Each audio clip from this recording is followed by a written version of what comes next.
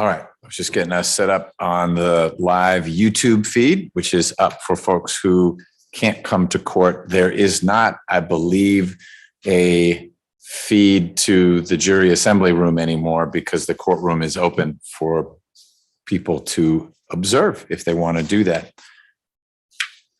We now have all 14 jurors back. Everyone is ready to go from that side. Mr. Abate, anything we need to cover from the state?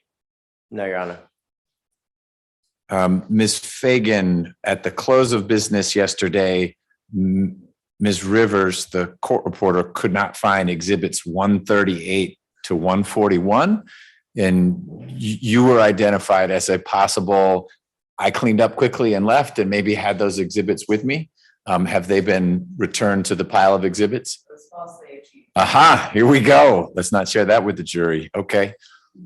Do we have 138 to 141? All right. The culprit can remain anonymous. Maybe I'll get a call from Crime Stoppers and they'll tell me who did it. Okay. Check on that. Ms. Fagan, anything else besides defending your integrity? All right. Mr. King, anything? I don't necessarily know what you want to do with the issue from at the end of the close of business yesterday. Now, Okay. when you say the issue, meaning you're concerned about this question, maybe I'm not remembering which issue. That's it. The transcript. Yes, sir. Yes. So I'm going to read into the record the excerpt from the interview that was had, I believe this was July 25th, 2019, with Investigator Barry, Investigator Sajak, Mr. Lewis, witness from yesterday, and Judge Teskey. We learned from Judge Teskey that this interview occurred at Clayton County Juvenile Court. And at some point in the interview, Detective Barry says the follows. Okay. No, I don't know.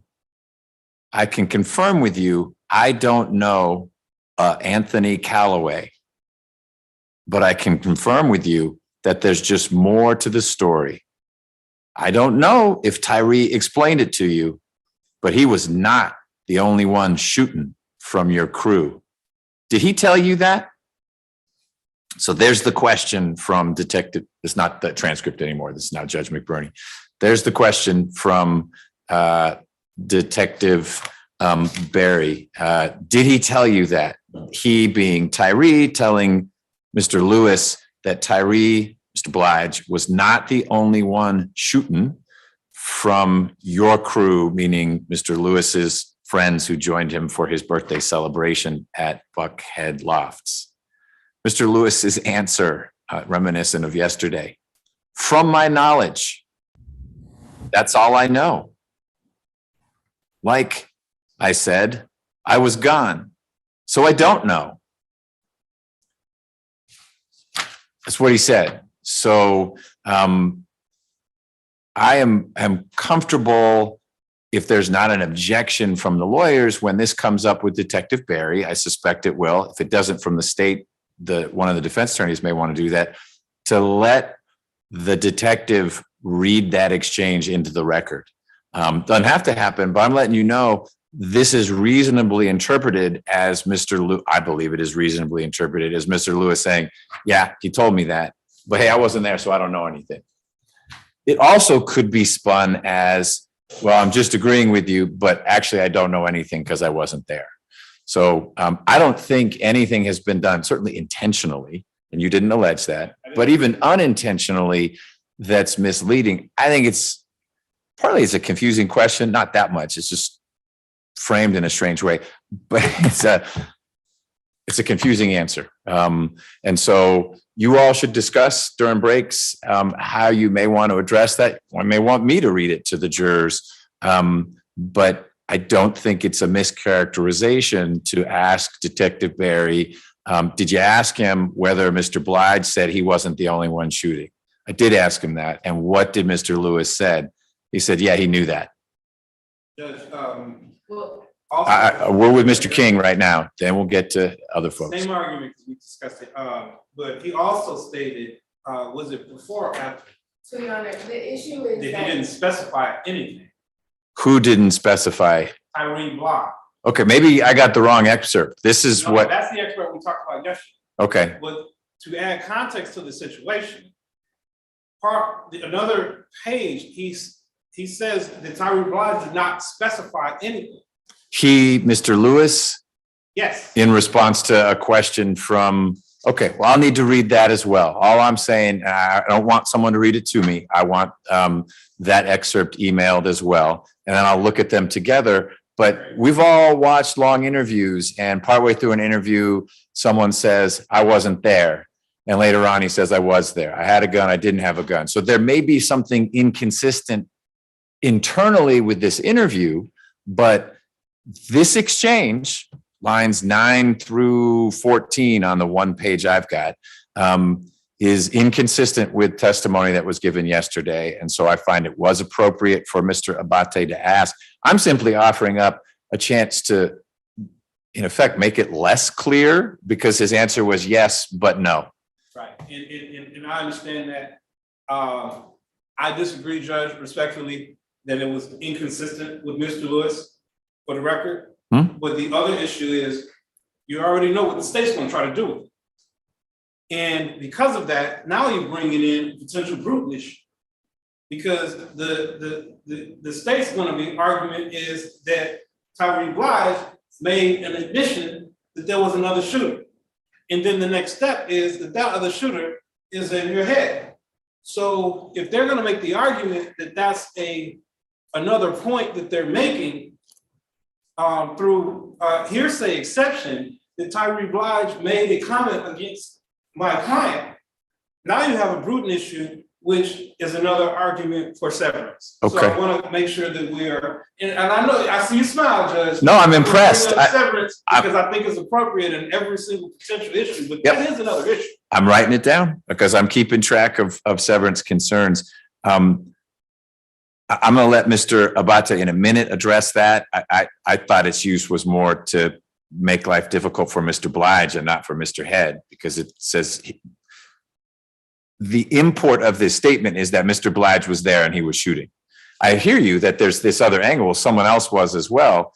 I need to hear from Mr. Abate about that, because if he's going to argue that angle on it, we need to suss out shades of Bruton. But Ms. Fagan, you stood up and got excited when I was hearing from Mr. King. What more do you want to say about this excerpt? I just feel that if the excerpt is going to come in, it should come in its full. And its full would be 5 more sentences of this conversation where Will Lewis specifically tells Detective Barry that Tyree didn't specify that. So it's just the full picture. If we're going to put any picture, it should be the full picture. Okay, and to be clear, I wasn't saying anything is in evidence in the sense like it's an exhibit. It would be in evidence insofar as a witness says those words. And I was merely offering that up as a potential way to help make clear how unclear Mr. Lewis's statement was. If you want to get to me the other part of the transcript that says what you say it says, I'm happy to look at that as well. But I return to my observation. People in their interviews often contradict themselves. They say different things, and it may well be that you're going to want to ask Detective Barry if on direct examination, Mr. Abate or Mr. Rao focuses on this part to say, well, wait a minute, like 5 minutes earlier or 5 minutes later, didn't you ask him this? I don't remember. Well, will this refresh your recollection? Yeah. And he said emphatically, no, that didn't happen. Whatever the transcript says, that seems like it would be appropriate. But I'm happy to read that part of the transcript as well. I just got the part that we were talking about yesterday. Mr. Abate, I'm interested in your thoughts about Mr. King's Bruton concern that he raised. One, I would submit to the court that I don't believe it's a Bruton issue. Nowhere in the transcript or any statements that either came from, well, none came from Mr. Blige himself, came from a third party possession, doesn't actually implicate his client, especially that statement that says there's a second shooter. And it's not made to a state actor.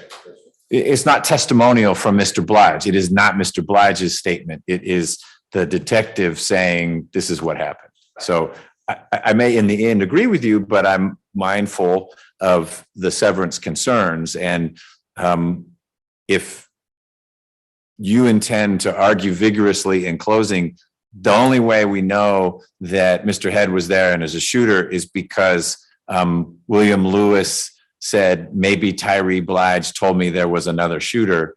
That's putting a lot of emphasis on something that has whiffs of Bruton. But the way you nodded your head, I'm guessing that's not going to be the only argument you have that you believe ties Mr. Head to being one of the shooters at the scene. No, that will obviously be an argument I make in closing, but it would be a very small part of it. Okay, well, Judge, can I just say one last thing? in a minute. So I'll keep tabs on that, but I hear your point. Yes, sir, Mr. King. Okay, so that's the exact point that I'm making, that I don't necessarily know if you can just accept that they say it's an argument, just not the only argument, and sweep Bruton under the rug. And I know, listen, you've been doing it a long time, so I'm not trying to be a teacher on the issue. I like being taught, so talk to me. But here's the thing, in the one thing that you just left out in your quote of the transcript, and the point that he's been making since opening is part of your crew, okay? And that's a different thing to say, it's one thing to say Tyree Blige wasn't the only shooter, and that's what he said. Then there's another thing to say Tyree Blige wasn't the only shooter in your crew.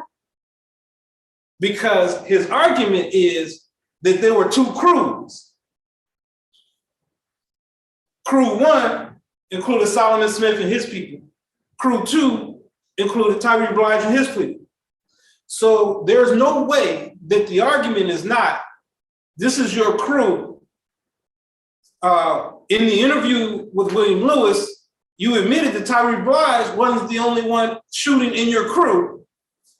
And that automatically creates the presumption that Xavier Head was the other person in the crew, the shooting.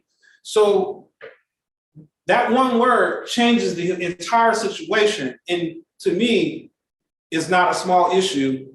If I was on this other side, that would be exactly what I'd be arguing, that that Xavier Head's part of the crew. And Tyree Blige said he wasn't the only one shooting in the crew. And now you bringing up an issue. So that's, to me, the distinction that needs to be brought here. And no matter how small an issue, in his list of priorities, it's still an issue that can't be overcome by my side on the legal. Unless, of course, Mr. Blige testifies and then ain't no Bruton anything. So we'll see how it plays out, but I've added that to I have a whole page about severance as we progress through the trial, and I've added that Bruton _. All right, Mr. Abate, anything else before we bring the jury in? Who is your next witness? Tiffany, Feliciano. Okay. Mr. King, anything else? Ms. Fagan, you ready to go? Yes, sir. Let's bring the jurors in, please.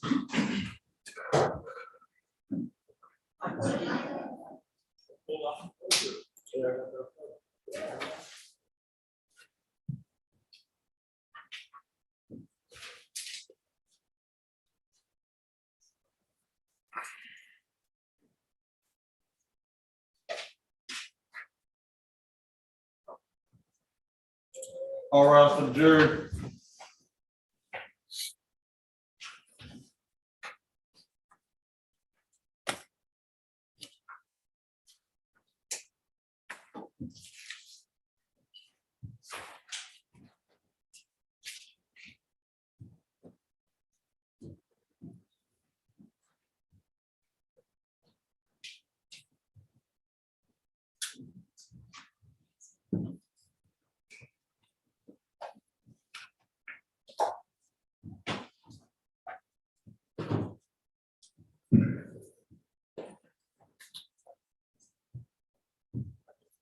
You all can be seated. Good morning, ladies and gentlemen. Mr. Sellers, how you doing? Fine, thank you. How's your car doing? It's actually fine. Oh, all right. I was rear-ended and I've got a trailer hitch and their car is gonna need some help, but. Your trailer hitch did the job of keeping you and your vehicle safe. Not so much the other car, but the other driver is okay? Yes, Your Honor, everyone's safe, everyone's fine. Great. Well, thank you for calling us. We were fine waiting. You did the right thing, and it was a tricky traffic morning for everyone. So appreciate everyone's patience. We are ready to proceed. The state is still presenting its case. We started a little late, but we're going to press on. We'll still do a morning break. It'll probably be a little later, and we'll need to break for lunch no later than 12:30, and we'll go from there. Mr. Abate, if you'd call your next witness, please. They were on Tiffany, Feliciano.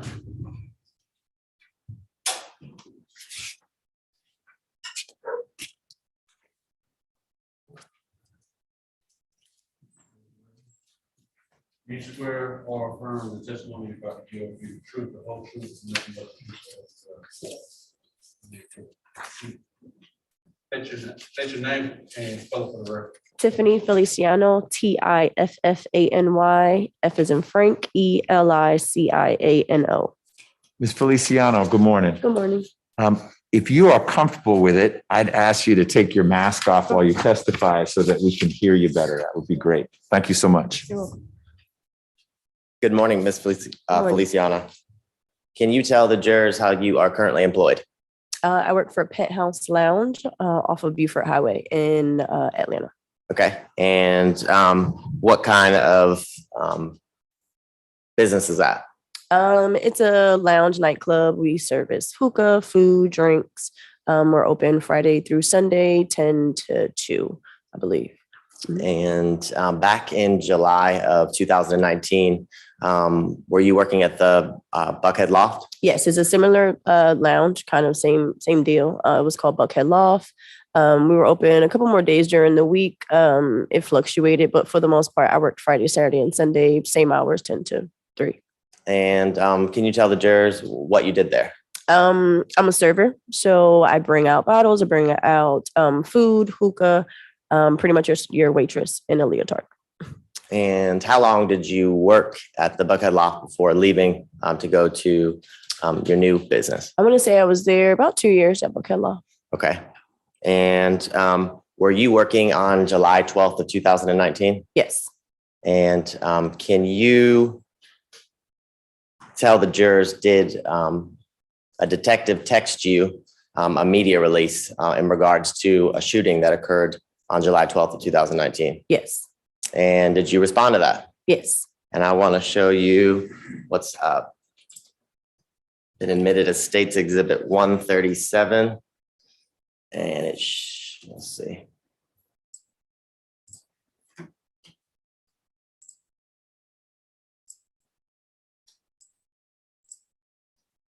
And it should be on the screen in front of you or right there. Do you recognize the photos in State's Exhibit 137? Before you, I'm sorry, we're going to pause for a second. Can you press? Unmute. No, stay muted. And got it.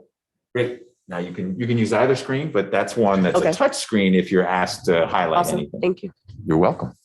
And when you received these photos, did you recognize anybody in them? Yes, those were the people that were sitting in the section I was assigned to that night. Okay. And if you can describe or point, and I'll let the judge show you how to use the pencil, but circle the people that you recognize that were in your section that night. So tap the screen anywhere you want. And Oh. okay, there should be a little pen in the lower left-hand corner. Oop, tap the screen again. See that little circle with a pen in it? Lower left-hand corner, tap that. And now you should be able to Okay. circle with your knuckle like you're doing. Great. It's an accurate knuckle. Okay. And how long would you say that they were in your section? Very, very short. They walked in super late towards the end of the night. I want to say it was like 2 a.m. We closed around 3, but we turned on the lights around 2:45. So it was again, really late. I typically would collect money first before even bringing out a bottle, but because of the amount of people that were in their section and the time, I just decided to bring the bottle out first. So once it was ordered, I brought it out, but before I could even serve anyone, including the person who asked me for the bottle, they were gone already. So I'm gonna show you what's been marked as State's Exhibit 139.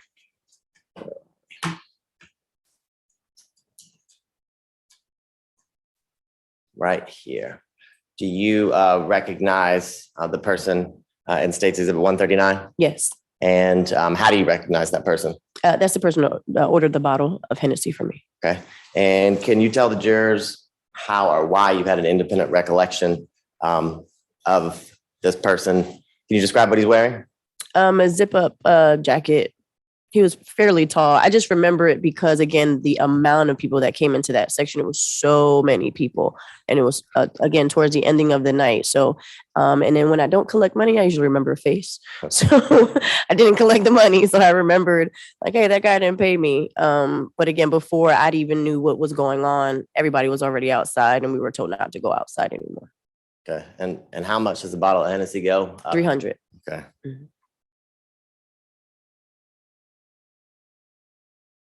300. 300.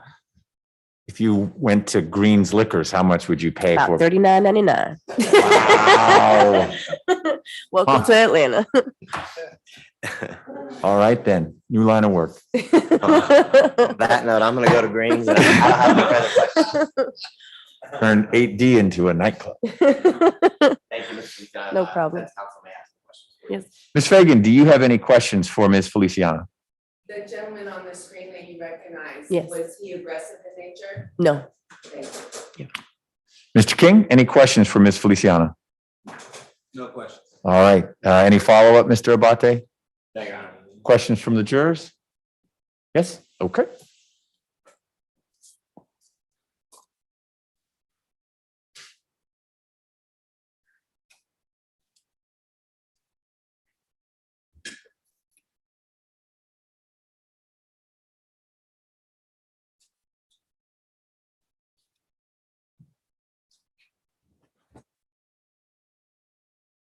Thank you, sir.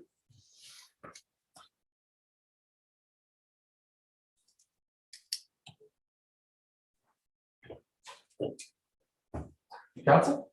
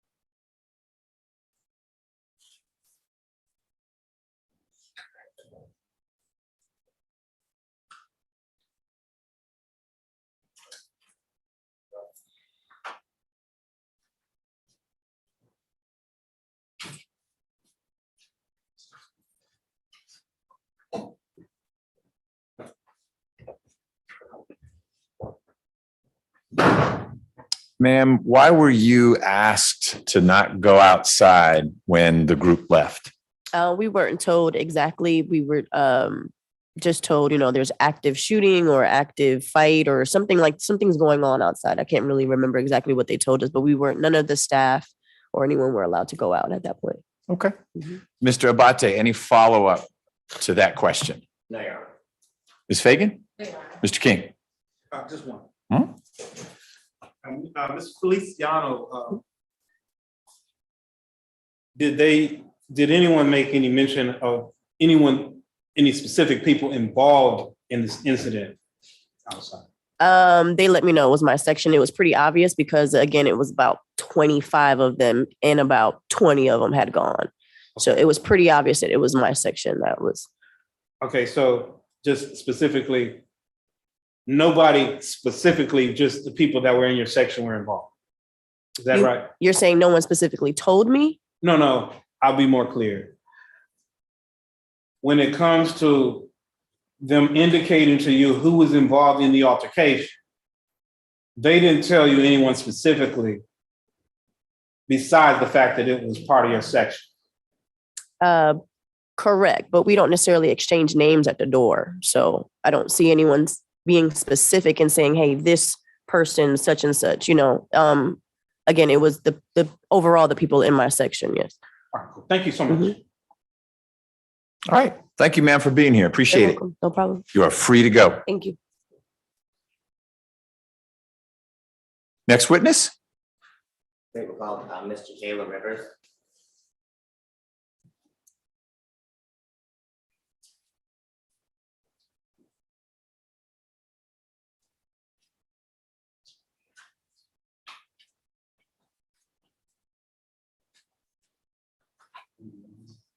You swear or affirm the testimony about to give you the truth, the whole truth, nothing but the truth. State your name and spell it for the record. Jaa Rivers, Jakayla. Good morning, Ms. Rivers. Good morning. Can you tell the jurors how old you are? I am 22. And can you tell them where you went to college? Georgia State University. And are you currently a student or are you employed? I'm employed. And can you tell the jurors what you do for a living? I work for the Clark County Health Department as an intake coordinator. Okay. And you have a pretty soft voice, so can you Oh, keep it sorry. raised for me so everybody can hear you in the courtroom? Yes. The chair doesn't have wheels, but it does scooch. So if you want to just move a little closer so you and the microphone are closer, that would be great. Okay. Thank you so much. Now, And you said it was Clark County Board of Health, Yes. as in Athens, Clark County? Yes. Mhm. and can you tell the jurors how long you've been doing that? I've been doing it for over a year now. Okay. And what do you do there? I help with the COVID vaccine unit.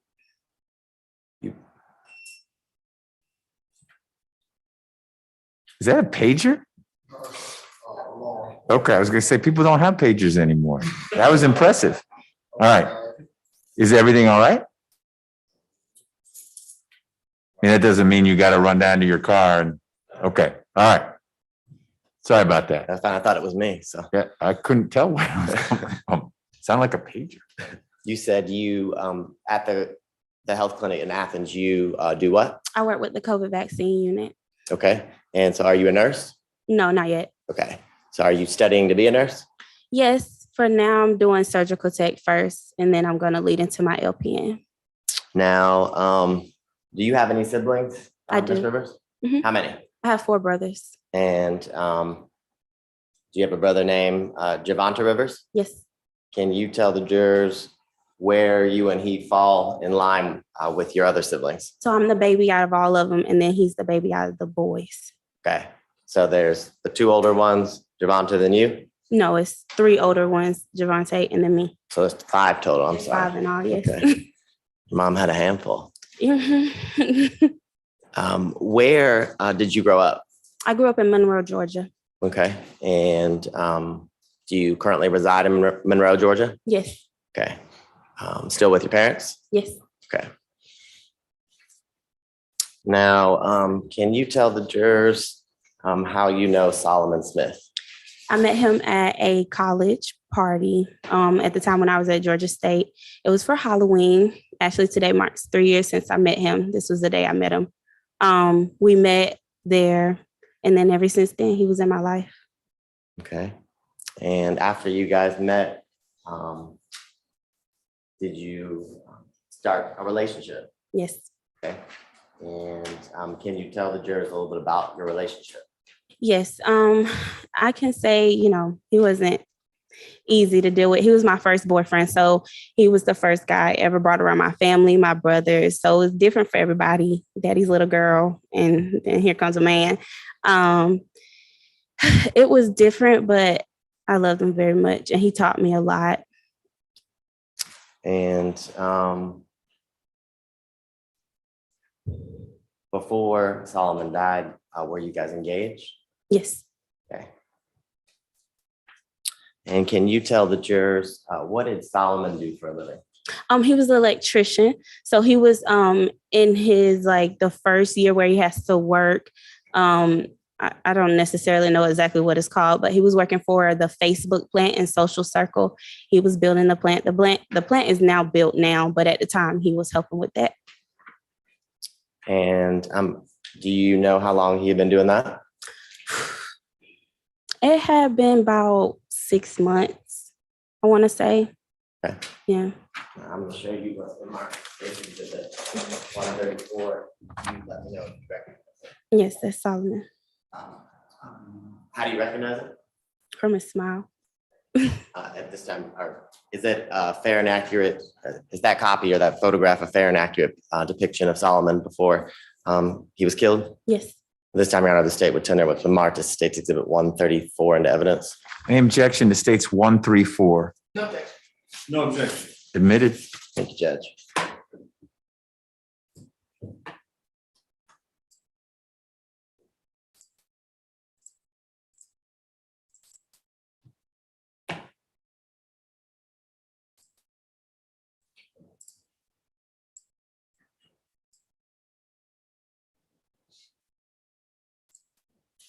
Now, is this how, in State's Exhibit 134, is this how you remember Solomon? Mhm. Yes. Now,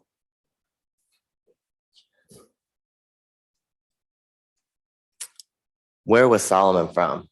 He was from Decatur. Decatur? Mhm. Okay. Did his family live here in Atlanta too? In Decatur. And what is his, do you know what his dad does for a living? He's a pastor. Now, was Solomon into music? Yes. Can you tell the jurors a little bit about that? Yes, he loved music. He loved to dance, life of the party, basically. So whatever he could get into music, he did it. And during your relationship with Solomon, did he and your brother, Javonta, become pretty close? Yes. Yes. Okay. And did they become like brothers? Yes. Now, was your brother also interested or involved in music? Yes. And can you tell the jurors what his involvement was in music? So he had been doing music for years, and then Solomon comes along where he loves music. So he decided to help him, considering that he knows a lot of people. So he was basically his manager. He was his manager to help him, mingle with everybody, get more publicity, whatever the case may be. So your brother was the artist and Yes. Solomon was the manager? Yes. Okay. And as his manager, did he set up, places for him to perform? Yes. And on July 12th of 2019, was your brother set to perform a single at the Buckhead Loft? Yes. Can you tell the jurors how you got to the Buckhead Loft that night? Yes, Solomon drove my car. He was the driver, I was the passenger, and my brother was in the back seat. Okay. And had you ever been to the Buckhead Loft before? No, I barely came to Atlanta. We were in Monroe most of the time. So you said Solomon was the driver Yes. and you rode in the front seat? Yes. And Javonta was in the back. Was there anybody else in your car? You remember? Kiana. And do you know Kiana's last name? Clark. Okay. And have you recently spoken to Ms. Clark? Yes. And has there been any large or exciting events in her life recently? Yes, she just had my nephew. She just what? She had my nephew. She had a boy. Got it. And when did she have your nephew? October the 22nd, the same day my dad passed. Just last week? Yeah. Now, you said Solomon drove your car. Yes, Can you describe for the jurors what kind of car it was? it was a 2015 Nissan Versa.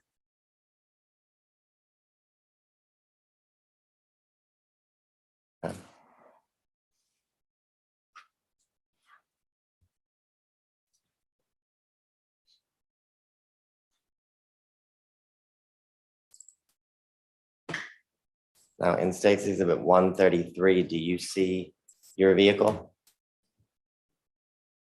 Yes. And the judge is going to show you how to use the pencil on the screen You need to share your screen, while I share my screen. by which I don't mean hit the screen with an actual pencil. My Hold on for a sec. When the picture gets up here. All right, if you tap the screen first, there should be, see that little pencil icon in the lower left-hand corner? Tap that. There, now, Mr. Abate is going to ask you some questions. Your finger should now serve as a pen. Okay. You should be able to mark things up. Okay. Can you circle in that photo where you see your Nissan Sentra?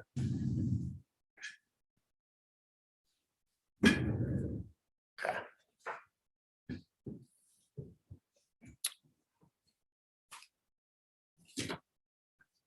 He may ask you to erase things sometimes because that'll stay up there from now on. I think Okay. there's a thing that looks like an eraser. This. Actually, the arrow that's in a circle. Uh. If you tap that, it should go away. Okay. Let's just test it. Yep, great. Thank you. Now, when y'all went to the loft that night, was it just the four of you guys, or did you meet anyone there? We met people. People came in their own cars, but we all met at the top of the hill at the club. Okay, and who did you meet? I met Kiera, Helen,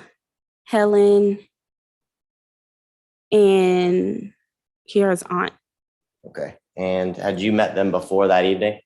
at a club that night before. And why did y'all, or what did y'all do the night before? Solomon also booked a show for my brother to perform. Was that here in Atlanta? Yes. When you say the night before, do you mean because it's after midnight, just before midnight, or do you mean like one day before the night of? Leading into midnight. Mhm. So when you all get there, can you tell the jurors what you do first? Yes, so we get there, we get out the car, we go to the front of the club entrance, and we stand there for a good minute and waited till everybody came and all of us was there.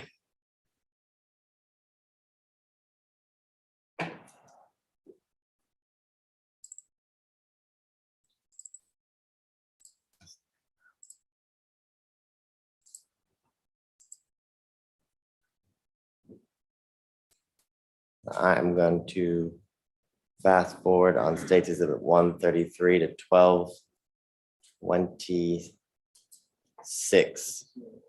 Do you see yourself? I do. So it's again not shared.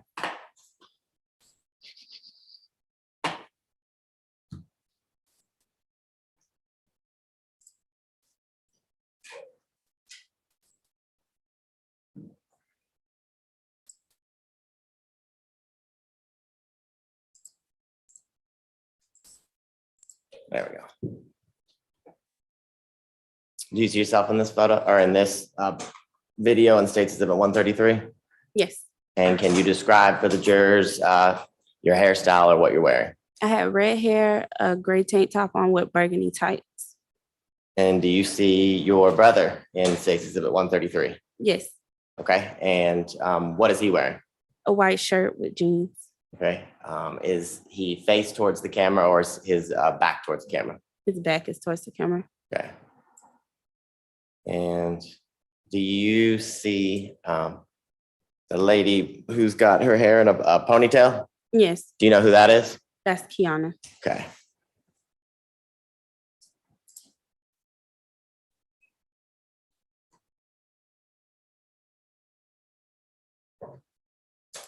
Now,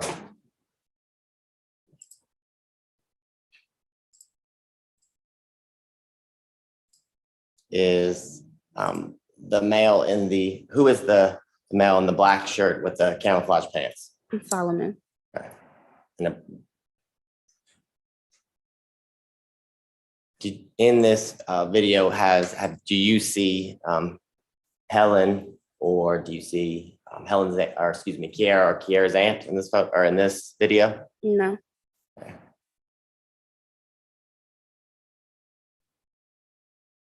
Now, all the people that are in the front of the club, do you know them? No. Okay, had you ever seen any of them before? No.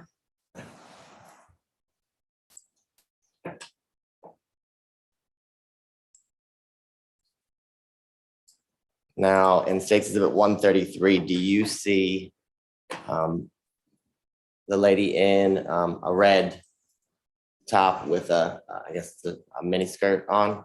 Yes, Who's that? that's Kier. And then the young lady that's standing next to her in the black and white tank top and black and white checkered shorts. That's Helen. Okay.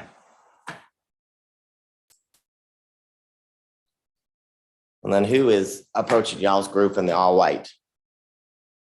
That's Kier's aunt. Okay. And after you guys all meet up at the entrance, do you go into the club?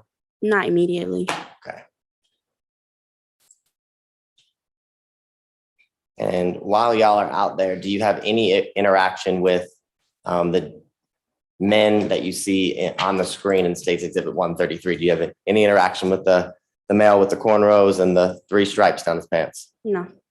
And do you have any interaction with the gentleman with the white shirt on and a swoosh on his shirt? No. Okay. And while you're in the club, do you have any interaction with these people? No. Okay.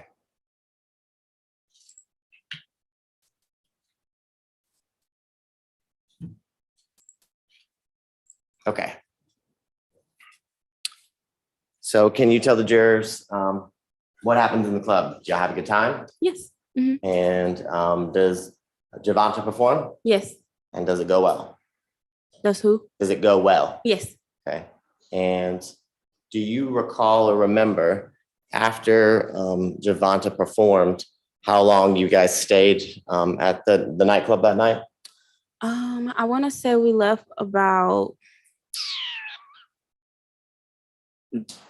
from the station about 2:15, but we didn't leave like out the club until like after that.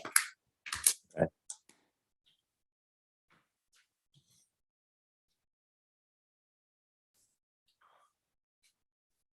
And when you left to go outside, can you tell the jurors what you were doing? Yes, we stood out in front of the club. Me and Solomon was to the side, and then his friends were mingling, playing around. So we stood up there for a good minute before we even left. Okay. Mhm. And after you said your goodbyes, can you tell the jurors what you and Solomon did next? Yes, so after we said our goodbyes, we all were working towards the car, and that's when we seen the man hit the girl into my car. Okay, can you describe to the jurors what you saw, what you heard? Yes, so as we're walking, it sounded like someone just slammed the door really hard. And from the looks of it, it looks like she could have put a dent in my car as hard as she hit it. Now, when you say she, can you describe what she looked like? She was skinny, and she had on like a pencil dress, like a bodycon dress. Okay. I heard you say pencil. What was the other term you used? Bodycon. So it hugged her body really tight. Okay.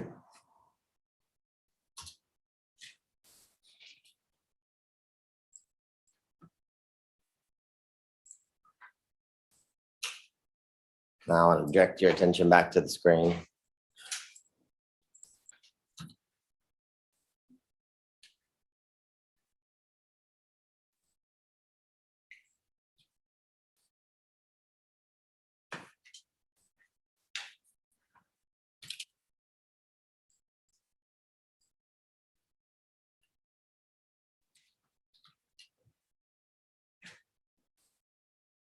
Now, can you, I know it's a little blurry because I paused it.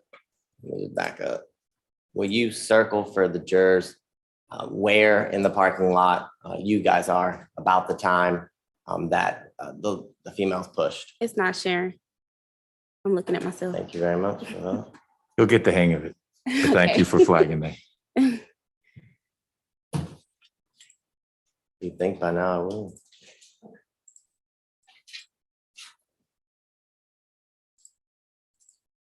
All right, can you see it now? Yes.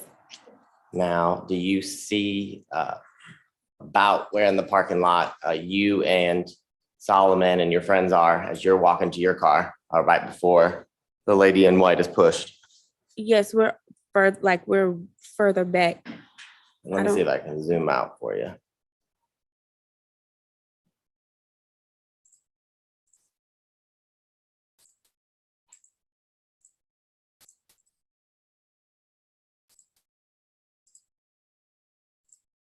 Okay. Do you see about the area where you guys are at? Yes. All right, can you circle that for the jurors? Oh,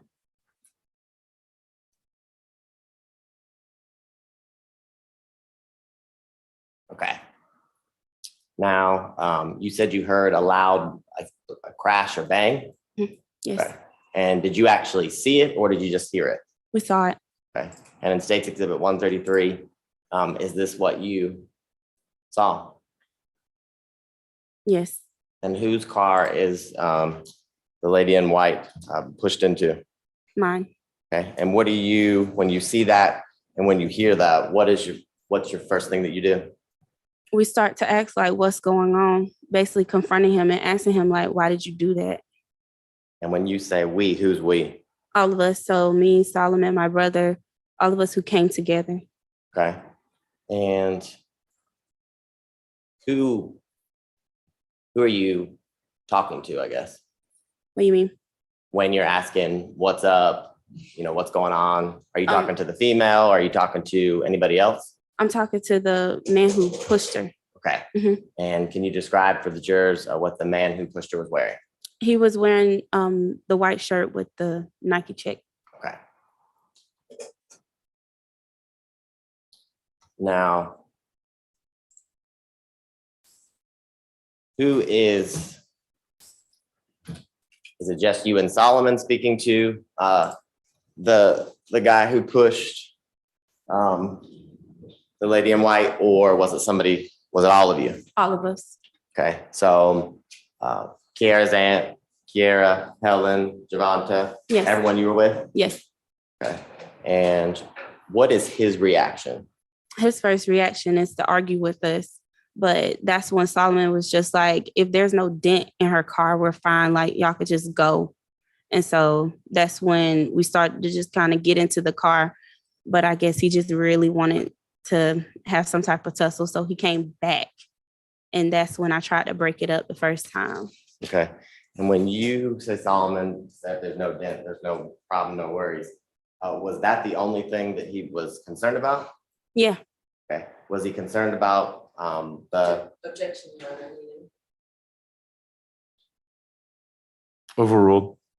was he concerned about the lady who had got thrown into your car? Objection, Your Honor, speculation. She observed it, Your Honor. If she can answer whether he was, I'll rephrase the question. Okay. Did Solomon speak to the lady that was in the white dress that got pushed? No. Okay. Did he say anything, or did you and your group say anything to the man with the white shirt and the Nike swoosh about the fact that he had just thrown this girl into your car? Yes. And when you were speaking with him, were you talking to him about his actions or just the dent in your vehicle? About his actions. Okay. And what about his actions were you talking to him about? Why did he push her into the car so hard? Like, what was the reason for him to put his hands on her? Okay. And were you concerned about her well-being? Yes. And was the other members of your group concerned about her well-being? Yes. Okay.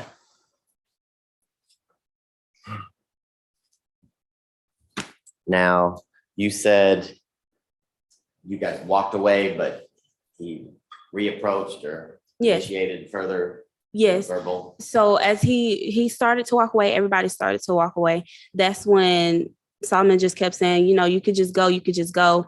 And that's when he tried to come back at Solomon. And that's when I got in between both of them. And I was like, no, this is not what we're about to do. You could just go.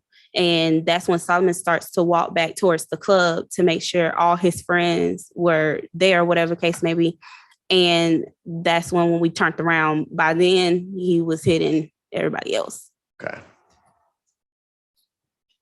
Now, when you say you turned around and he was hitting everybody else, can you tell the jurors, what do you mean by that? He hit one of the, like, I seen him punch one of the girls. At the time, I didn't know exactly who it was, of course, but we seen him start to hit women, like multiple women.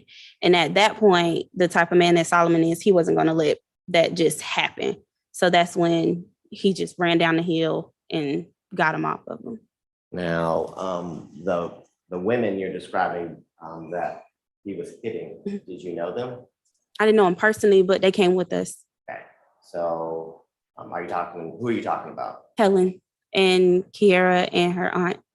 Okay, so they were the other people who came in the other car in your group. Mhm. Okay. Yes. And prior to the man hitting them, did you see anything that they were doing? Who? The females. Yes. What were they doing? At that point, because the reason why he went and hit them is because the girl that he just hit almost hit them with her car. I'm gonna show you a video. Okay.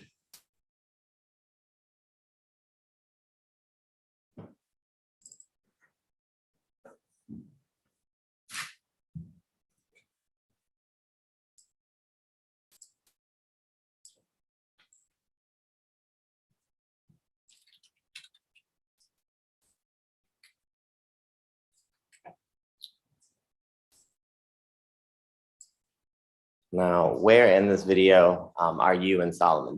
Can you tell? Yes, we're right there.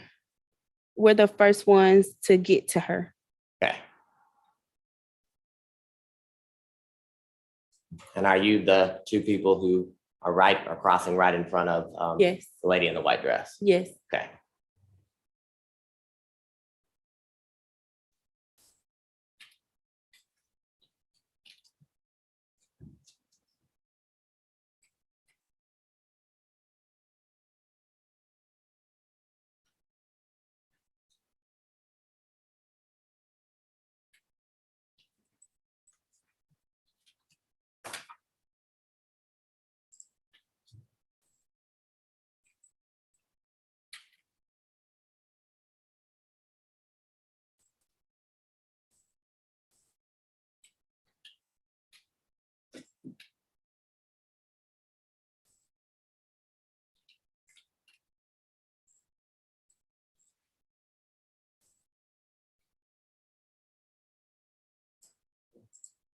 Okay, so in the video you're looking at now,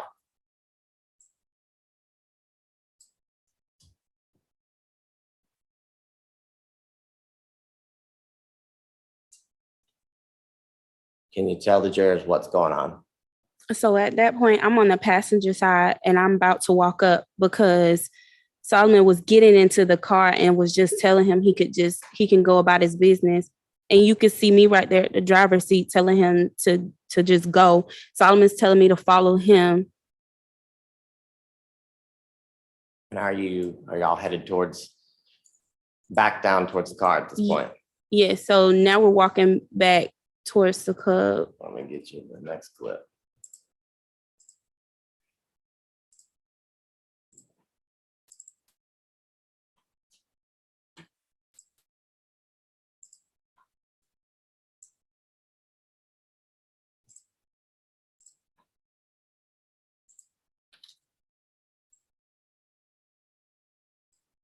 Okay. And do you see the two vehicles on the screen and states that 133 backing out next to your car? Yes. Okay. And do you see the car that's in the far right-hand corner that's backing out? Yes. Now, Who's over in that area? It looks like Helen. Okay. And is that Helen hitting the window of that vehicle? Yes. Okay. And do you hear and see that going on? Yes, I heard her. I heard the base of the window being hit. Okay. And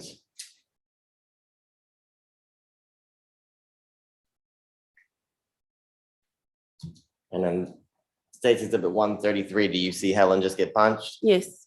And do you see Kier's aunt in white just get punched? Yes. And tell the jurors what happens after that. After that, you'll see Solomon running, about to run down.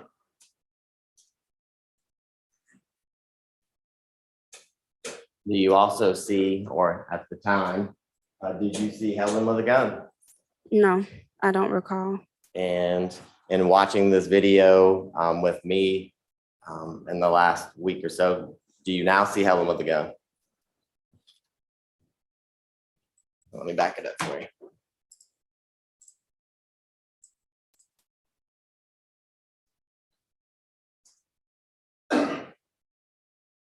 You see Helen's arm raised right here? Yes. Okay. And do you see that she has a gun now? Yes. And on July 12th of 2019, did you actually see her with a handgun? No.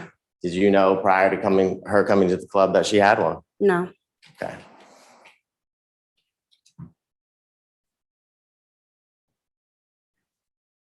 Now, is that Solomon Yes, that's who's him. running into the crowd of people? Yes. And what are you doing while they're fighting? I just almost fell into that car and I'm coming around at the top. Okay. And can you tell the jurors, are other people involved? What's going on? Can you describe it? At that point, it was more of like a scuffle. So him and Solomon are fighting. And then out of nowhere, there's other men coming around. And at that point, I'm yelling, break it up, break it up. And they start to break it up at some point. Okay. And prior to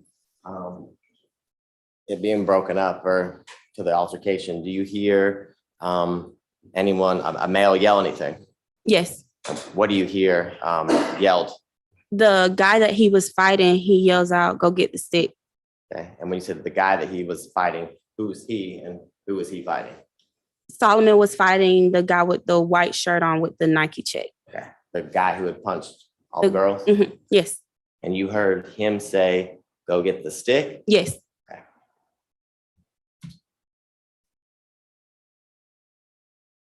And in the bottom right-hand corner of your screen, do you see Helen and Kier's aunt?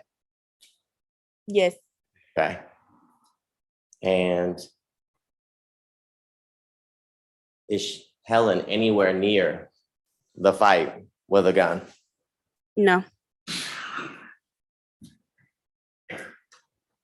Now, I want to bring your attention to, do you see the white vehicle in the middle of the screen? Yes. Okay, and can you circle it for me?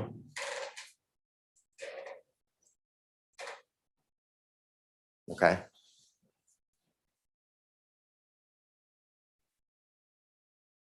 Do you know the person that's in that vehicle? No. Okay. Did you see that person get out of his car? No. Okay. Do you see him get out of the car right now? No. My back is turned. Okay.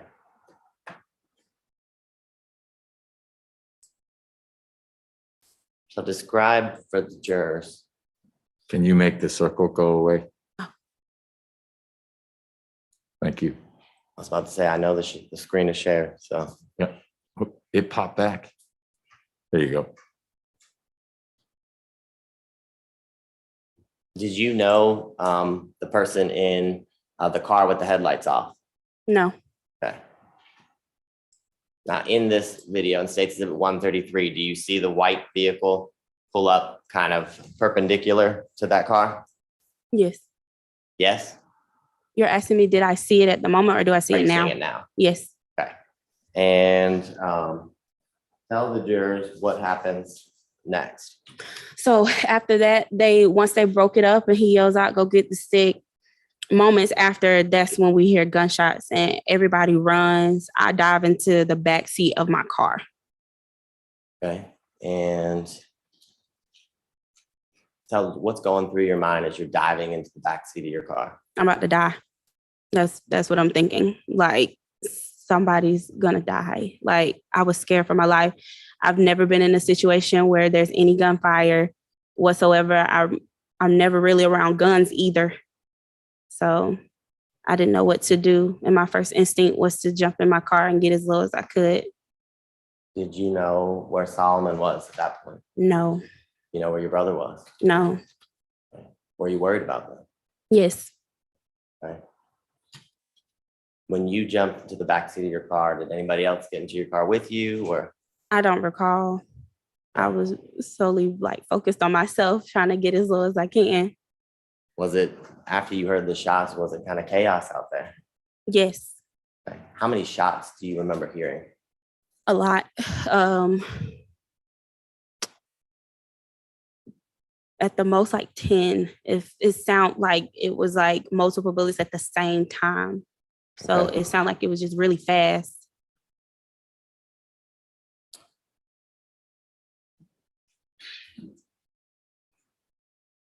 Did you know how many people were shooting at that time? No, Okay.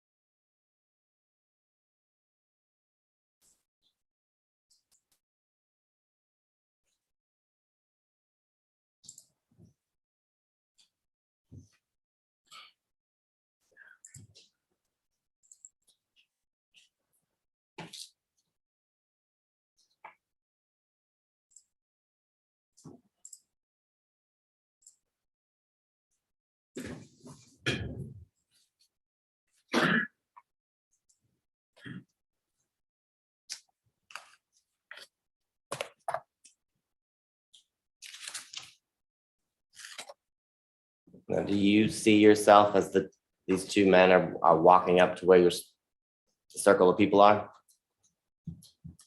yes, I'm right behind my car. Can you circle yourself for the jurors so they can see?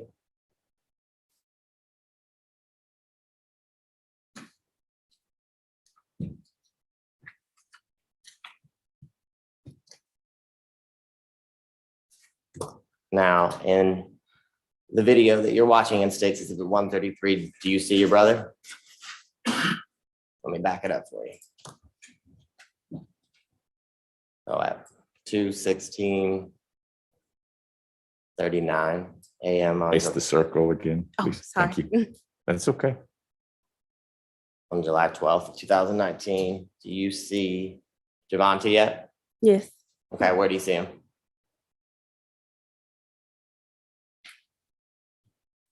Okay. And do you see him shooting a gun into the air? yes, on the video, yes. Okay, and on that night, did you know that Javante had shot? No, Okay, and can you explain to the jurors, I guess, how you didn't see it? because I was in the back of my seat in the floor. Okay. So if anything, the only thing I seen was like, of course, him getting into the car. I didn't know he had a gun in his hand. And then at some point he gets into the front. I just see him going in and out, but I'm hearing gunshots. Okay, and after the gunshots stop, do you see Solomon? No, Okay, do you know where he is? no. Okay, now.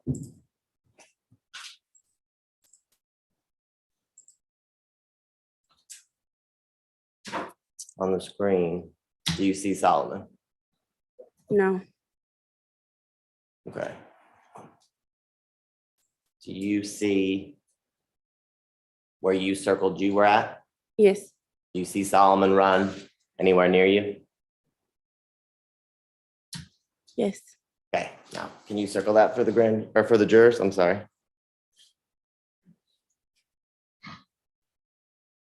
All right, you all erase that for me? Tell me when to stop as you watch the video when Solomon falls. Okay. Did you see him fall? Yes. Waiting, objection, waiting. So did Your you- question was, did you see him fall? Yes, Judge. Okay, overruled. You can answer the question. Yes. Okay. And when you see Solomon fall in State's Exhibit 133, if you watch, does Solomon fall before or after Javonta fires his first shot? Can you play it again?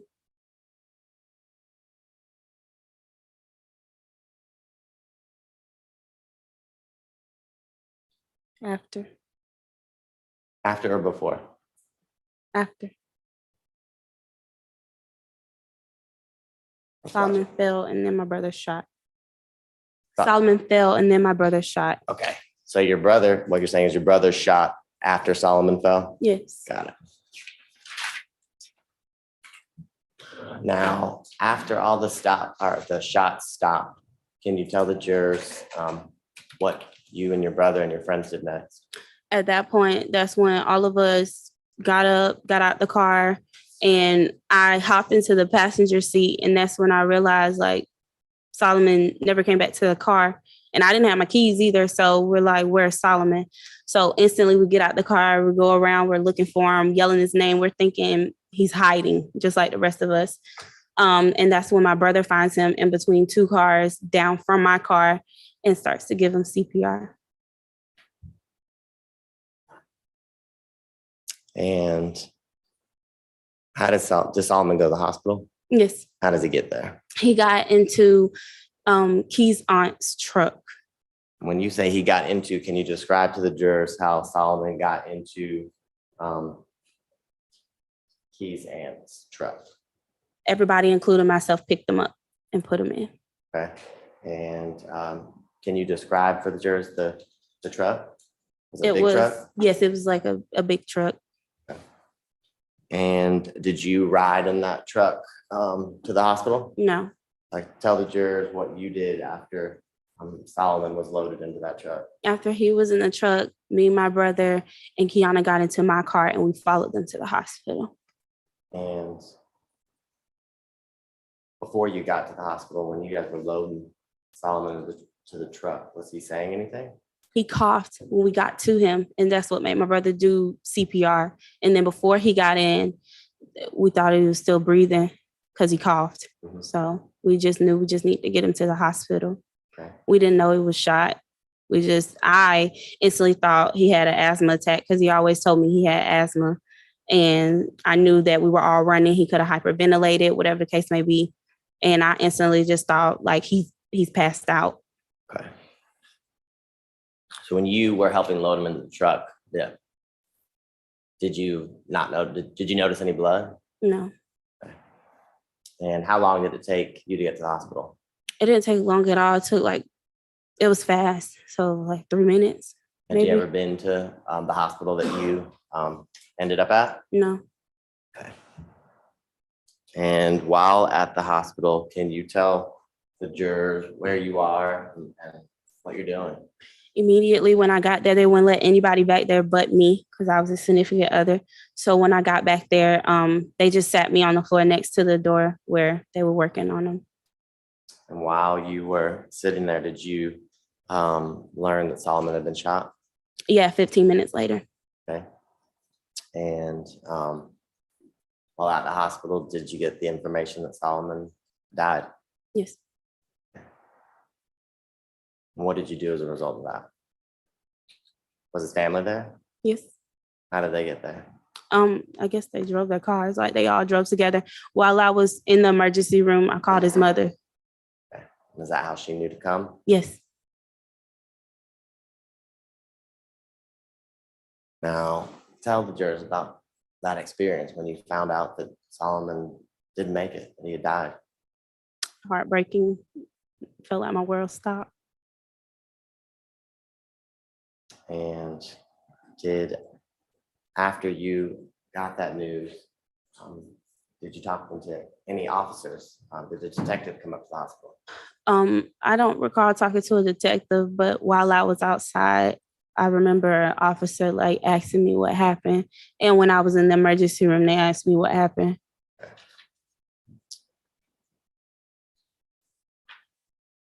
Describe for the jurors what the next couple of days are like in your life after finding out Solomon's dead.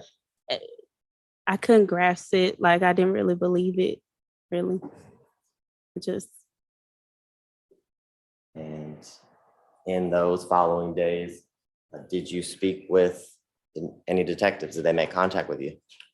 They came to our house, I want to say twice, to ask us questions. And then that was pretty much it. They came all the way to Monroe. We, once we left that day from Atlanta, we stayed in Monroe until time for the funeral. Why? Because I was just at home in my room. I didn't go anywhere. Did you want to come back to Atlanta? No. Why not? Traumatized and really didn't want to have to go through the experience all over again.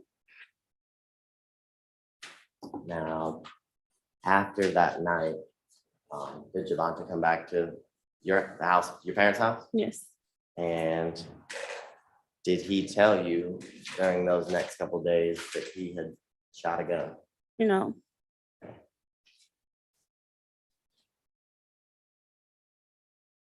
Did the detectives ask you if you knew if Javonte had fired a gun? I don't recall, no. Tell the jurors, how did you find out that Javonte had fired that night? The last day that they came to our house, after they talked to my brother, that's when he let out that he did. And that's when they asked me, did I know? And I told them no, like I didn't know. And during that interview with the detectives, was there one or two detectives there? It was two. Can you describe them for the jury? Or were they male, female? It was a female, Barry, and then there was a male. He was tall, dark skinned, Okay. Kind of wide. And during that interview, did the male detective kind of question, how could you not know that Javonte had shot? Yeah, he was basically calling me a liar. And tell the jurors how you responded to that. I stood my ground. I told him I can only see with two of my eyes, so I didn't see him. And did you see Javonte shoot that night? No. Did you know before the detectives told him it was on video that he had shot? No.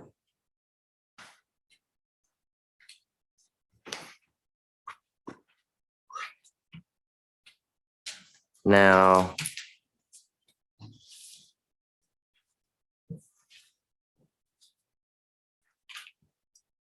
was that the last time that you spoke to the detectives, or did you stay in contact with either the male or female detective Barry? I stayed in contact with Barry because the entire time I'm sheltered in my room, I was on Instagram trying to find as much information as I can based on Buckhead Loft's Instagram page. So with all of that, I sent her screenshots. I tried to put two and two together. I'm putting forth all the effort that I can to find out who is who was there, and what can I remember. And then even after that, we had him a candlelight at Cascade because he used to skate. And I even sent her a tag of a suspicious car that was riding around. So you had become your own little investigator. Yeah. Okay. I want to show you what's been marked as State Exhibit 135.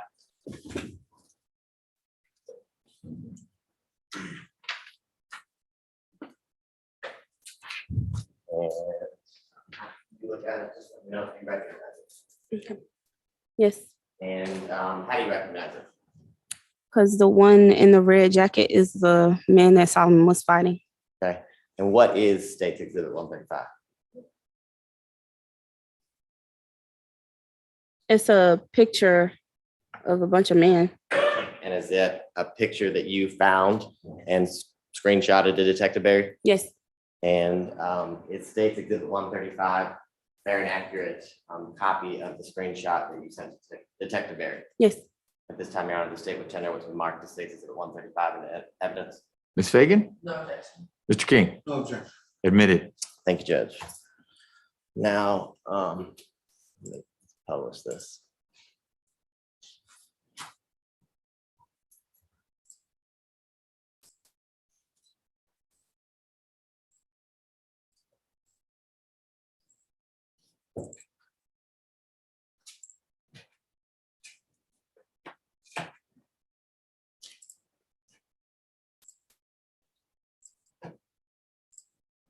Now, Ms. Rivers, can you tell the jurors why you sent this photograph of the screenshot from Instagram to Detective Barry?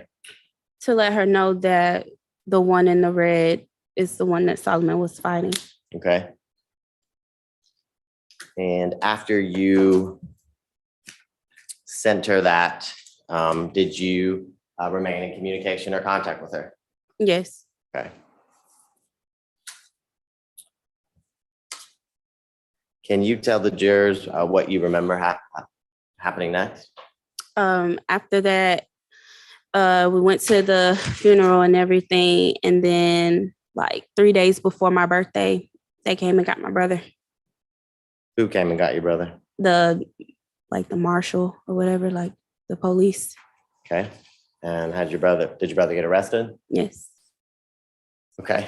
And at the time that he was arrested, did you know what it was for? No. Okay. Tell the jurors how that made you feel.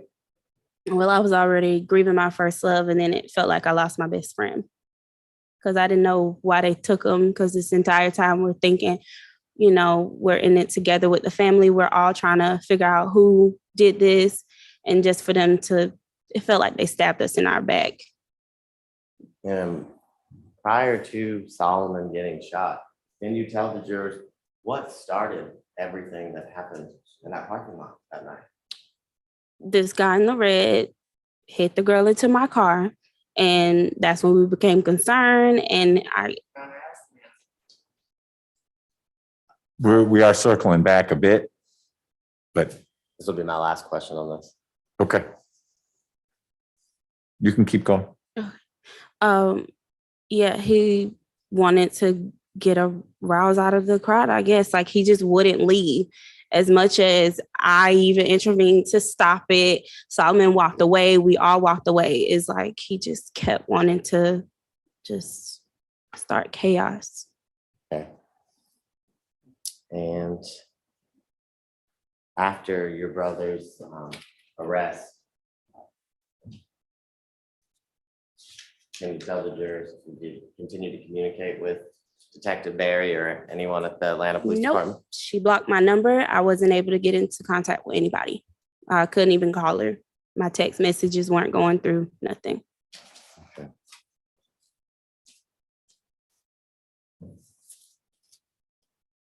One second.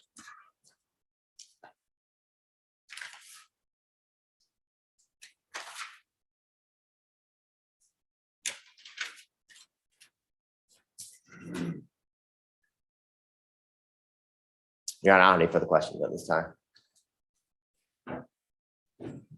Ms. Fagan, we're going to take a break soon. Do you think your cross-examination is lengthy, medium, short? No, I think it depends on how we go. Okay. You all want to take your break now? Nope, keep going. You're up.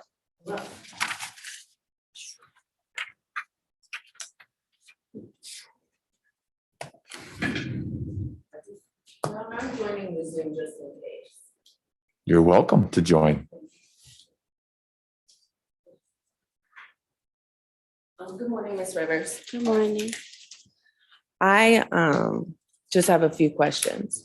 That night you were with your boyfriend, Solo, right? Correct. Yes. And Solo was promoting your boyfriend, right? Promoted my brother. Your brother, Yes. right? And that night, your brother at the time was Lee Royal World, Yes, and Solo was also promoting Yola, correct? yes, And Yola was Kiki's boyfriend or Key's boyfriend? yes. Wait, I'm not understanding what you're asking me. So you're asking me, was Solomon's promoter for Yola? Well, Yola and your brother were doing a song, weren't they? Yes, it was, but it was more of my brother's song than his. He was just a feature on it. Right. Mhm. But they were, so it was promoting a song that both of them were on, right? Yes. And Yola's girlfriend was, Kiana, okay, Mhm. and Kiana was the female that was shooting in your car? I don't recall. Okay, so we're gonna get there. Before I get there though, do you need to refresh your recollection with the interview that you did, your third interview with the police? Yeah, you can. Yes. Okay, do you want to take a break then, Your I Honor? don't. I want you to keep asking questions. Okay, so, okay, when you, I'm gonna first refresh your recollection. Do you recall when you told the police that you saw a female shooting? No, I don't recall. Okay.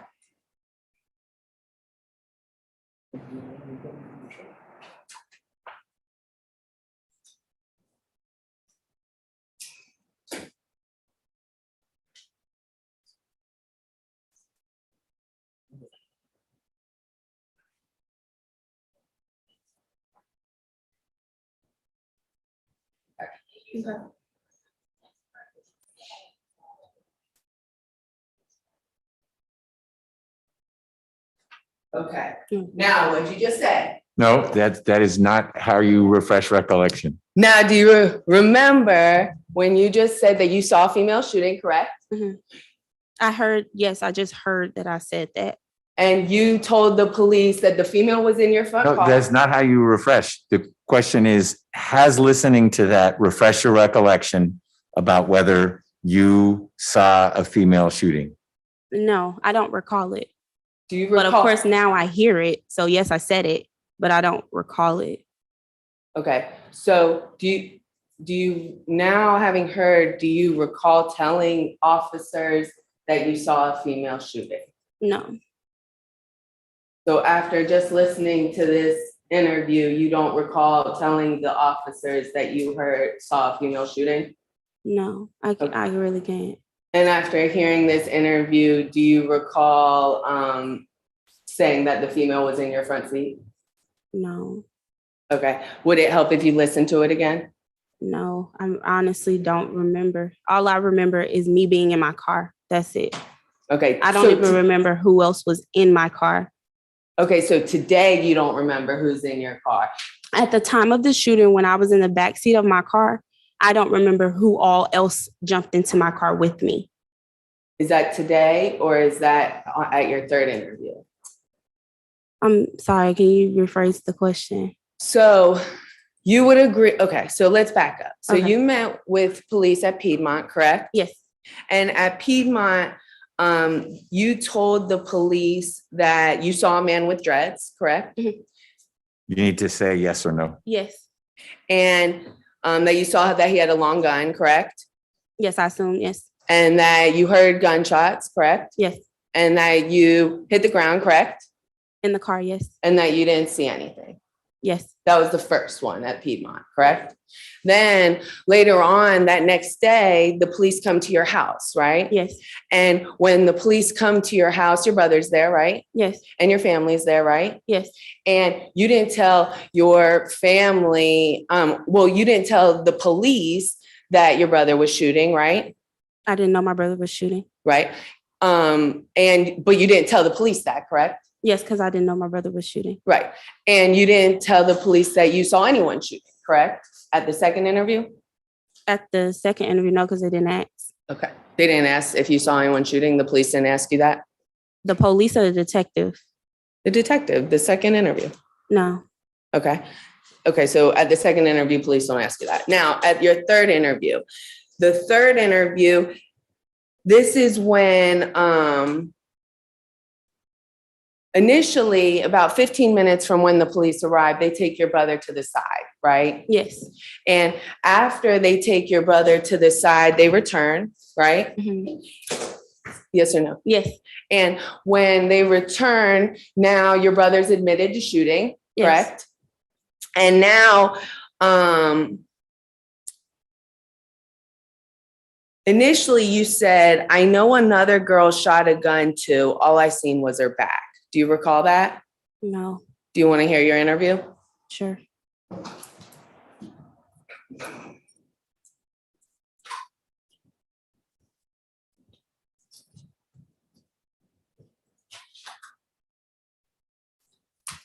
John Mathis. You may.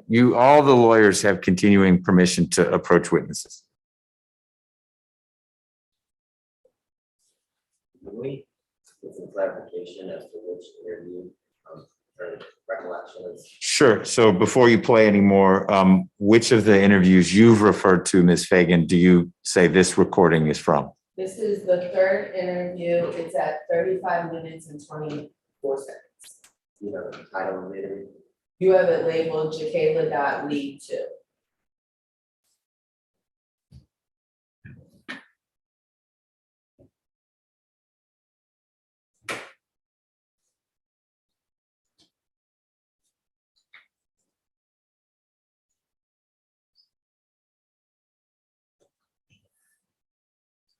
Okay. Mhm. Now, having heard your interview, has your recollection been refreshed? Yes. So do you recall saying, I know another girl shot a gun too, all I seen was her back? I don't recall saying that, but now I remember it.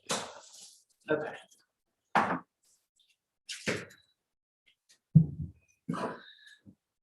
Do you recall officers then asking, who else did you see shoot? No, just remember them asking me, like, was it somebody else that shot out of your car? So that's what led to me saying I seen a girl, which is Kiana, but that was after all the shooting was over with. Okay, so now you remember though? Yes. Mhm. Okay, so now you remember, and Kiana is Yola's girlfriend, right? Yes. Okay, so now when Kiana actually shot the gun from your car, correct? Yes. And she got that gun from your brother, right? I don't recall. Honestly, I seen that she shot, but I didn't know where they got the gun from. I didn't even know my brother had a gun. Okay, but you recall that, well, now Javante's told you the truth, correct? Yeah, at that moment. Okay, and Javante said that he grabbed a gun from Helen, correct? Yes. Okay, that really Helen passed the gun to Rhea. Are you aware of that? You might No. not be. Okay, because you weren't present for that part. No. Okay, so he grabs the gun from Helen and then he's shooting, correct? Yes. And he runs in your car, right? Yes. And you're in the car too, correct? Yes. And Key is in the car? Is it Key or Kiki? They're both keys. They're Keys. Okay. Yeah. So she runs into the car too, right? I don't recall when. Well, when they're shooting, after your brother's shooting. I don't recall who all got into the car with me while the shooting was going on. Okay. Well, but you do recall now that she was shooting from your car? At the end. Okay. But you do recall, yeah, that she was shooting from your car? Yes. Okay. And she got that gun from your brother? I didn't recall who she got the gun from because I did not know my brother had a gun. Do you recall your brother telling you and detectives that he slid the gun under the car and she picked it up? No, I don't recall. Will your fourth interview with police refresh your recollection? When I was in the car with them? Yep. No, I can listen to it though.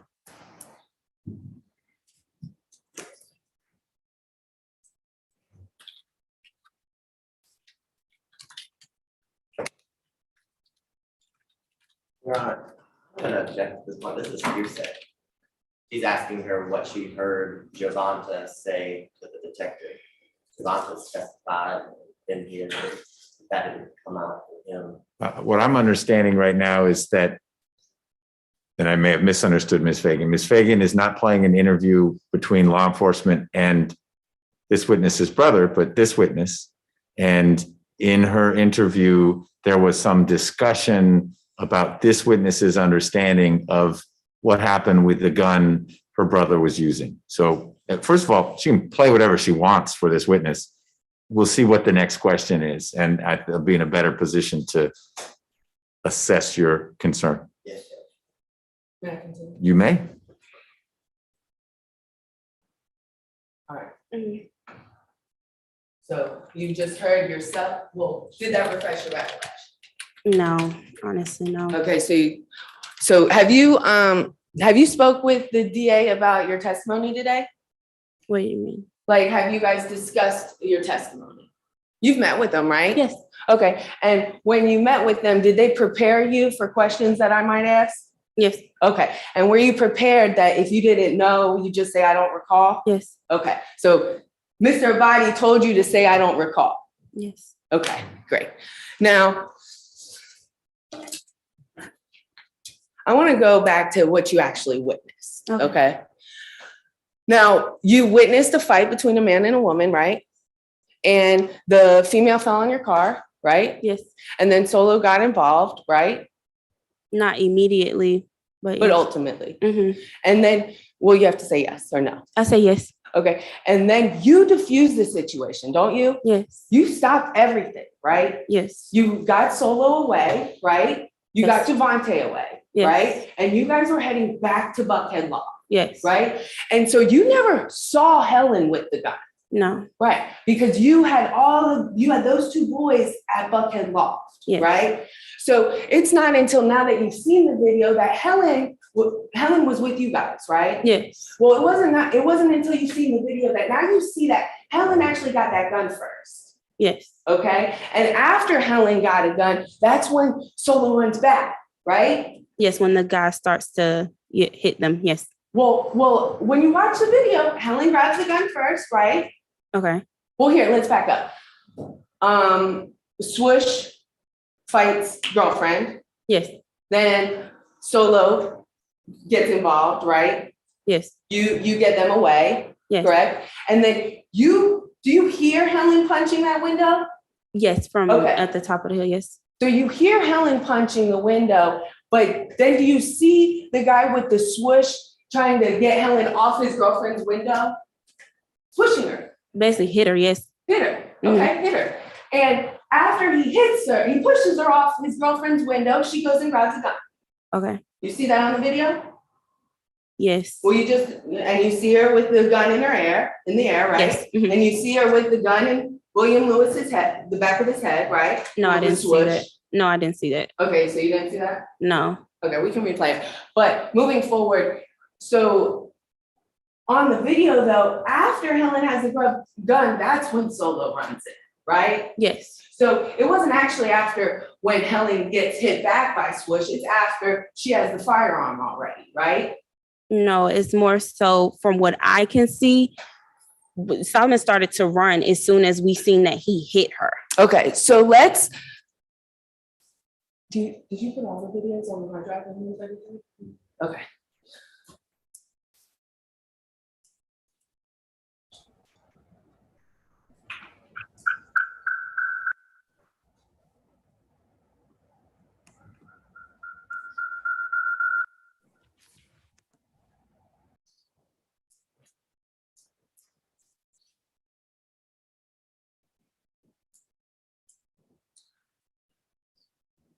Now, at 3:16:06, Helen had her firearm.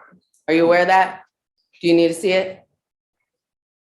Yes, I didn't see it.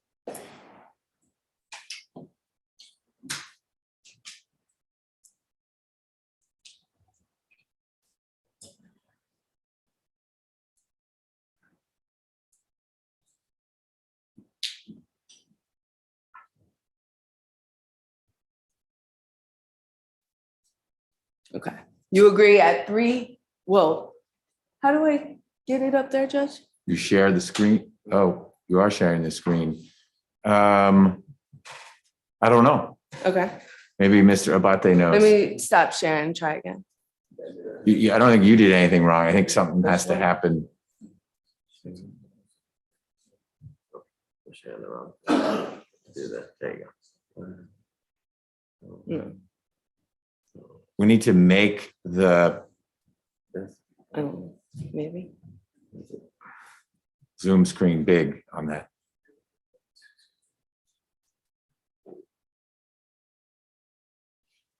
Well, I can just. I don't think you can do it from Ms. Fagan's computer. However you were controlling, yeah, Oh, you're doing, I got it now. we got it now. So I'm doing it up is there. this plugged into your, Mm-mm. yeah, you had it from here. I'm plugged in. Mhm. No plug. No, use the mouse and make the Zoom tile large on that screen. There you go. All right. Now go back to using your machine, Ms. Fagan. Okay, And share. all right.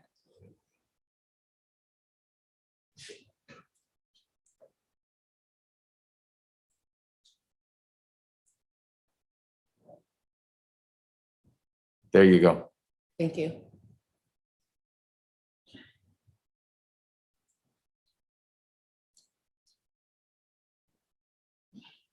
Okay, now you agree that Helen has her gun, correct? I don't see where Well, Helen is. when the state just asked you if you saw Helen with her gun up, you agreed, right? Just now, yes? Mhm. And so you would still agree that she has a firearm in the air right here, right? Yeah, I see it, yes. Okay. And this is at 21606, Okay. correct? Yes, And you have already gotten Solomon and Javante away. You guys are way gone, Mhm. okay? So let's look at another angle, okay? okay, Now, 21606, you, Solomon, your brother are not involved in what's going on anymore, right? yes, And Helen has now escalated it by bringing a gun, correct? You've Okay. never seen a gun before this, right? right. Now, from another angle,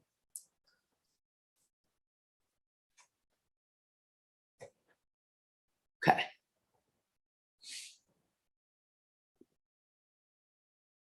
That's Solo walking away, right? Yes, And that's your brother at the bottom corner telling Solo, come on. And this is you, right? yes. And you guys walk away. Mm-hmm. And in the meantime, Helen brings the gun, but you guys aren't in the mix anymore, right? Right.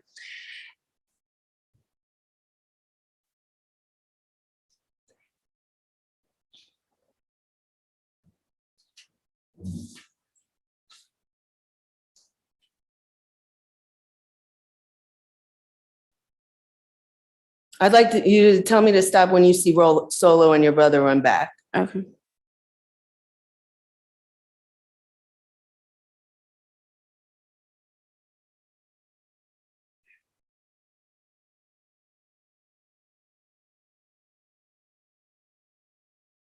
And stop.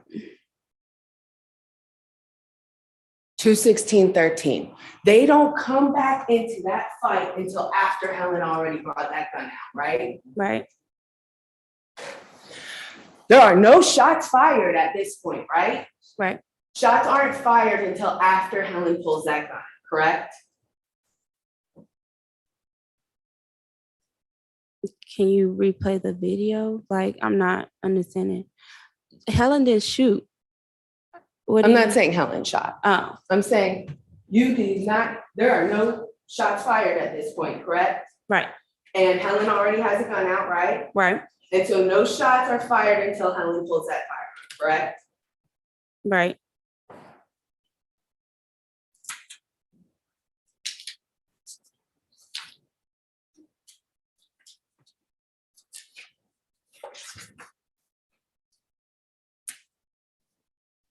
After shots are fired, that's when you jump in your car, right? Yes, during it, as soon as it started, yes. And when then your brother's running into the car, right? Or you, Right.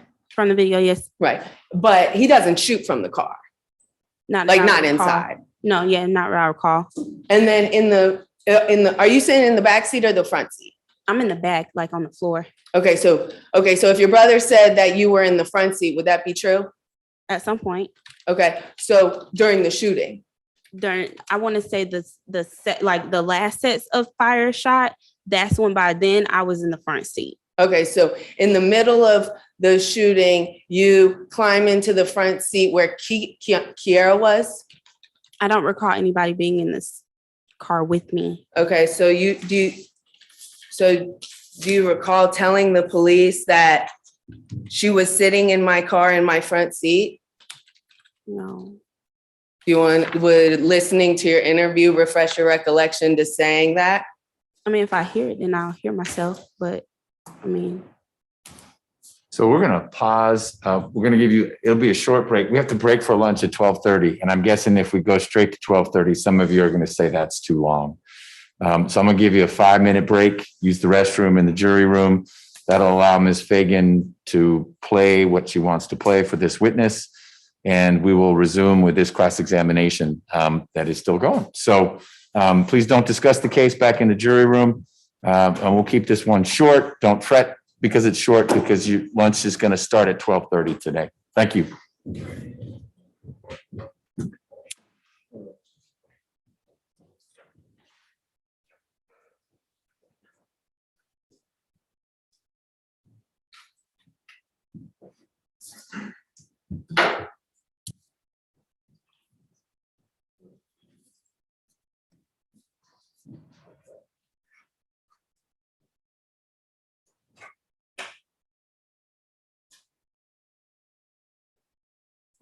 All right, Ms. Rivers, you're free to step down if you want to. We're gonna start back up around 11:35. Okay.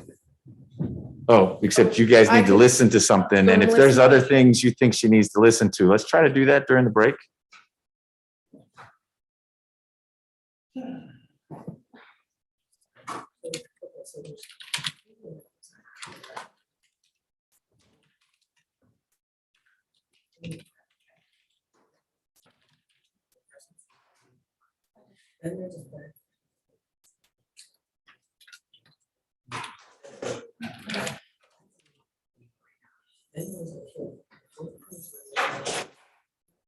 It's like 8 minutes.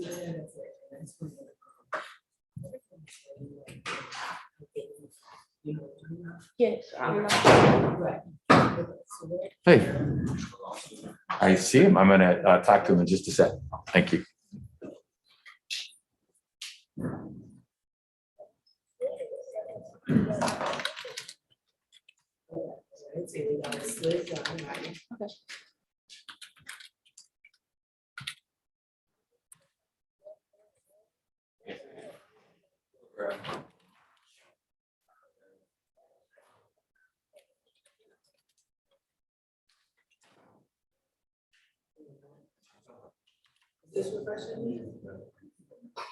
Like I'm trying, but like Refreshing the recollections of safety or to both. Like I'm You don't have to apologize either. It's not a okay. problem to not remember. Okay.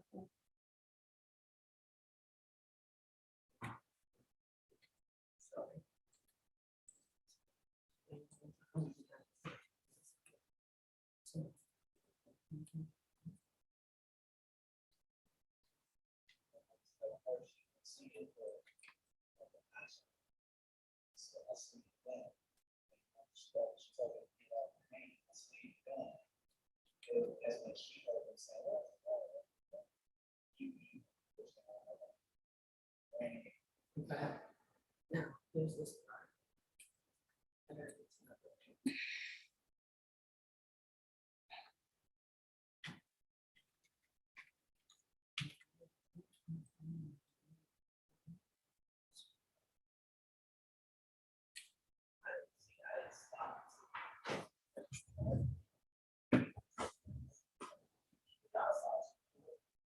You want to come back for a quick second? We don't have much time, but now is a better time because I've got at 12:30, I have to get on a phone call.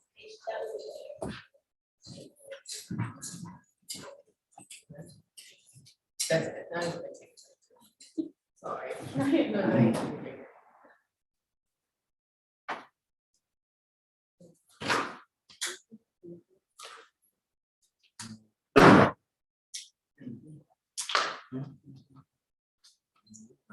No.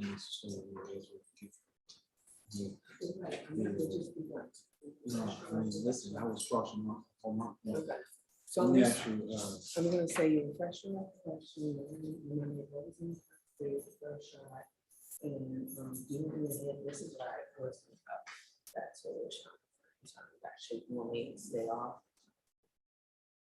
this next question. This next question. This point. Cause I was getting here, so I went back to the money. Don't move down. Yeah, Yeah. maybe, I mean, continuously injecting that, I don't see a problem with that, but, you know, she's not healing. Yeah. Do you think that? On the scale of one You to like 10, that side, right? Can't do it that one. Well, no, here's my next question.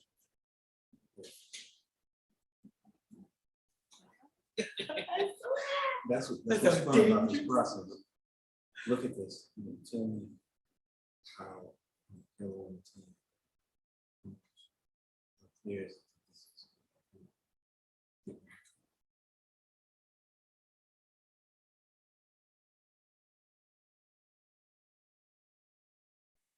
I wish you could see it there.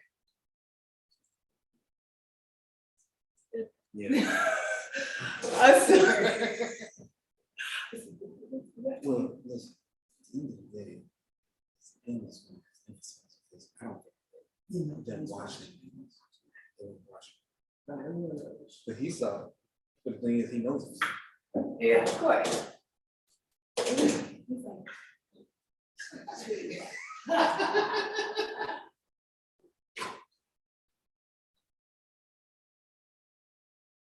Okay, you're not from here. Huh? You're not from Atlanta. I'm from Detroit. So where'd you come Yes, out sir. here? Huh? Where'd you come this way? First of all, I went down to Tuskegee, but, Alabama for, college. And then that's where I met when I went up back up to Michigan for law school. But I had already met my lady who ended up being my wife. She was from Alabama. And so she had no interest in moving to Michigan. And, my family at the same time had come out here. So we thought that the right place to be would be here, because her mom and dad were an hour and a half away in Alabama. My parents were here. So when we were young, getting married, we decided to be here. So that's the story. Then my first job was in the district attorney's office. Yeah, that's what I've heard. Yeah, Heard key things, we actually coming back. right. Mhm. Yeah, I was in the DA office for 8 years.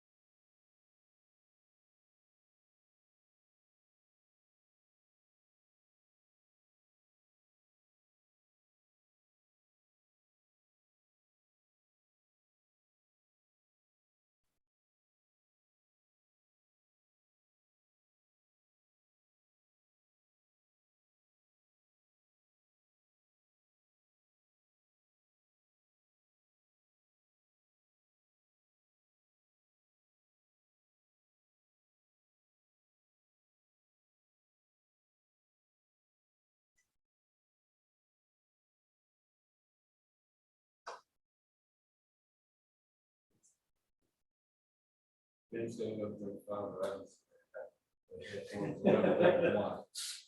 said his thing at 11:30. They walked out at 11:30.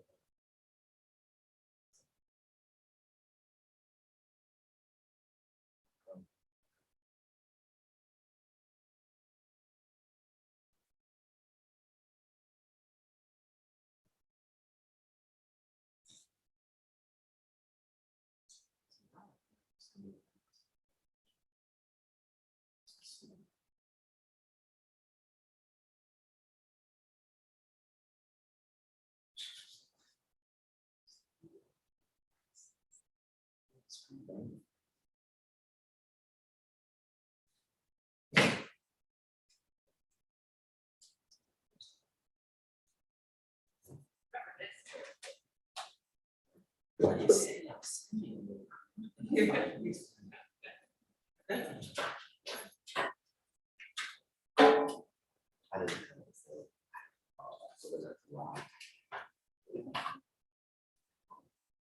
You saying to disagree with you?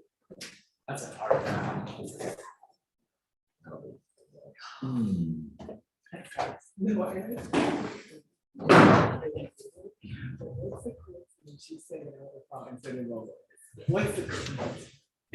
Deputy Warren, we're ready to get started again. If you could get the defendants out, please.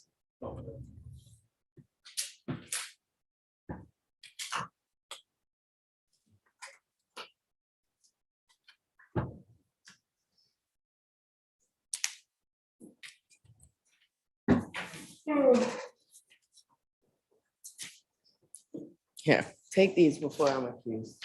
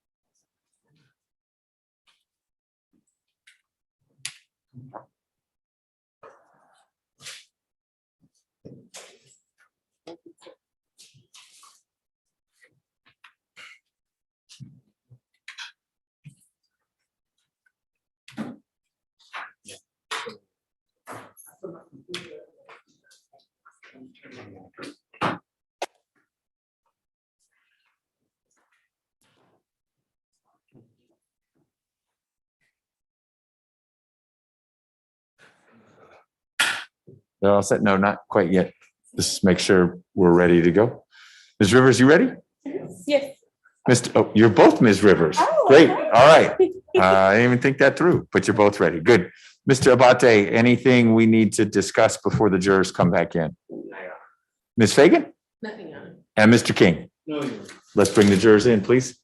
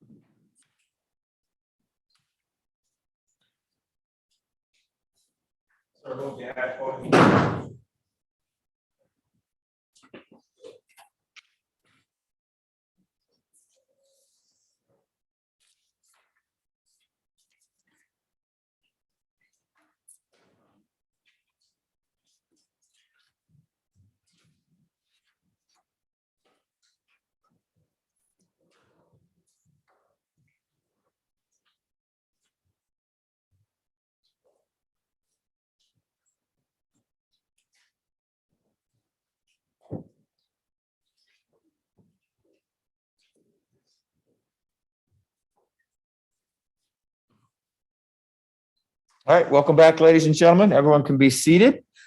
Ms. Fagan, you can continue. Thank you. Only a couple more questions. Now, do you recall saying that, first of all, do you recall referring to her as Kiki? No, Okay, so you just listened to it. Did you hear yourself call her Kiki? no. I didn't hear myself. I heard my brother in the recording, but I didn't hear myself call her Kiki. Okay, so when you just walked out of this courtroom, who'd you just go outside and talk to? Nobody. You didn't go outside? Your family's not outside? Yeah, they're out there, but I didn't talk to nobody. Okay, so now after hearing your interview, do you recall that you said that she was sitting in the front seat? Yeah, I remember I heard what I said, but I don't recall me saying it, if that makes sense. Okay, so did you just hear yourself saying that she was in the front seat? Yes, I heard it. Okay, and that she was shooting? Yes, I heard it. And that's what you said, correct? Yes, that's what I heard I said. Okay, but that's not what you testified moments ago on direct. You didn't testify that anyone else was shooting out of your car, right? Right. Okay, and you withheld that from the detectives on the first interview at Piedmont, correct? Yes. You withheld it at the second interview, correct? Yes. And it wasn't until your brother admits to shooting as well that you start talking about this girl at the third interview, right? Right. So you were willing to cooperate with the police, correct? Yes. But you withheld information as well, correct? No. So you didn't withhold the information that there was a girl in your car shooting? I mean, it was traumatizing, so it has to give me a minute, moments to remember what happened. So I may not have mentioned it at Piedmont because it just happened. I may have not mentioned it the second time because I'm still traumatized. By the third time, we're comfortable. They've let us know that we can trust them. So of course we're scared in the beginning, but then, after a couple of days go by, I hope I remember stuff. After that third interview, you didn't tell them about Kiki and your brother until they said you were lying, right? No. So detectives didn't call you a liar? Yeah, they did. Okay, and then you tell them about Kiki and your brother, right? Yes, when they were in the After- car. Don't interrupt her, After please. you were confronted for lying though, right? I wasn't lying. I never mentioned it. Okay, a lie by omission?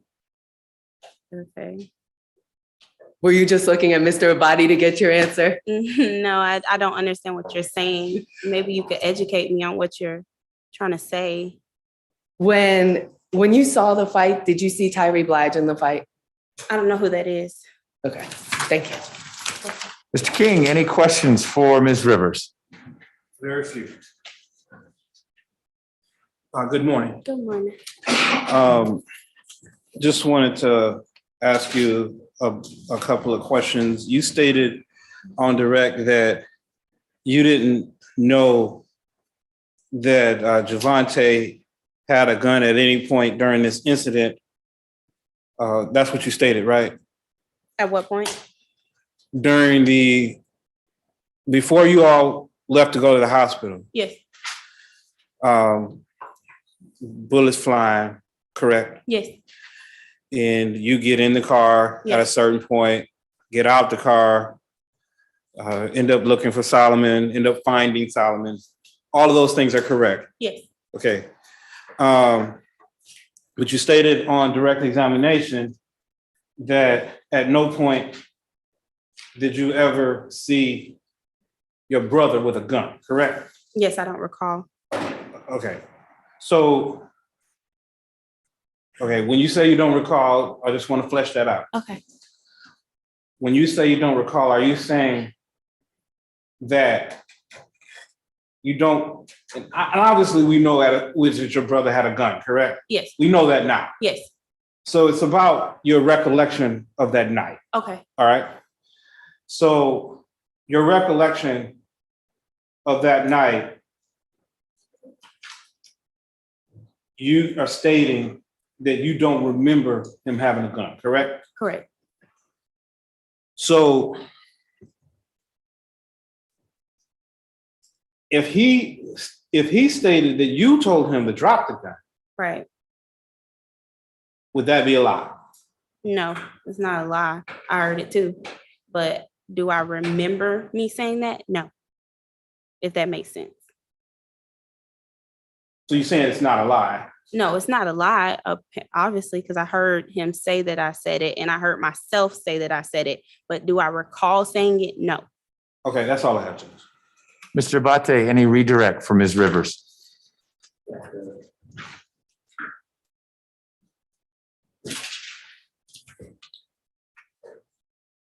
Rivers, is it easy to get confused when someone is rapid fire screaming questions at you? Very. And well, it just happened, so that's the relevance. Overruled. How many times did you and I meet face to face? I count on one hand, honestly, yeah. Okay. 2, 3. And during the times that we spoke, did I ever tell you what to say when you testify?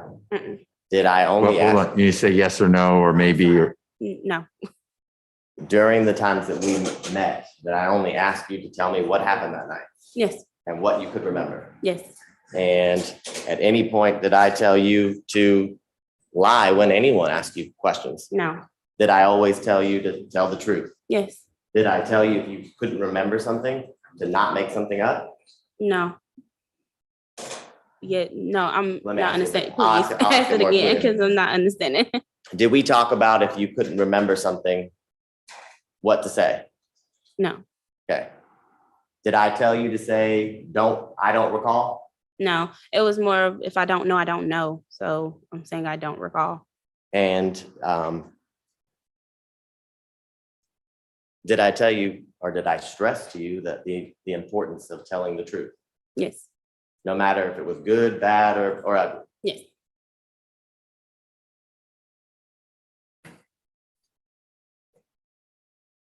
Now, you talked on cross about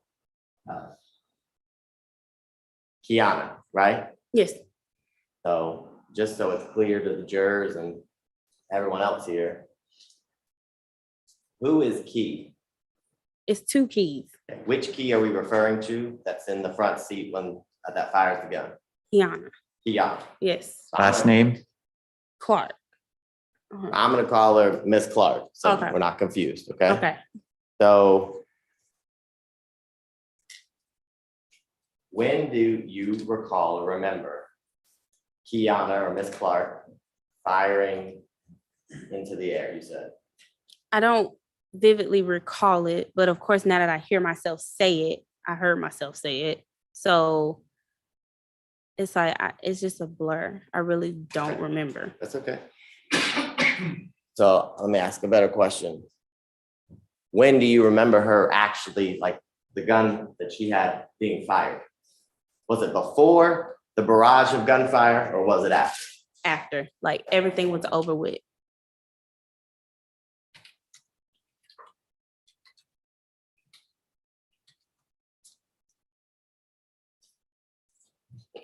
And during cross, Miss Fagan showed you this video from State's Exhibit 133.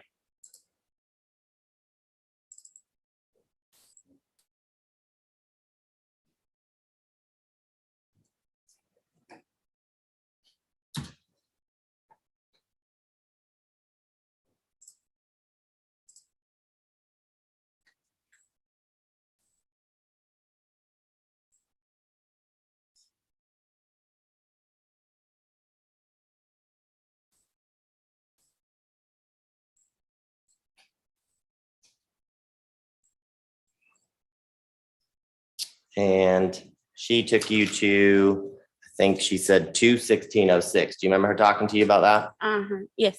I'm gonna fast forward to 2/16/06 in State's Exhibit 133.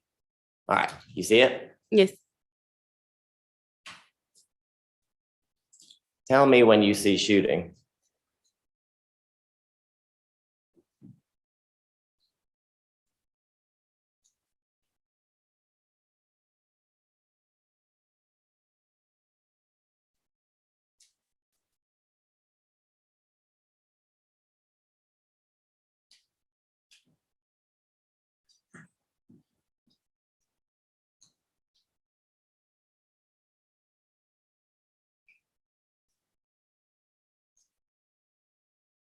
right now. What's the time say there? 2:16:41. 2:16 what? 2:16:41. Okay.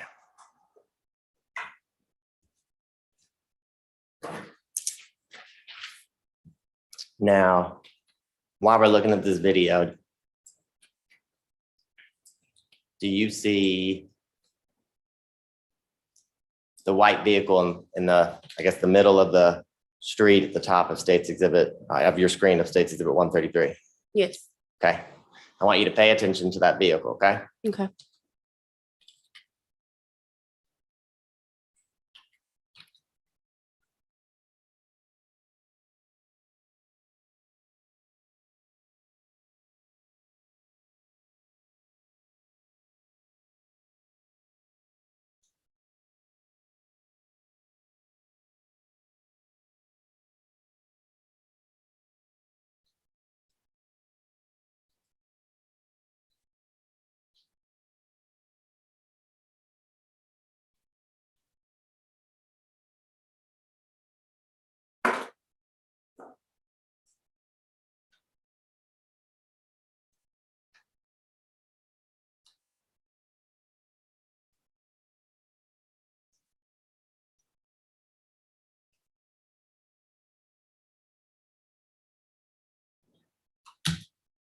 Do you see the door of the white vehicle, the one behind, the one with the headlights off, open? Yes.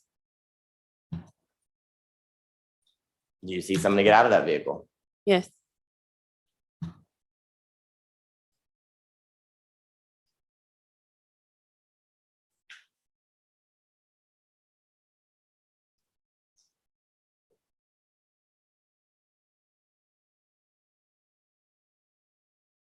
Did you see where that van went? No. Let me back it up for you. Do you see him walking? Yes.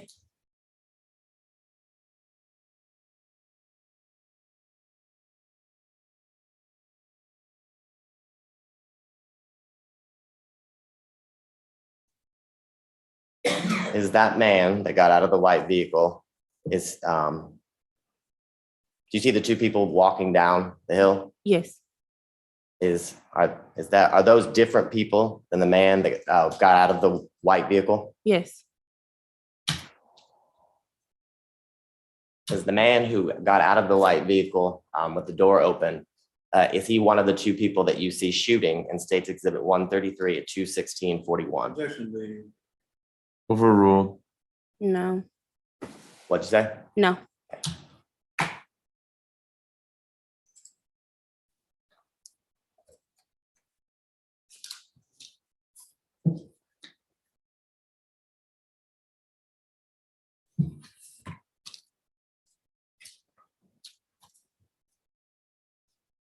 Now, on cross, Ms. Fagan asked you multiple times whether you knew or when you knew that Javonta fired a gun that night. Do you remember that? Yes. Tell this jury when you knew that Javonta fired a gun that night. I knew when he told the detectives at my house in front of me. That's what I knew. And prior to him telling the detectives that day, had he ever mentioned that to you before? No. Prior to him telling the detectives he fired a gun that night, did you know that he did fire a gun? No. Now, Ms. Fagan asked you about the speaking to the police at Piedmont Hospital. You remember that? Yes. Did you speak to Detective Barry that same day later on at your house? I don't recall. No. Were all the interviews, or the initial interviews with Detective Barry, all very close in time to the shooting? Yes. So one day after another. Yes. And as you stated on cross, did your memory become more clear as you had time to think about it? Yes. And is that why you continue to tell Detective Barry all the things that you were remembering from that night? Yes. Why was this night so traumatizing for you? Because for one, I lost. Stop. Asked and answered. Overruled. For one, I lost my first love. So with all that going on, it was traumatizing. So when you're in the middle of trauma, your body instantly does not want to remember stuff because it was so traumatic. So I just couldn't remember. I just knew the fact that he was gone and I couldn't get him back. And do you remember on Cross talking about a long gun a second ago? Yes. Tell the jury why you said, well, did you see a long gun that night? No.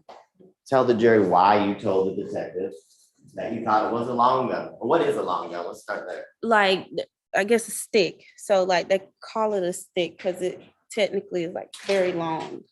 So the reason why I thought it was a long one is because of the way his hand was. But after looking at the video. And is there anything about the gunshots that you heard that night that made you assume it was a long gun?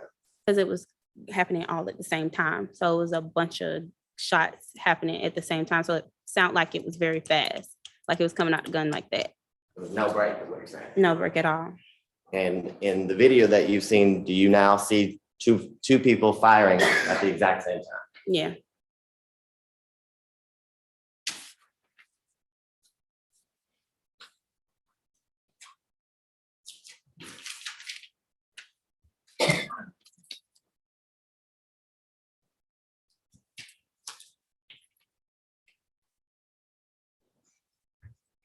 And after you took the time, after you thought about what had occurred and you were able to talk to Detective Barry, can you tell the jury in what direction Kiki fired her gun after all the shots? In the air. In the what? In the air. Thank you for the question, Jeff. Ms. Fagan, any recross? So now though, after I was refreshing your recollection about was Key shooting, you didn't remember when I was asking you, right? Right, at the moment. And then you Now kept that- playing. Better finish her answer, please. And then you kept playing it and playing it. So of course now I can remember myself saying it in a glimpse of her shooting it in the air. Okay, so now you don't just remember saying it, you also remember the incident? Yes. Okay. And after she shoots the gun, where does the gun go? I don't know. Do you recall the conversation of getting the gun back to the truck? No. Mr. King? Okay, so when you say that you remember the incident, it's becoming more clear to you what happened that night? Not all of it, but I mean, if y'all, just like I didn't know multiple shooters was out there until I seen the video. Of course, now I know, but I can only go off of what I seen and what I heard.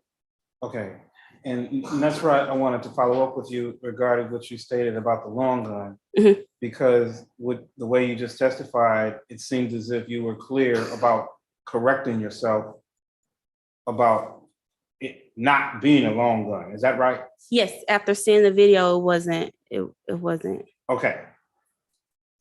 So that's why I want to follow up on that question. Because you stated that now you remember that it wasn't a long gun, right? After looking at the video, yes. But your record, so this is not based on your recollection from that night, it's based on your observation of the video. Is that right? Yes.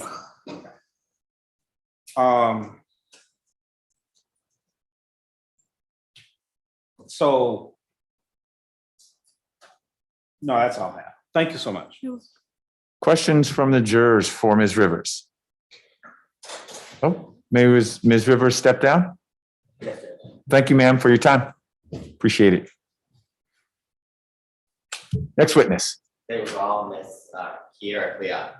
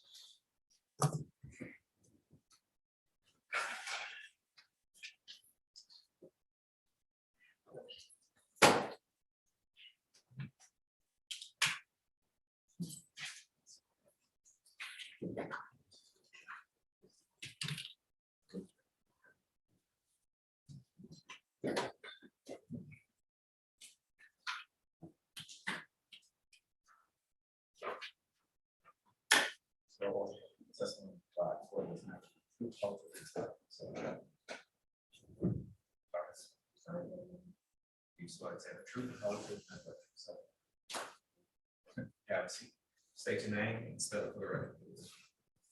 My name is Kier, spelled Kierra. And your last name? Cliatt, Cliatt. Ms. Clyde, you are soft-spoken, which is fine. It also means you got to move closer to the microphone. Thank you. Yeah, the chair's hard to move. You can move the microphone up a little bit so it's near you. Great, thanks. A good afternoon. Good afternoon. Can you tell the jurors what your nickname is? Key, Key? Will you Spelled spell that K-E-E. for us? Kee. Okay. Is it Kiki? It's Key. Does anybody call you Kiki? No. All right, so mystery solved. Objection, Your Honor. Withdrawn. I apologize, Your Honor. All right, questions only. So can you tell the jurors how old you are? I'm 20. And are you in school? Do you work? Yes, I work. And what do you do? I work for DHL in the warehouse. Okay. And can you tell the jurors, do you know Javonta and Jaa Rivers? Yes, now I do. Okay. And when did you meet them? I met them the day before Solo Pass. Okay. And where? It was a club in Atlanta. I can't remember the name of it. And why? Do you remember why you were there? Yeah. Same reason for the second day. Solo had got him a performance pushing his music. Okay. So he found a club and told everybody to come and support. We came. Okay. And did you get invited to go to the Buckhead Loft Club the next day, July 12th? Yes, I did. And why were you going there? Same reason, supportation. Okay. And how did you get there? Do you remember? By my aunt, And what's your aunt's name? Rhea Thompson. Okay. And what did she drive? It was a black truck. A big truck? Yeah, it was a pretty big truck. And was it just you and your aunt, or did anybody else ride with you? It was me, my aunt, and Helen. Helen? Yeah. Okay. And you remember about what time you got there? No, it's been a while. Yeah, I can't remember the exact time we had arrived. I know it was after midnight. And tell the jurors when you arrived, what you guys did. We arrived. I think everybody else that was supposed to be with us was already there. So we probably had got there after everyone. So we had arrived and met everybody at the front entrance of the club. Okay. And do you remember what you were wearing that night?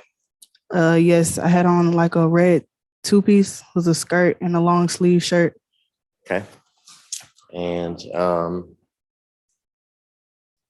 what did y'all do when you got inside the club? We went directly towards the section we were placed in. Okay.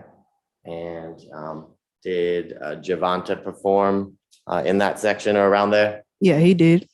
And after Javonta performed, do you remember how long you guys stayed there? We probably stayed for about almost 2 hours, I would say. Total? About. Okay. And while you were there inside the club, was there any beef or conflict with anybody in there? Not at all. We actually had a pretty nice time. Okay. And did you know anybody else inside of the club other than the people that you had came or met? No. Can you tell the jurors who you left with? I left with my aunt. Okay. Same truck. Okay.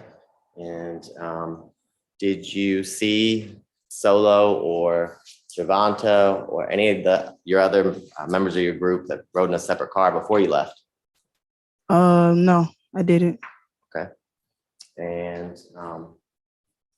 can you tell the jurors that anything happened in the parking lot when you were walking to your car? After we left the entrance of the club, as we was walking towards our vehicles, everybody, about to go home, and we see a guy. I don't know if it's his girlfriend, but he slams the female into Jacayla's vehicle and caught everybody off guard for a minute. Okay. And can you tell the jurors when you saw that, what was going through your head or what happened next? I remember Solo, was concerned and about Kayla's vehicle, not too tough for trying to, start anything, just making sure, her car wasn't messed up or nothing like that. And where were you during that exchange? I was probably about a couple of feet away from it, standing next to everybody else while it happened. Okay. And after there was this conversation about Jacayla's car, what happened next? What did you do next? After that, it died down and everyone proceeded to walk back, to their vehicles. Okay. And were you walking back to the truck? Yeah, I was. And what happened while you were walking back to the truck to get into it? The female that had got slammed into the car had walked around and got in her vehicle. I don't know if she was mad or upset, or I don't think she was paying attention when she was reversing and she was about to bag into my aunt's truck. She was in a parking spot right behind hers. Okay. And how close were you to this? I was pretty close at the time. Okay. And was Helen near you? Yeah, she was. Was your aunt Rhea near you? Yeah. Okay. And when that happened, can you tell the jurors what happened next? Did Helen do anything?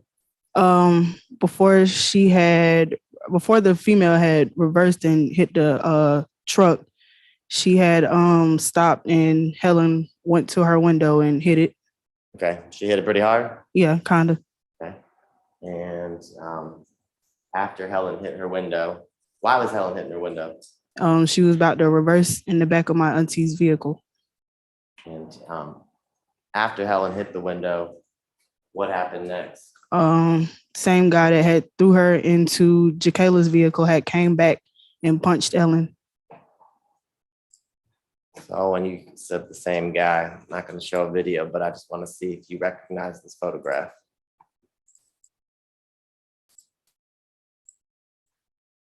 Let's see. Do you recognize the person in this photograph? Yes, I do. Who is that? That's the guy that had threw the female into Jacayla's car. Okay. And the female that you're referring to, do you see her in this photograph? Yeah, she's in the white two-piece. Okay. Now, while you are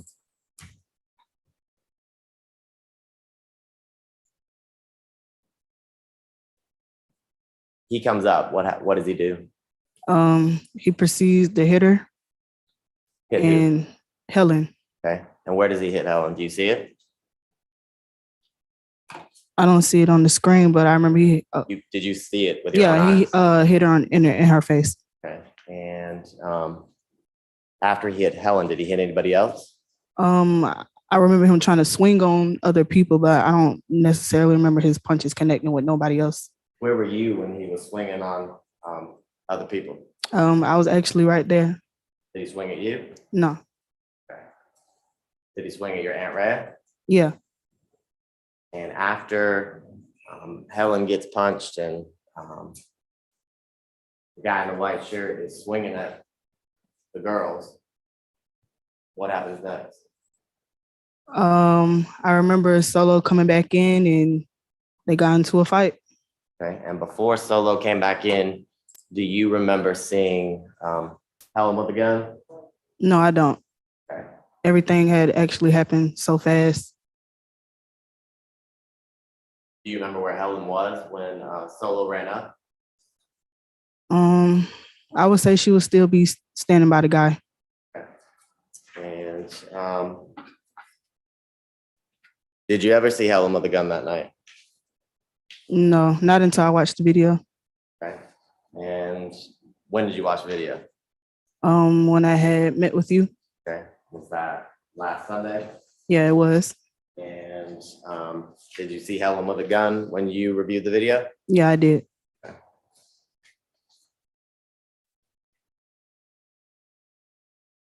After Solo runs up, can you tell the jury what you remember happening next? They were tussling for a pretty good minute. And I heard somebody saying something. And then after that, that's when I heard gunshots go off, and then I walked away. Okay. And when you heard gunshots go off, did you just walk away? I ran, actually. I'm Were sorry. you scared? Yeah, I was. Were you afraid you were going to get hit? Yes, I was. And when you ran, where did you go? I went and hid under a vehicle. And when did you come out from underneath that vehicle? When I heard the shots stop. Okay. And when you heard the shot stop, you tell the jurors what you did next. I had got up, I think, and me and my aunt had got in the car, me and Helen, and we had left. Okay. And where'd you go? We didn't make it too far. We had probably stopped at a light around the corner from the club, actually. Mhm. Then I had Hold on received. 1 second. It's loud out here.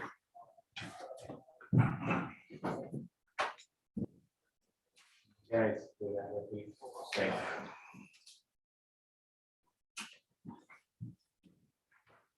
all right. You made it to one light, and then what happened? I had received a phone call from one of my friends that was there, and they told me that Solo was unresponsive. And I had asked, was everyone okay? And we had circled back around and went back into the parking lot. Okay. When you got back, do you remember who called you? Yeah, Who was it was Kiana. it? Kiana, Yes, the other key. yes. And when y'all got back to the lot, our Buckhead loft, describe to the jury what was going on. When we came back, I seen them, and I seen Solo laying on the ground. Okay. And what happened to Solo next? When we had pulled back up, Javante was trying to give him CPR. Okay. And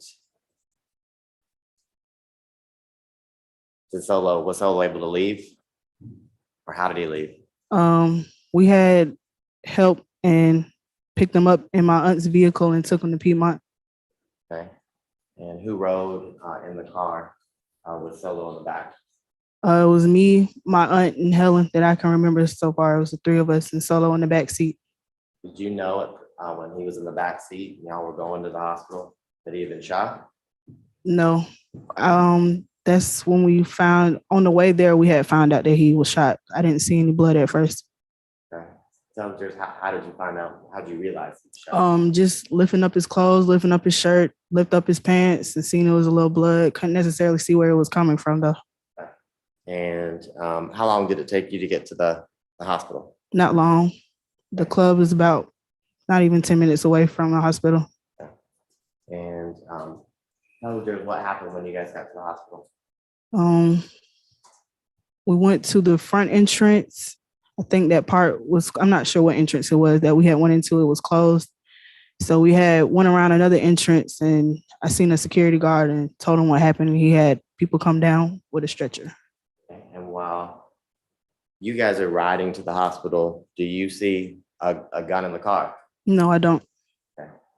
And people come out with a stretcher. Mm-hmm. To take Solo in? Yes, they do. What do you do after they take Solo into the emergency room? I sat outside for a minute, and then I had went in where everybody else was at, sitting, waiting. Okay. And while you were there, did you find out that Solo had died? Yeah, I did while I was there. Okay. And while you were there, where was your aunt, Ram? I think she was sitting outside in her truck. I don't remember her coming into the hospital. Do you know, did she leave while you were inside? Do you remember that? No, I don't remember that. Do you remember calling her and telling her that Solo had died? Yeah, I do. Okay. And is that when you saw her again after she had dropped Solo off for the first time? Right. Now, while you were at the hospital, did you see or talk to any police or detectives? Right after they had told his family members and told us that he had passed. I think that's when the police had arrived and questioned a couple of people. And while you were there, did you hyperventilate? No, I did not. Did anyone do you remember anybody in your group hyperventilating? Yes, I did. Who? Kiana. Okay. So Ms. Clark. Yes. And after you spoke to the officers, did you speak to the detectives again? Yes, I did. Okay. And do you remember, was it close in time from the day of the shooting, the night of the shooting? Yeah, it was. And did you tell the detectives what you saw and heard that night? Yeah. Did you know who was shooting? No, I did not. Did you see who was shooting? No, I did not. Did you see anybody shoot? No, I did not. How do you know? Tell the jury that shots were fired. I knew shots were fired as soon as I heard them. Okay. And how many shots did you hear? It was multiple of them. Can't necessarily remember how many. I know it was more than one and two. Okay. And when you were listening to the shots, was it rapid fire shots or was it bang and then a pause? It was bang? rapid fire shots, like back to back. Okay. Now, that night, did you ever possess, see, hold a firearm? Never. Okay. And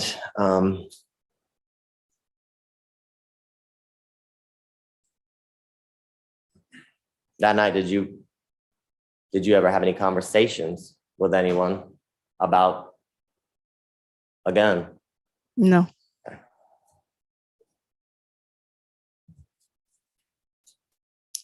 Since that night, have you talked to your Aunt Red? I spoke with her a couple of times. Okay. And are y'all still pretty close? In a way. What do you mean by that? We don't necessarily talk every day, but we talk. Okay. And where does your aunt live in Georgia? Where does she live? She lives in Florida. You know, where in Florida? No. Okay. And you gotta say yes or no, I'm sorry. Oh, I'm sorry. No. And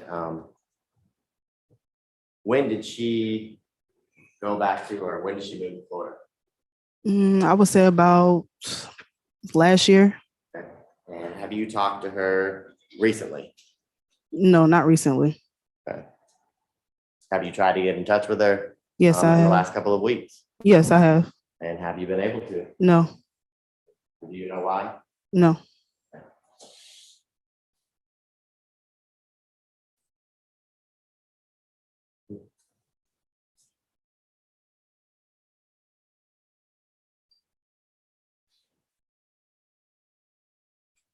Did you try text messaging her? I tried calling. Okay. And what happened when you called? No answer. Okay. I don't have any further questions, sir. Ms. Fagan? Thank you.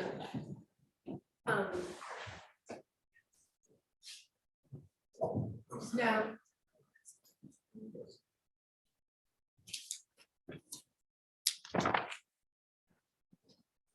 Now, you're not the key that dated Yola, right?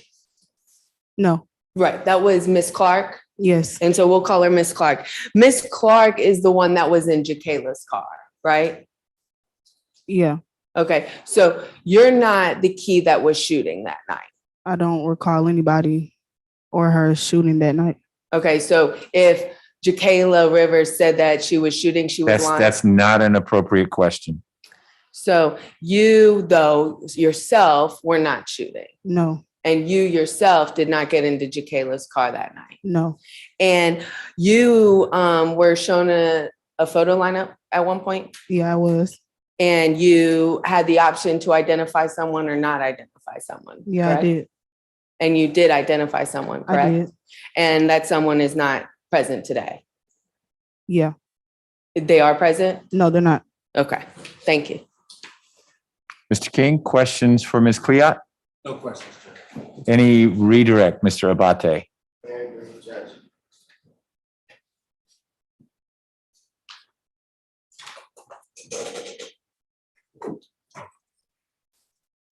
This, yeah, I'm gonna show you what's been marked as State Exhibit 143.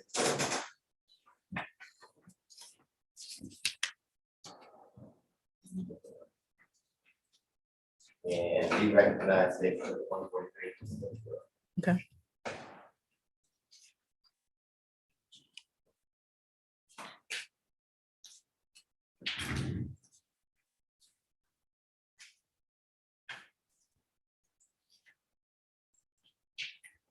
Okay, do you recognize State Exhibit 143? That's the last one, right? It's the whole package. Yes. Okay, and how do you recognize what it is? From when I spoke to the Detective Barry. Okay, and do you see your signature on the front page? Yes, I do. And it's State's Exhibit 143, a fair and accurate depiction of the photo lineup you were shown by the detectives in this case. No, Not, no. okay, tell me why. I just picked the person that looked closest to what the dude in the white shirt was wearing. Okay, so let me ask, to be clear, what you're looking at right here, Right. is it the same thing that you were shown by the detectives on July 18th, 2019? Yes, it was. Okay. This time your honor, the state contender remarked the statement of 143 in evidence. Any objection to states 143, Ms. Fagan? No objection. Mr. King, No objection. admitted. Thank you. And were you able to find or pick somebody out? Yes, I was. And by looking at states 143, what number did you select? The last one. What number is that? 6. And who were you identifying number 6 as? It wasn't a name with it. It was just pictures. Okay. That was a confusing question, so I apologize. When you picked number 6, Mhm. that was the jurors walking. He favored the dude that was beating on the females in the parking lot. Is that the guy in the white shirt with the Nikes swoosh? I still haven't got an up close look on what he looks like, so I still can't say to this day. But when you were identifying that person, it was the person who punched the female, Yes. not anyone who was shooting. that No. female. No further questions. Ms. Fagan, anything else? And looking back, though, you agree that the person you identified was not the person on that video? No, You don't agree? I don't agree. So you're saying that person that you identified is the person on the video? I'm not sure. I haven't seen his face clear enough to say that. Right, but you just said, though, that you were just saying someone that favored him. His favorite. So I'm not sure if that's him or not, because I haven't seen a clear picture of what he actually looks like.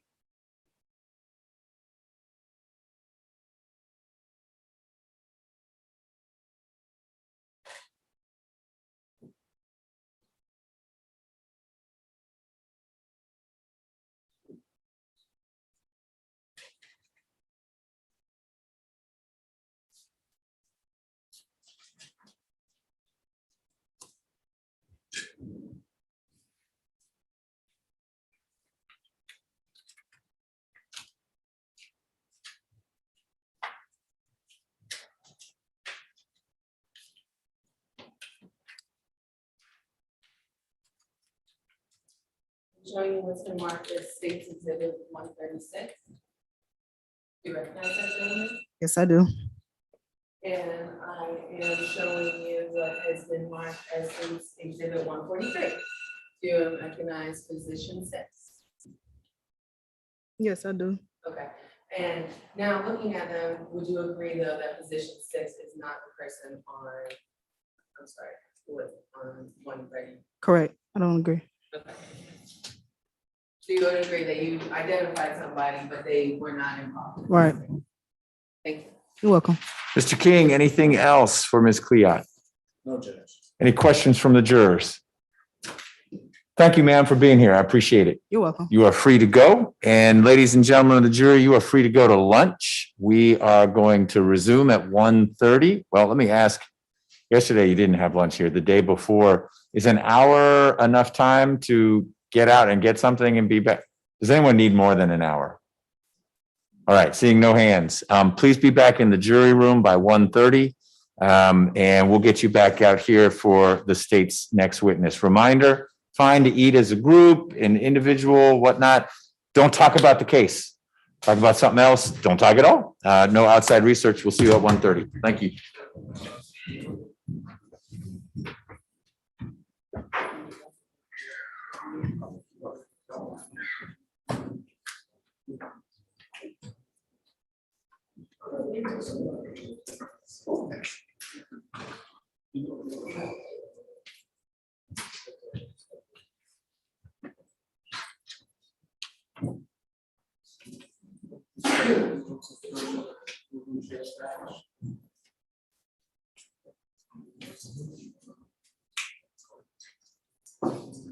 All right, you all can be seated.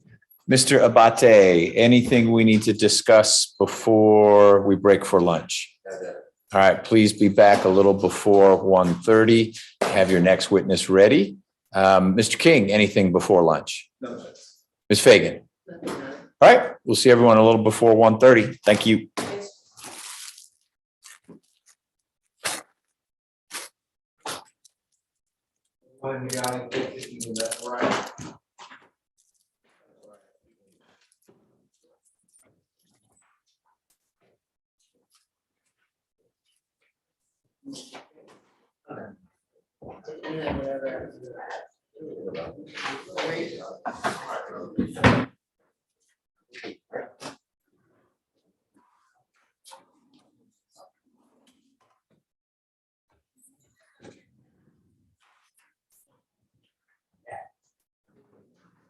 I'm just letting you know.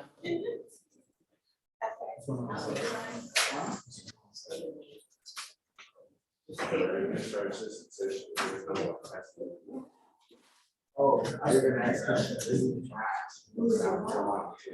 That's what you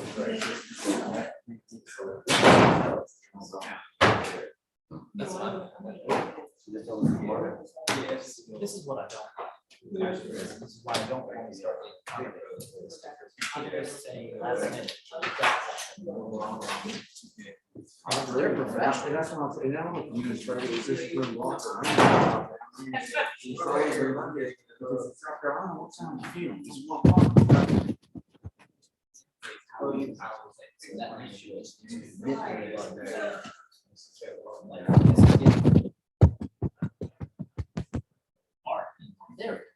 No, I'm. Yeah, I got a study, she's not, they're all in class. I was going to sit there, no one's sitting here. Nobody's leaving. I need to speak to them. Right now.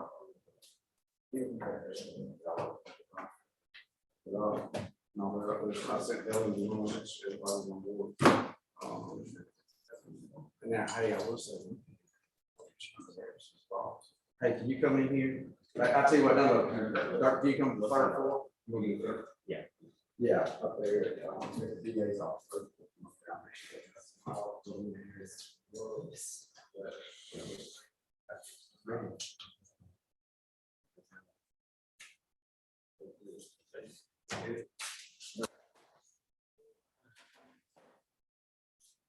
You won't have this. Yeah.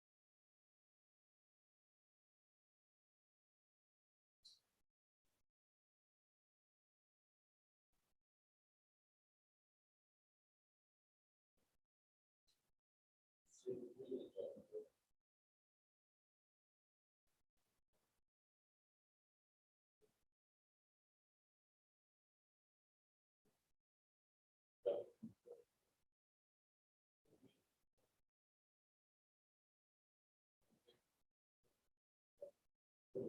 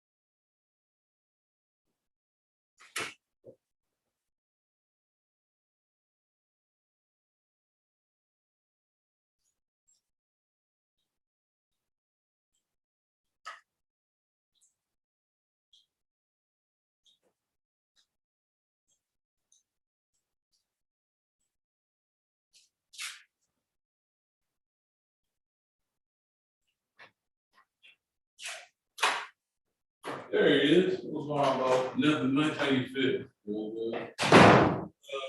Where you know where they in the trial? Shit, man. I don't know. I think the state's gonna call the witness. Yeah, that tells me everything.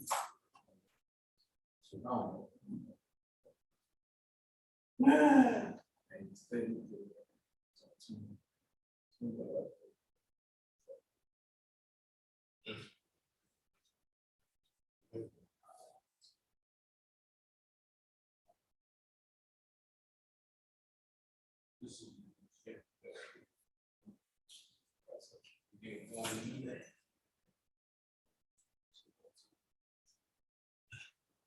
Come on,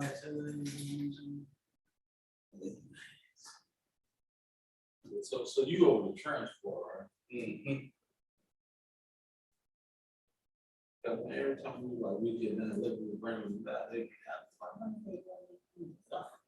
Yeah, cameras, we listen to the radio, we get here at 6 a.m. We can't leave. Yeah, so I'm like, that's what I can think of. So watching, we be everything that we say, we paying attention. And here, we know the home courtroom, you know, that's why I be coming and looking like. Talk to me. I think this is probably, you know, they say Friday, tomorrow, Friday.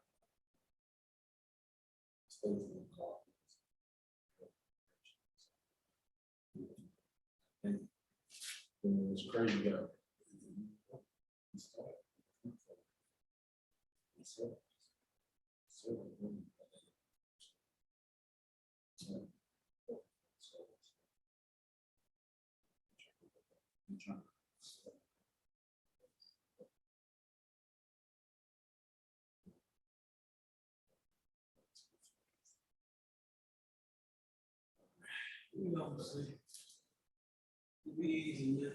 So you work, you come here every single day, so we're of course and picking up from other counties, so we have plays. So there was Smyrna, Cab, I know that Coastal State Prison coming up next week, Ciatte County, even with somebody at. I gotta be like, hey, y'all, sometimes, like if it's Henry County, I'll pick them up or make it live, anything within that jungle city, I'll pick them up. See, when I worked for Clay, man, we had transport, but the dude, he was lieutenant transport, so transport, so, yeah. Shit, man, we was called, that's it, man, it was like, he go pick up with me, all cattle on the end. Depending on God, right? The son called me, like, right? But most time, man, yeah, so they prepared, like, just call me, like, get there. As long as I got there by 6, I get paid for 5 to 6.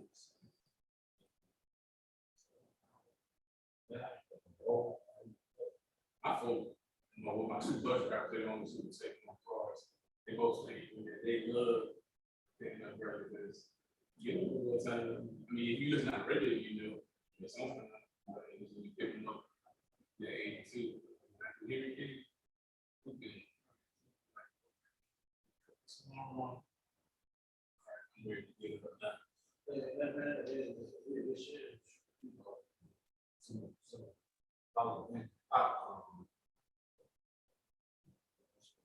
yeah, a lot of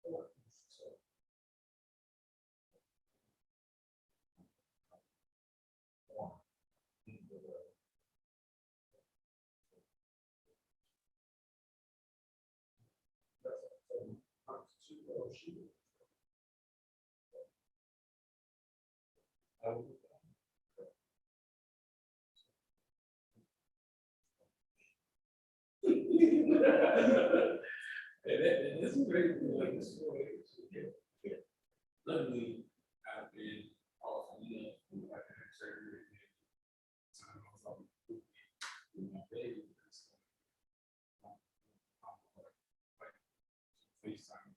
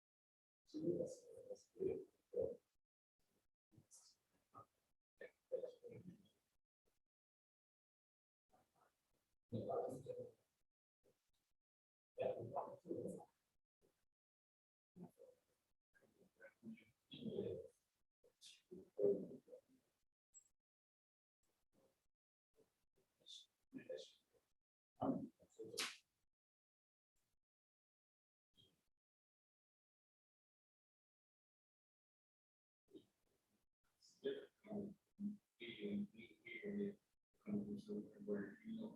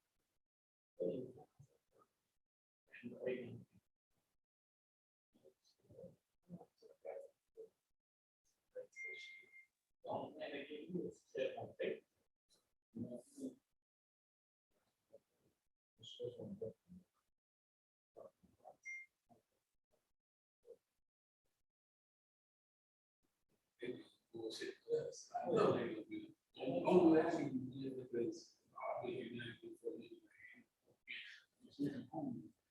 One thing I do not use that scanning machine for the price. We see those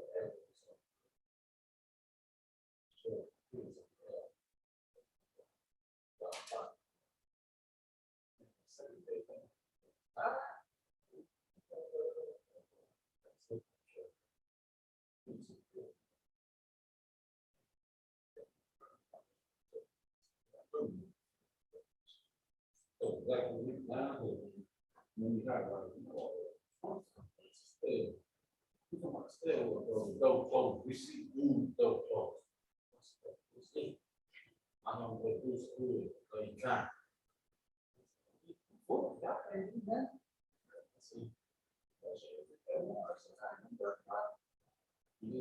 That's why it's if I'm not going off of it's okay to seriously, man.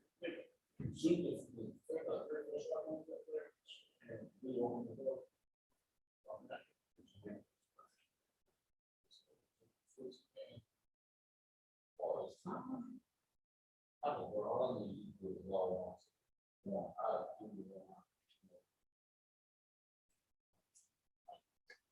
That was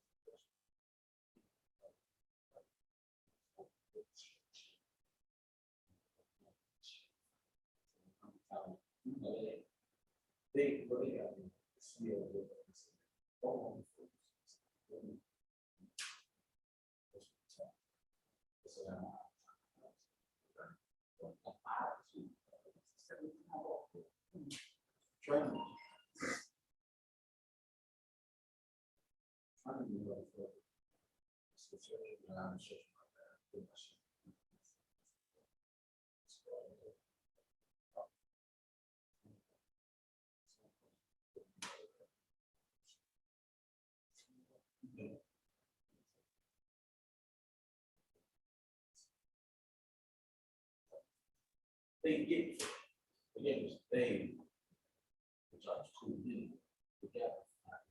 I didn't court,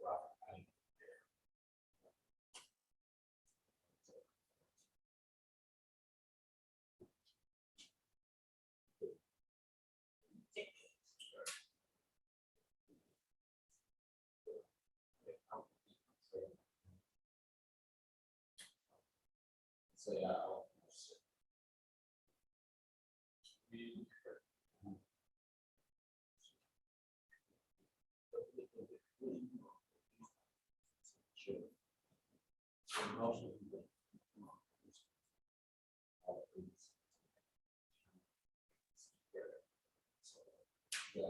So we have one.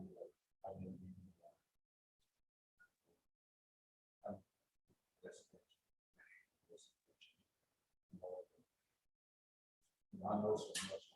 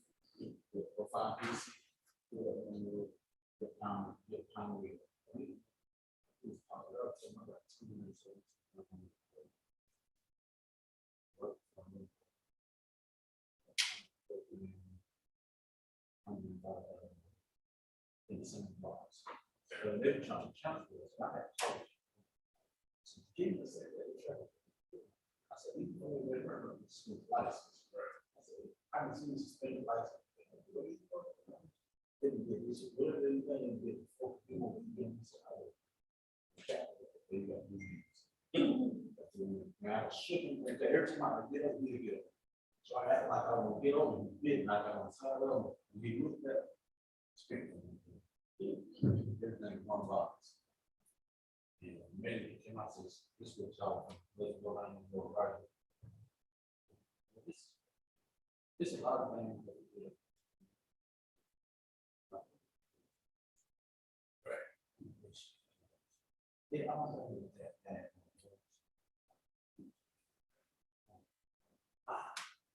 See, like I told you, it's like, I don't even know that those special.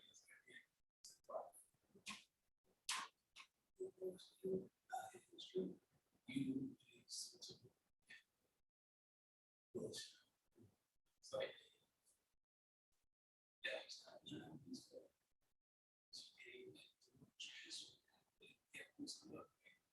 I said, I knew it was not for what I was.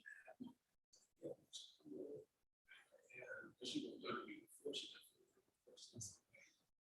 Who would her maybe my person name is.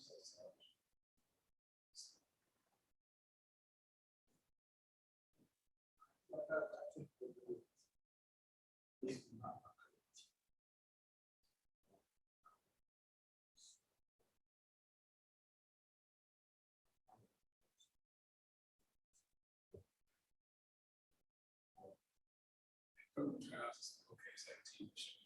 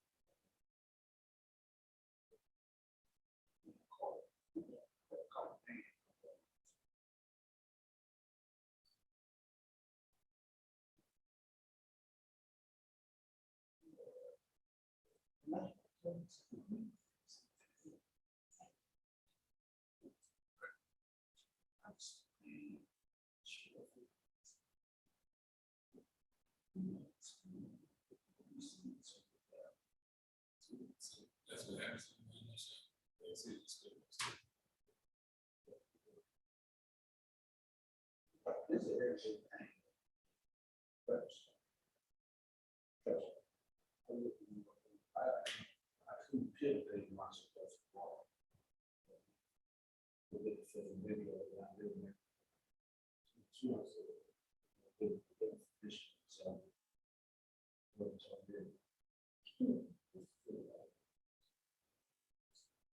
Same way. People on me. As far as that. This. I took money, see the money. I see all the things that we want for.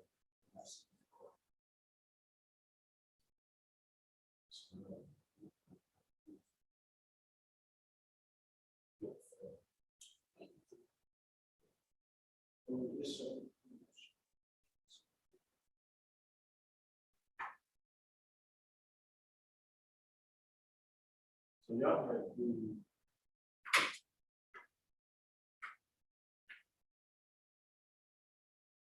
Y'all have to do either. Well, they don't know when you're trying. He didn't realize who I was.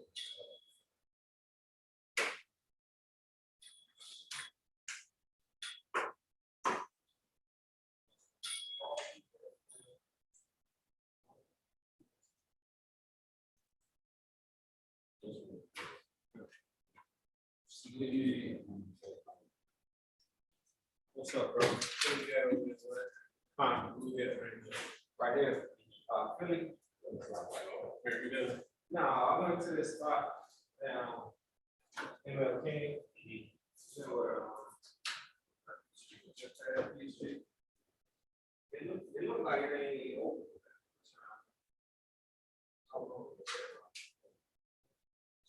So basically,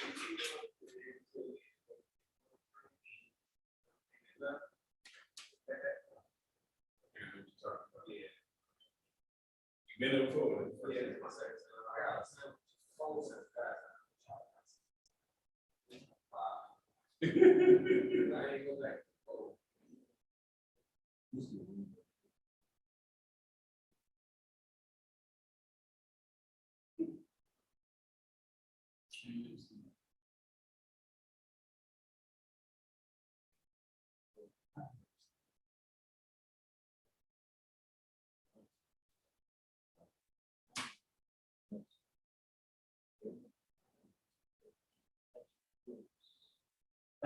Get it what it was.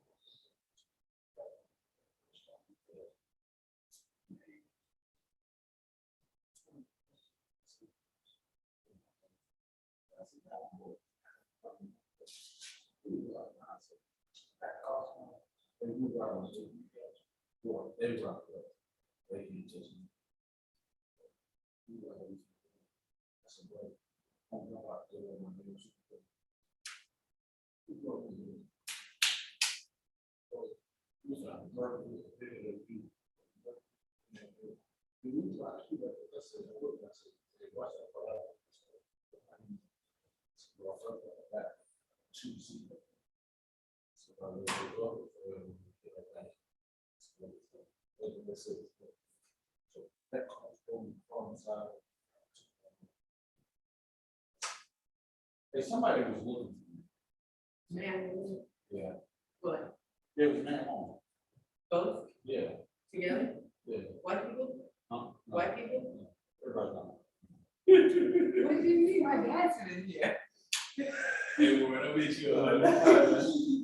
So it was,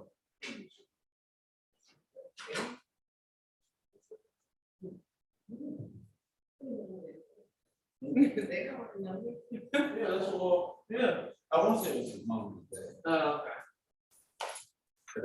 Your first name like Nicole? okay. Mhm. Yeah, that's what it is. It was like Nicole, I was No, there's nobody called it, yeah. like, I said, yeah, I think you. I think it's my age. Huh? It's my age, that's why I'm the fault, not the spade. That's what I tell say, yeah, you probably got the wrong spot. No. It's like, nah, this was like, I know. He finally said, I was like, fuck my baby. It was like, yeah.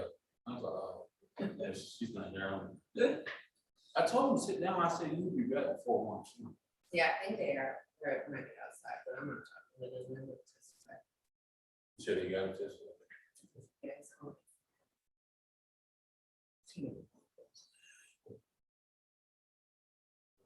They're supposed to be, yes.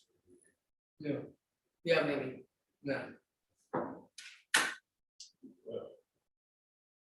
Interesting, man. When it's over, you report. The question is, when was that day? I got spent 2, 3 minutes.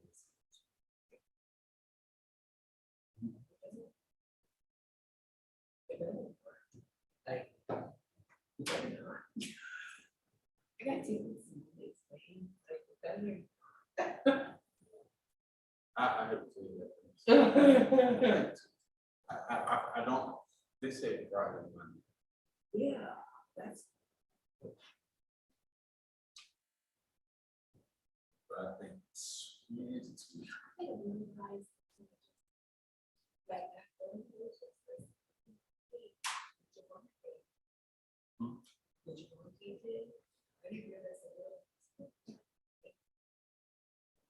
I didn't see any until I saw them walking out outside my hands.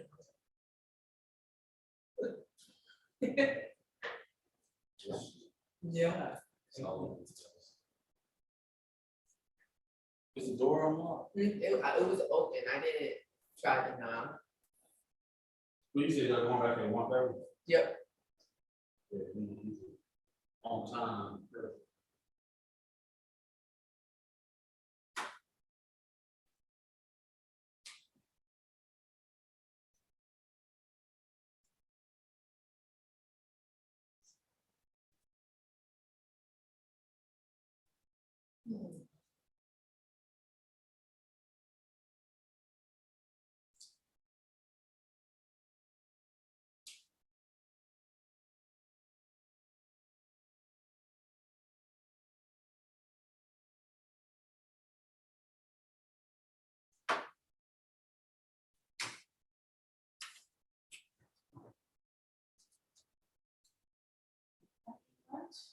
Oh, no, I fasted. Oh, okay. Yeah.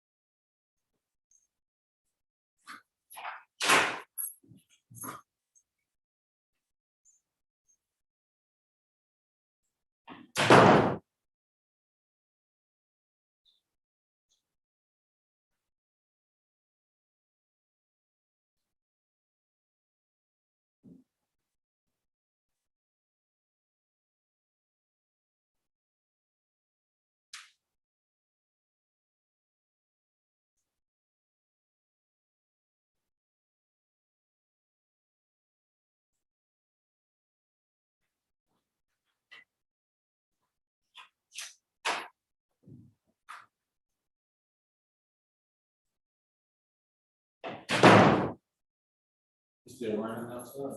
Raining now. my son had a baseball game yesterday, You know, and I'm so glad it was at 7:30. I'm so glad they canceled it. That was gonna be so cold out there. Yeah. I'm not prepared. yeah, no, Ain't never open field. yeah. I got home, like, trying to get dressed now, I was like, cancel. Big dog. They could, so they smiling inside, huh? Right. It's like, when they know I'm like, have your, I'm gonna say something, I have to always put this mask on. Cancel. Steve, he was furious.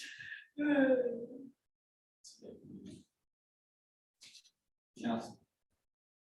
It's the last game too. Ooh, Happened. who's disappointed? You get hurt. Could be worse.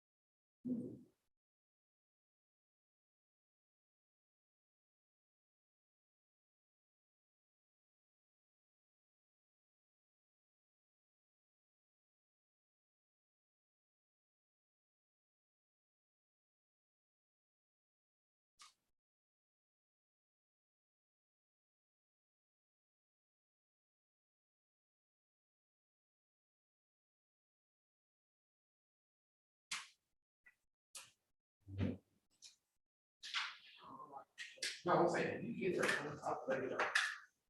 Check with the jurors. You don't eat? No, I passed the trial. Okay, that's pretty common, I see. Teach you on what?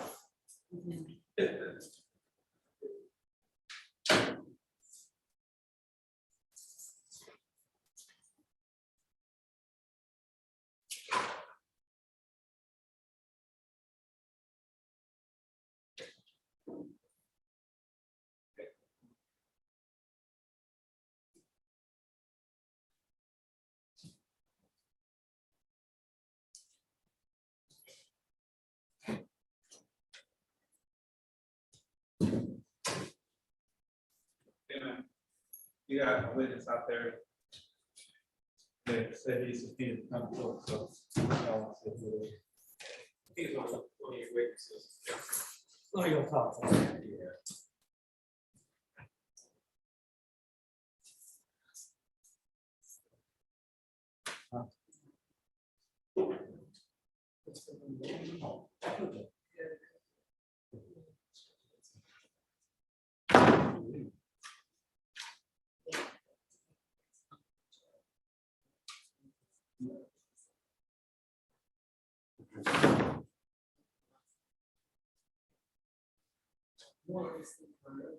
Yeah, yes, very much. Stuff that I've already completed.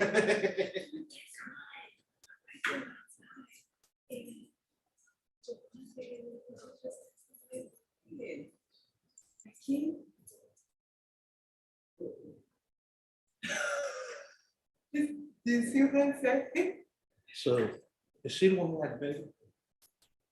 No. Did she say my niece was just born? Nothing. So maybe that's it. Which isn't that weird crazy? Yeah. It is. Yeah. And a whole lot of options out there in the country.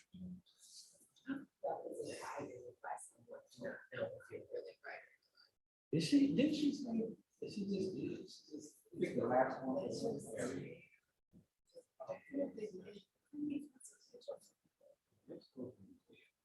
I'm so, how many shoes? 5? Yeah. They say later, they say it's 3, you got blue, the dreads of the mom. Then you know, Devontae, then you got female. Yeah. That's awesome. Yeah. And then you listen to Devontae and his sister. Devontae says shooting, the shot came from one way. That's the reason why he's shooting. The sister says the shot comes from the directly opposite.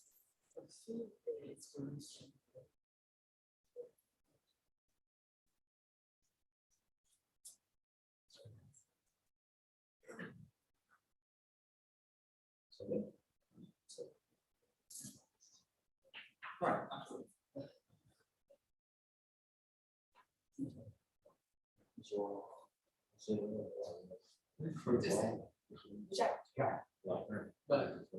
Yeah. Yeah. To be in state versus black. Say what? Somehow this good turn to be state versus black. Yeah. I know it was like that, because. Why? Like, but just why?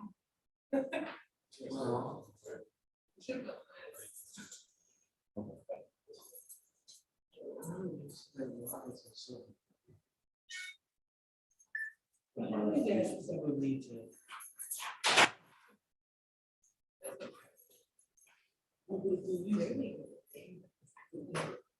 Say what?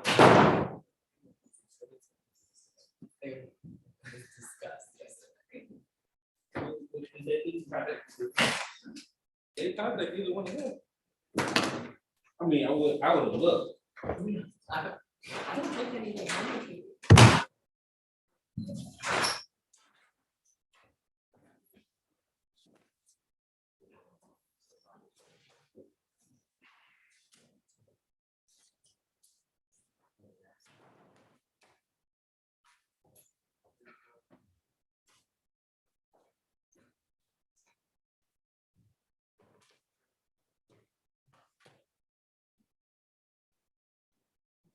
You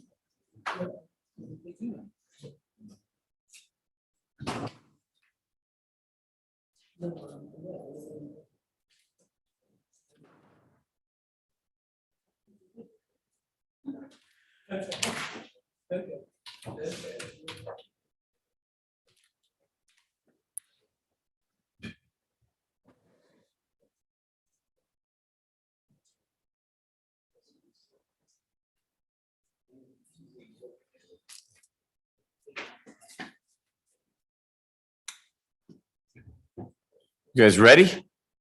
Yes, sir. I think Mr. Roddy is just outside. Here he comes. They're good to go? Excellent. Thanks. Ms. Rivers, are you ready? Mr. Abate, anything we need to talk about before we bring the jurors in from lunch? No, Your Honor. Who's your next witness?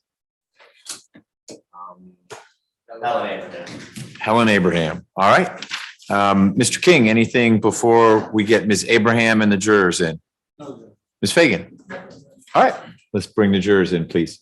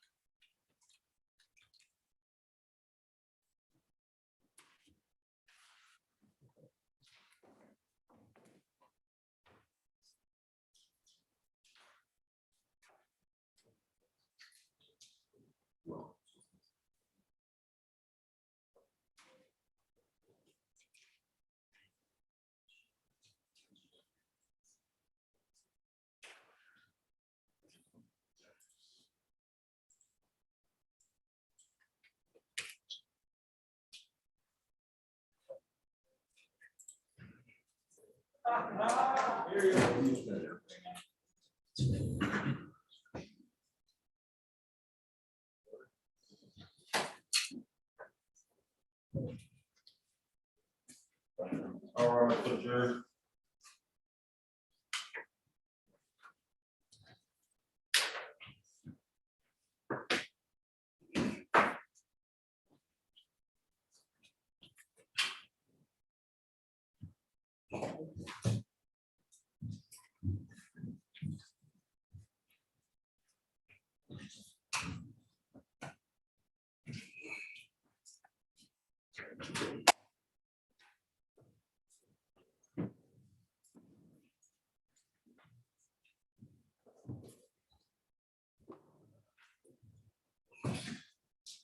You all can be seated.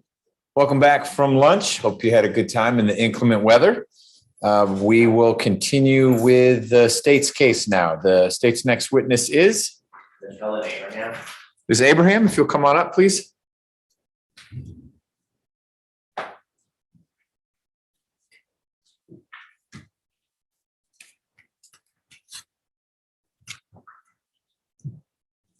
Raise your right hand. You swear or affirm the testimony about to give the truth, the whole truth, and nothing but the truth, so help you God. You may be seated. State your name and spell it for the record. Helen Abraham, HelenAbraham. Ms. Abraham, thank you for joining us this afternoon. If you're comfortable with it, I'd ask that you remove your mask while you testify so we can hear you better and just get kind of close to the microphone. Thank you. Mr. Abate? Good afternoon, Ms. Abraham. Hi, Can you tell the jurors how old you are? 23. And where are you from? I'm originally from Baton Rouge, Louisiana. Can you say that somewhere in Louisiana? Oh, Baton Rouge, Louisiana. Baton Rouge. Great. And do you have any children? Yes, How many? one, have a son. Okay, and how old is he? He's 6 months. Okay. Now, can you tell the jurors, do you know Rhea Thompson? Yes, that's my friend. Okay, and when did you meet her? In 2019. Okay, and did you also know, oh, I was gonna say, did you know anyone named Key, but there's two of them. No, Kiana Clark? I met them. Well, Kiana is Rhea's niece, and Kiera. Wait, no, I lied. Sorry. Kiera is Rhea's niece. Kiana is Kiera's friend. Okay, and who have you known longer? Did you know Kiera or Kiana? Rhea's niece, Kiana. Yeah, so I knew Kiana because of Rhea. Okay. I mean, I knew of her from Instagram. I knew of the both of them, but meeting wise. Did you know a guy named Solo or Solomon Smith? My first night meeting him was that night. Okay, and are you talking about the night he was shot? Yeah. Okay. And who did you go? Did you go to the Buckhead Loft on July 12th, 2019? Yes. Who'd you go there with? Rhea and Kiana. Okay, and how'd you get there? And Rhea's car. And do you remember what Rhea's car looked like? Yeah, it was like a black truck, Okay. big black truck. Big black truck. Yeah. And when you got there, were you meeting anyone? No, we were just going. Kian. I'm trying to make sure I'm saying the right one. So Her niece. You want to use last names? So do you know their last names? I don't know. What's Rhea's niece's last name? So do you? He doesn't get to answer your questions, Oh, I'm unfortunately. sorry. That's okay. So here's what I'm gonna do. I'm gonna show you a picture. Okay, cool. And we will go from there. Okay.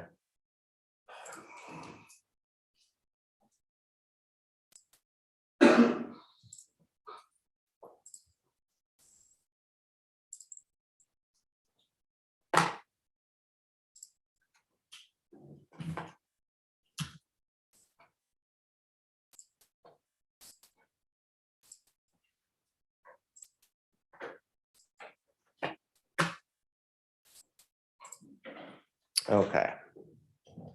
So on the screen, States Exhibit 133. Do you see the female or the lady in the gray, it's called like a jumpsuit? Yeah, that's Key.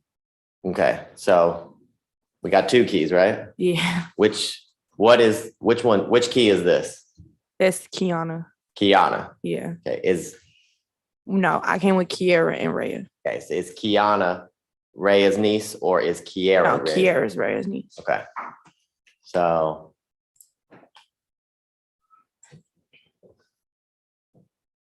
I fast forward to 1227 in States Exhibit 133. Do you see Kiera Rhea's niece? Yeah, the one in the red, Okay, the two-piece with the sandals. say it again? The one with the two-piece and the sandals standing behind me. Okay. Do you see yourself? Yeah, Okay. I'm in the black. The black. The standing in front of Kiana. Okay. Does your outfit have any checkers on it? Yeah. Okay. Now, do you see your friend Miss Rhea? Yeah, she's in the white next to Kiera. Okay. Now, you guys, can you tell the jurors why you were going to the Buckhead Loft that night? Kiera's boyfriend was performing that night, or they were all supposed to be performing. So Rhea was kind of like the ride anyway. So she invited us out and we all went out together. Okay. And do you see the person who was performing on your screen? Yeah, he's got on a white shirt. He's standing next to the girl with all black and the short hair. So your screen is a touch screen. Oh, it is? Okay. The judge is You gonna. gotta, to make it, it's fine. So tap Just- it again, tap it again. Now, just go tap. And now look at the bottom. There's a pen in the left-hand corner. There's a circle. Tap that. So just circle him? Nope, now hold on. Okay. Now it's activated. Yeah, now your finger will draw. It work? Look at that. Perfect. Okay, and so you were going to hear him perform? Mm-hmm. You gotta say yes or no. Oh, yes, sorry. Okay, and how long would you say once you guys entered the club that you were there? A couple of hours. I don't know, like time wise, I got drunk. So Okay, once I was drunk, time wasn't really. okay. So let's flesh that out. Let's talk about that for a second. Okay. You were drinking that night, Yeah. and do you remember what happened that night? Vaguely. Okay, and do you remember what happened after you heard Mr. Rivers or the person perform? Not much. I remember what happened after we left the club, like Okay. vaguely.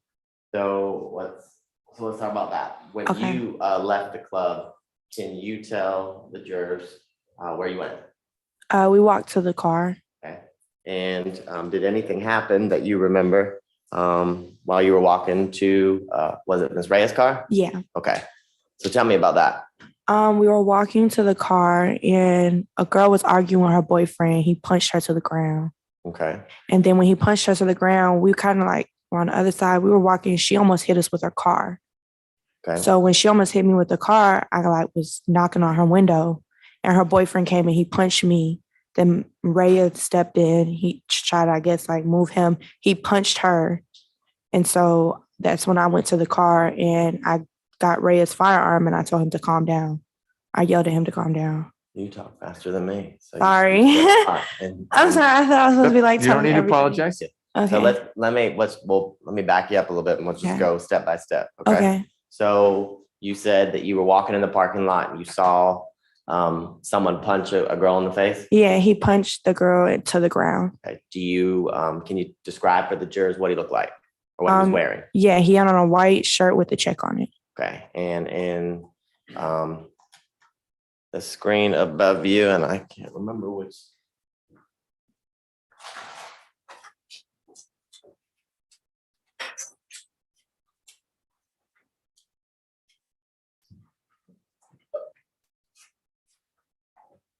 Why I'm locating the number.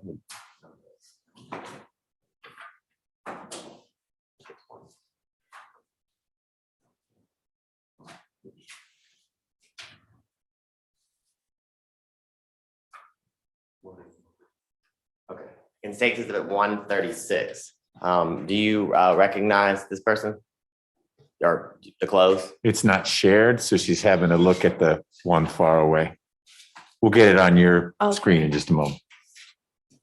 This is probably gonna happen multiple times, so just bear with me. You get used to this performance. It's okay. Okay, you see it now? Yeah, that's him. Okay, and when you say that's him, who is that? That's the boy who punched the girl to the ground and punched me and my friend. Okay, so I wanna show you.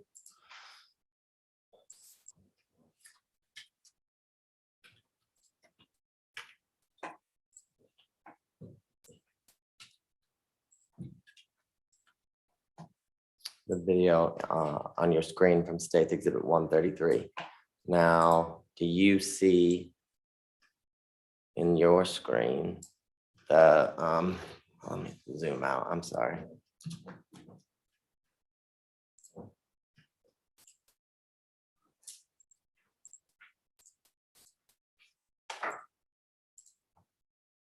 Okay, do you see the girl who was punched in State's Exhibit, on the screen in State's Exhibit 133? Yes.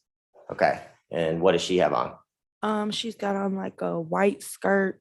I think that's a skirt. It could be a dress, but it's white. Her whole outfit is all white. And when she, so I'm gonna show you.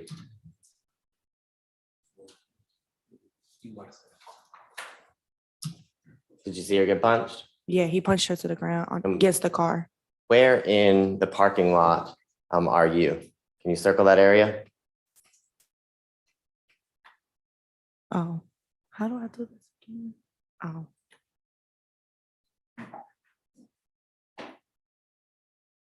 Okay. So, that's where our car was parked. over here, Yeah, where the red is, our car was kind of parked by the over there. tree in the right-hand portion of the screen? Mhm. Okay. And when you see her get punched or go down, can you tell the jurors what you do? I mean, we didn't try to help her. We didn't know her. You what? I didn't know her, so I didn't try to help her. Okay. What happens next? She was trying to pull out like her car. She was trying to pull off. Mhm. She almost hit me and my friends with the car Okay. on her way out. So when she almost hit us, I was knocking on her window. She almost hit me with her car. Okay. And her boyfriend, the guy with the check on his shirt, he walked up and he punched me in my face. Now, when you say, before we get that, when you were knocking on the window, Mhm. were you just tapping? No. Or were you hitting it pretty hard? I was hitting it Okay. And can you tell the jurors why you were doing that? because she almost ran me over with her car. And I thought she was going to pull off. And when you're knocking on the window, are you saying anything to her? Yeah, I was like, you almost hit me with your car. Okay. And are you saying it like that, or are you saying it pretty forceful? Can I say what I said? You should answer his question. It's okay if it has words you wouldn't see in a Disney movie. Okay. I was like, bitch, you almost hit me with your fucking car. Okay. And when you are saying that to her, is her window rolled up or rolled down? It was rolled up. It was completely up. She was looking at me, but her window was completely up. Okay. And after, so on the video on State Exhibit 133, do you see yourself if I pause it? Yes. Do Okay. I need to circle it? And that's for the record 2:15:09. She asked if you want her to circle it. Oh, I'm sorry. You can, yes. Okay.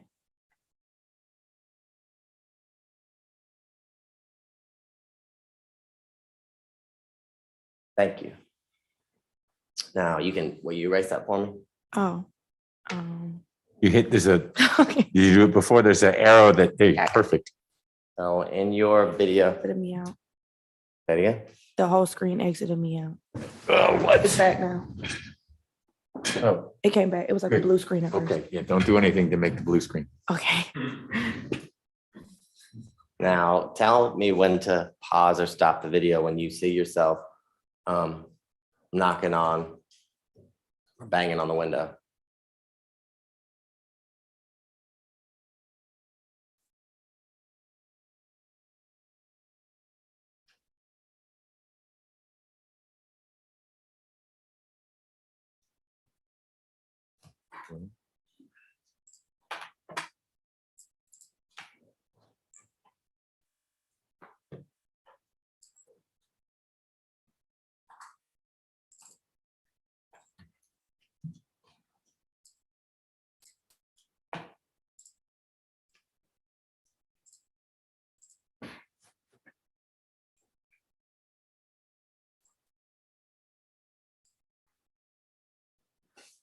Right here.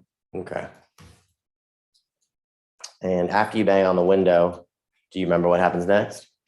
Yeah, her boyfriend walked up over to where we were and he punched me. And then my friend stepped in and he punched her.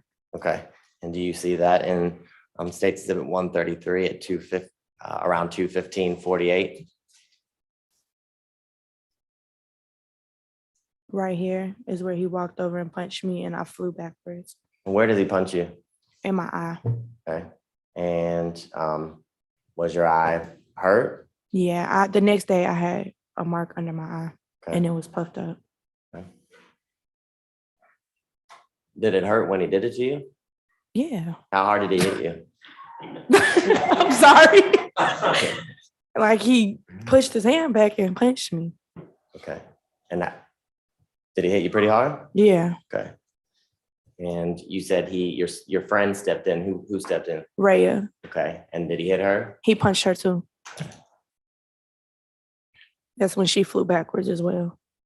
And after he punches you, what do you do? I went to the car and grabbed Rhea's firearm Where was it in the car? under her seat Okay, and how did you know it was there? because she puts it in the car every time she left the house. Okay, and when you got the firearm out of underneath from the front seat, Mhm. tell the jurors why you got it. Because he was out there punching us. Were you scared? Yeah. Did you think he was gonna come attack you again? He was drunk and he just knocked me over. So yeah. Did you get the gun to protect yourself? Yeah. What do you do with a gun? I went back to where he was and I told him, I put it towards him and I was like, you need to chill the fuck out. Do you see yourself on the screen? Mm-hmm. And what are you doing with the gun? I had it pointed at him and I told him to chill the fuck out. Okay. At any point when you had the gun, did you fire it at him? No, Okay. it wasn't even it wasn't completely loaded, like in the head. It wasn't one in the head. Say that one more It time. wasn't one in the head. What does that mean? Like you have to cock a gun for it to be in the head. I didn't cock the gun. Okay. So when you're pointing the gun at the guy who punched you, why are you doing it?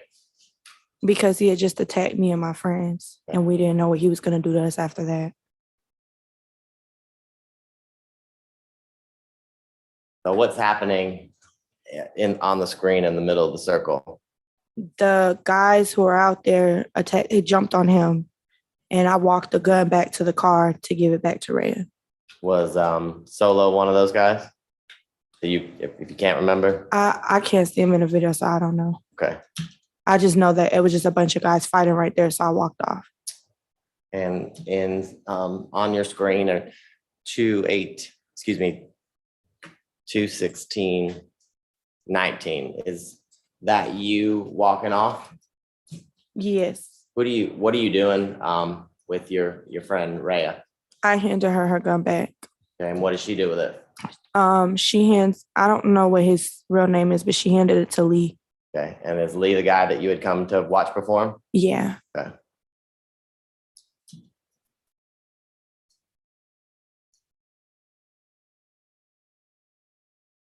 Okay.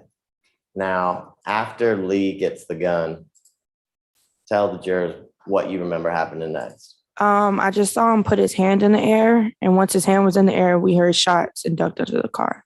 Okay. And how many shots did you hear? I'm not gonna lie, I honestly don't remember. Okay. It was multiple shots though. And when the shots happened, where were you in the parking lot? Under Rhea's vehicle. Okay. And who else was in there with you? Rhea and Yola. Okay. I don't know it. Who's Yola? I don't know what his real name is. He was one of the guys who were out there with us. Kiana's boyfriend. Okay. Had you met him before that night? Yeah. My child's father and him are friends. Okay.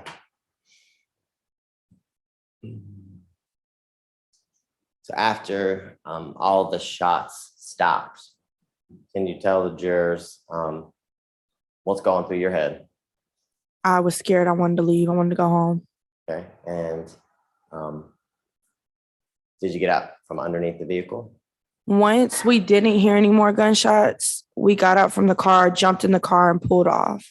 Okay. Who's we? Me, Rhea, and I don't think Yola got in the car with it. I think it was just me and Rhea who jumped in the car. Okay. And when y'all jumped in the car, did you drive off, stay in the parking lot? What'd y'all We do? pulled to the top of the hill and turned out, and then her niece, I want to say Kiana called and said for us to come back because they needed Solo to be taken to the hospital. Okay. And did the car turn around? Yeah, we turned around, came back, and got him and took him to the hospital. Are you driving or who's driving? No, Rhea's driving And where are you in the car? in the front seat. Okay. So you guys turn around. Where do you go? Back into the parking lot, and he was in between two vehicles outside, Who- laying there, Solo. Okay. And when you got there and saw him, can you tell the jurors what you and your friends did next?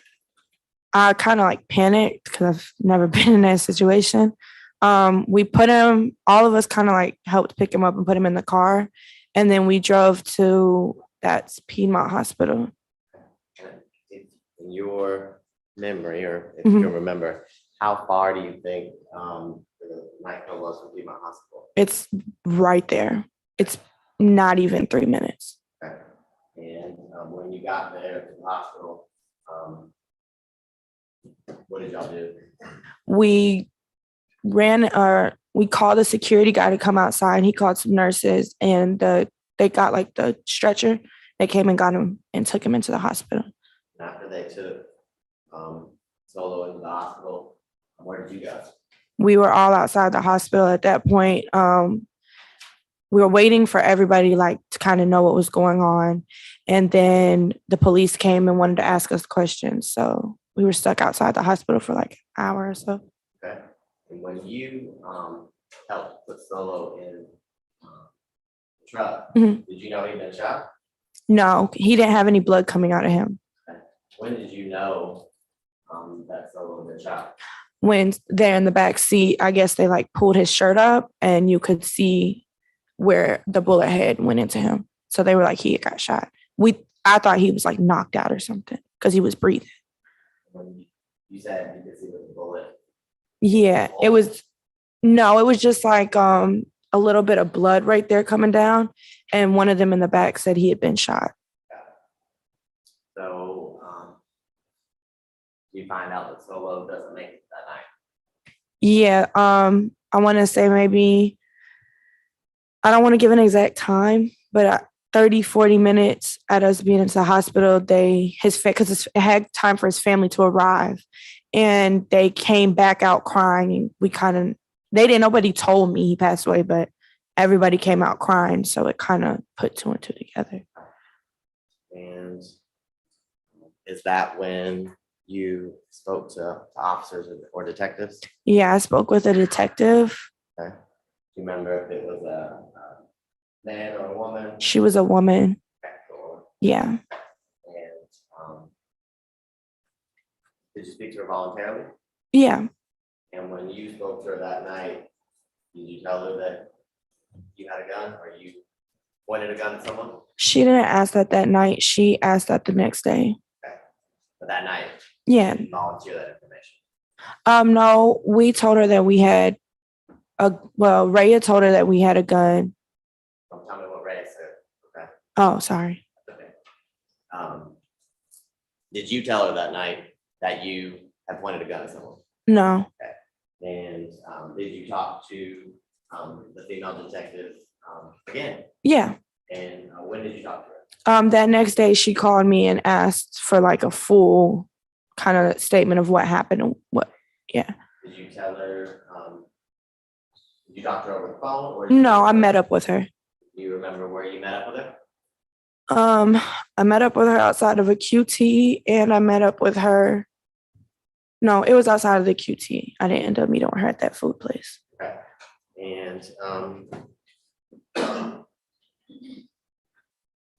where did you talk to her at the QT? Standing outside of the QT in front of our car. And did you tell her when you were talking to her the second time, the next day, that you pointed a gun at someone who had hit you? Yes.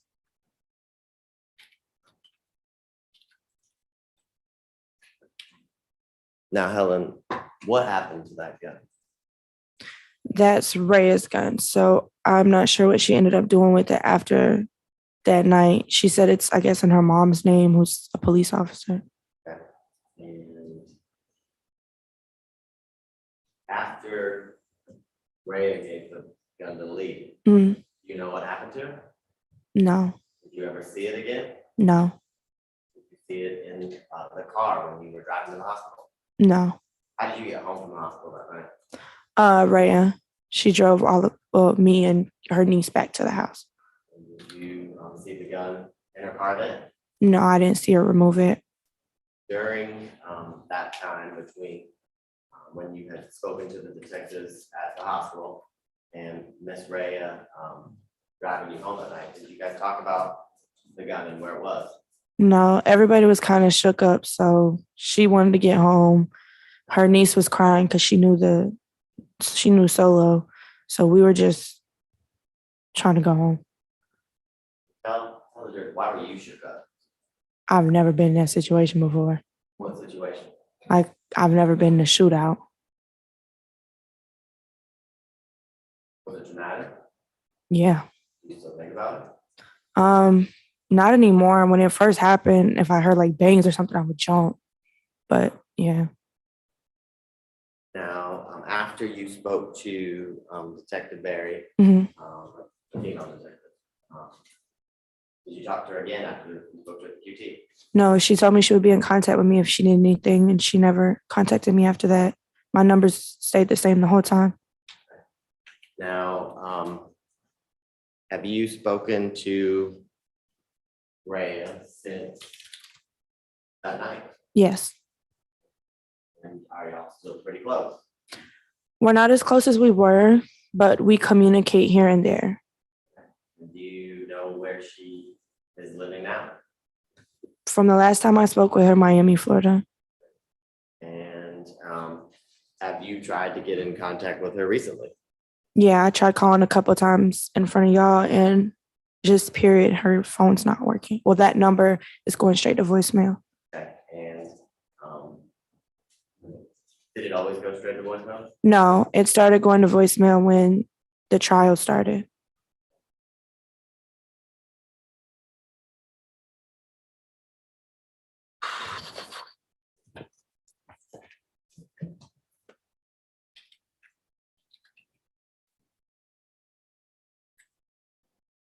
I don't have any further questions at this time. Ms. Fagan, questions for Ms. Abraham? Yes, just a few. Rhea's niece is Key, right? Key. Yeah. Sorry. I'm sorry. Key and Key. Okay, but Rhea's niece, who you were with that night, that's a Key. Yes. And that Key dates Javante now. That's Lee, right? Right. Yes. Okay, so Lee and Key, they date now. Yes, they've been together since that night, or maybe before that as well. Okay, but the other Key, that was Yola's girlfriend. Yes. And that girl was with Jakayla and Lee when you guys come back in the truck? Yes. Okay, are you aware of that girl shooting off any shots out of that gun? Honestly, I don't want to tell you the wrong thing. As soon as I heard gunshots, I hit the ground. So Okay. I'm not sure who shot. Okay. All I saw was Lee's hand go in the air, and then I heard gunshots go off. Okay. You saw on the video where Lee runs up to you and Rhea to grab that gun. Mm-hmm. Now, when Lee ran up to you and Rhea, did he say, "Is this gun registered?" No. Okay. Now, now you were the first one to grab a gun in this case. Yes, ma'am. Okay. And before you grabbed a gun, you hadn't seen any guns, right? No, ma'am. Right. And that gun was Rhea's gun. Yeah. And what type of gun was that? It's a handgun. I know she said it was registered to her mom, who's a police, so I don't know if that would make it type of gun it is. I don't know like the types of guns. It's a handgun though, like a small handgun. Okay. So you don't know if it was a 45 or a 380 or a 9? No. Okay. And but you are familiar with guns to know if there was one in the head or not? Well, I have a firearm, so I know that you have to cock a gun. I've also been in gun ranges. You have to cock a gun in order for something to be in the head. Okay. And did you ever see if Lee cocked that gun? I didn't look. Okay. So you don't know if Lee cocked that gun before he shot it? Yeah, I'm not sure. So how did you know whether or not there was a bullet in the head? Because I didn't cock it. Okay. So it couldn't, well, if it was one in the head already, okay, but I didn't physically cock it. So with me going to gun ranges and having a firearm, you have to cock a gun in order for one to be in the head. But you don't know if Rhea had already cocked that Yeah, gun. no, I don't. So you don't know if there was one in the head or not when you pointed it. You're right. Yeah, no. Okay. So did anyone ever discuss where that gun went after? No, I know that she spoke with the detective, but I don't know what they spoke about because she spoke to us at separate times. Okay. And you were shown a photo lineup that day when? Yes, ma'am. When you guys met and they separated you guys? Yes, ma'am. And you did identify someone on that photo lineup? He told me to take my best guess, and that was my best guess, but I told him I wasn't for sure. Okay, but when you signed the piece of paper though, you did identify number one. Yes, ma'am. And the person you identified is not here today, correct? It was so long ago, I don't remember what the picture or the person looks like. Okay, do you want to see it? Sure.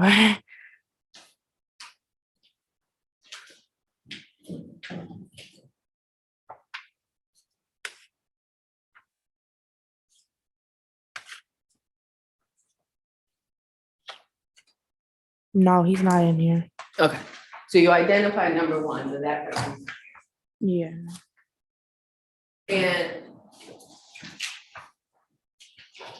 that night, did Tyree Blige ever get involved in the fight? Who's Tyree Blige? Okay, that night before you brought a gun out, did you see any guns? No. Before you brought a gun out, were any guns fired? No. Okay, thank you. You're welcome. Mr. King, No question. any redirect, Mr. Abate?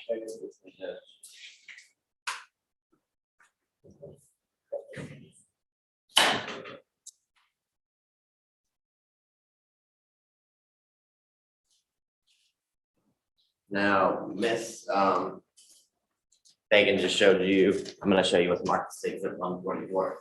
Okay. And do you recognize anything about State Exhibit 144?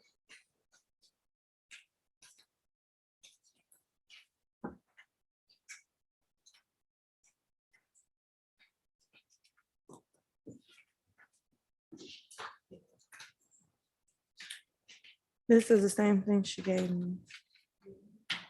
Oh, it's the same package she just gave me. You see your signature on the first page of State Exhibit 144? Yes. And is State Exhibit 144 a fair and accurate copy of the photo lineup that you signed on July 18th, 2019?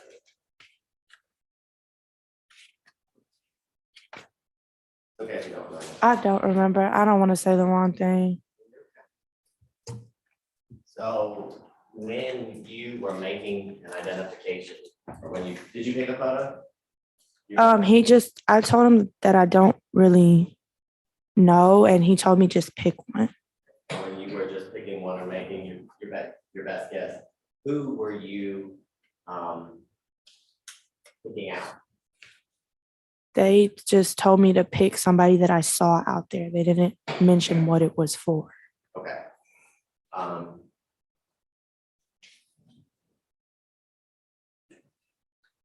Did you see anybody who shot?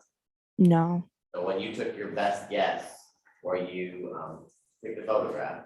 I told them I didn't see who shot, and they told me to just pick one. Okay. No further questions. Ms. Fagan? Nothing. Mr. King? No, Judge. Jurors? We have a couple cards. Deputies, if you could collect those, please.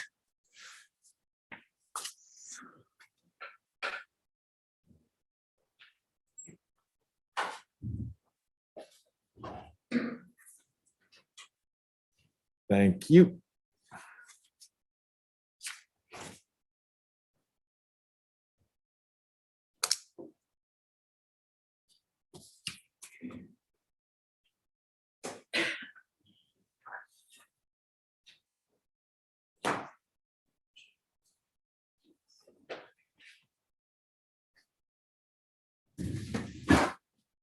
Counsel?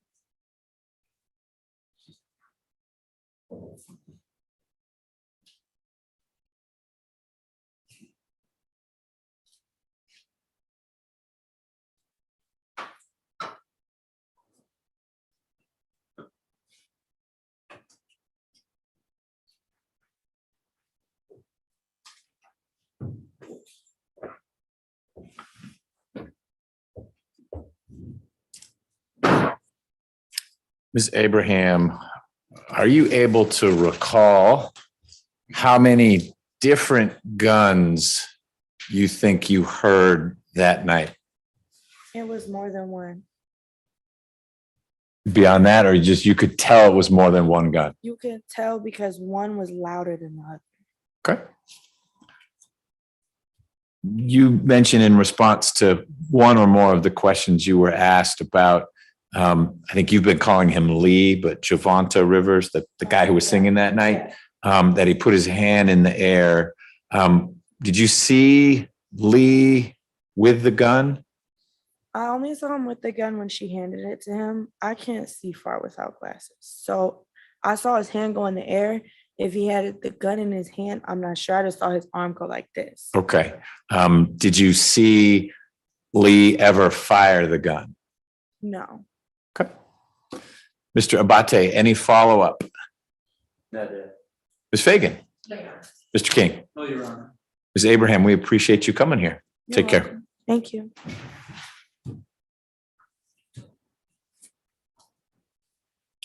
Next witness.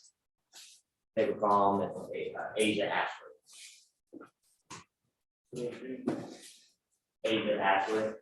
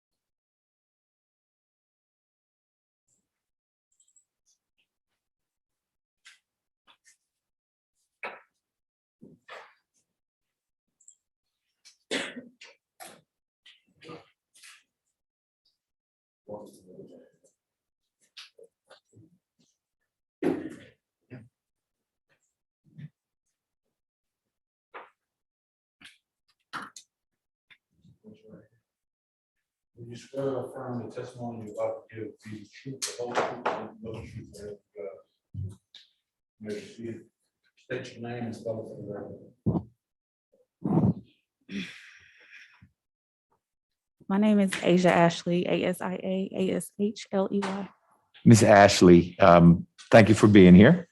I'm going to ask you if you're comfortable doing it to remove your mask while you testify. We can hear you better. And at least so far, you're sounding very soft-spoken. The microphone will help with that, and having the mask off will help with that as well, okay? Thank you.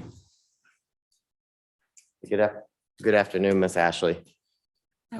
Could you tell the jurors how old you are? 32.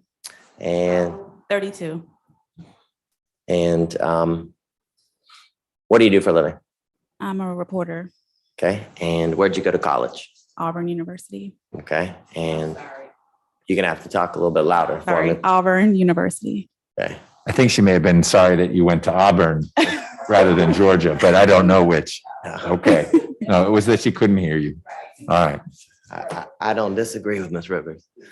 So now, you said you're a reporter. Where are you a reporter at? It's the company called CNHI Newspapers. Okay. HI Newspapers. All right. So remember, like when we were kids, they used to say, talk with your outside voice. I'm gonna need you to talk with your outside voice because they got to hear you in the back too. Okay. So how long have you been doing that? I've been a reporter for a little over 10 years now. Okay. I've been with that company for about 3 months. And do you know William Lewis? Yes. And can you tell the jurors how you know Mr. Lewis? We used to work together. Okay. And where did you work? It's a company called Clayton County System of Care. It's a nonprofit that works with high school students, middle school students. Okay. And how long did you and Mr. Lewis work together? For about a year, a little over a year. Okay. And when was that?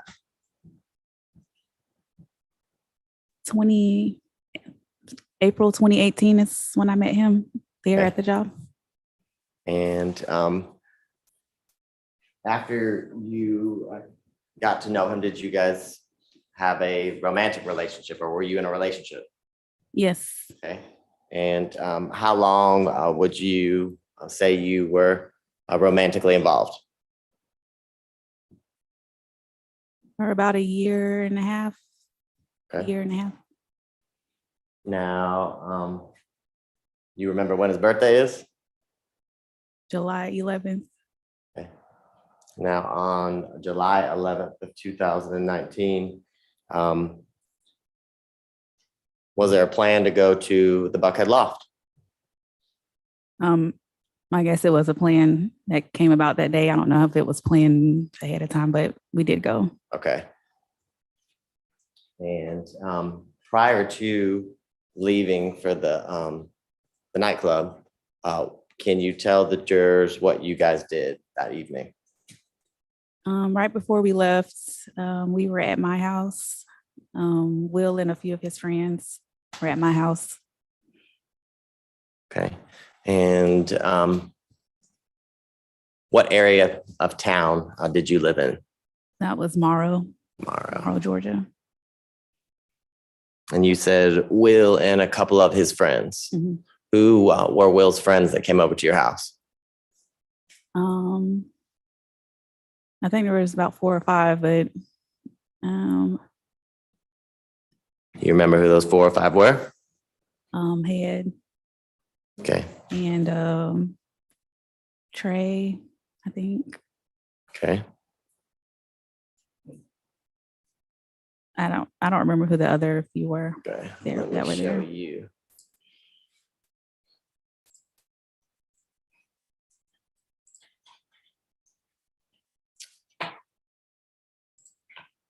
In a minute, the screen will be shared. You see it in front of you? Yes. Okay. Do you see all of the people who came to your house prior to going to the Buckhead Loft? I believe they all were there. There's a prompt on the screen, but Oh, Please hit stay muted. yes, I believe everyone in the picture was at my apartment. okay. And you said Head. Do you know Head's first name? Or what did you call him?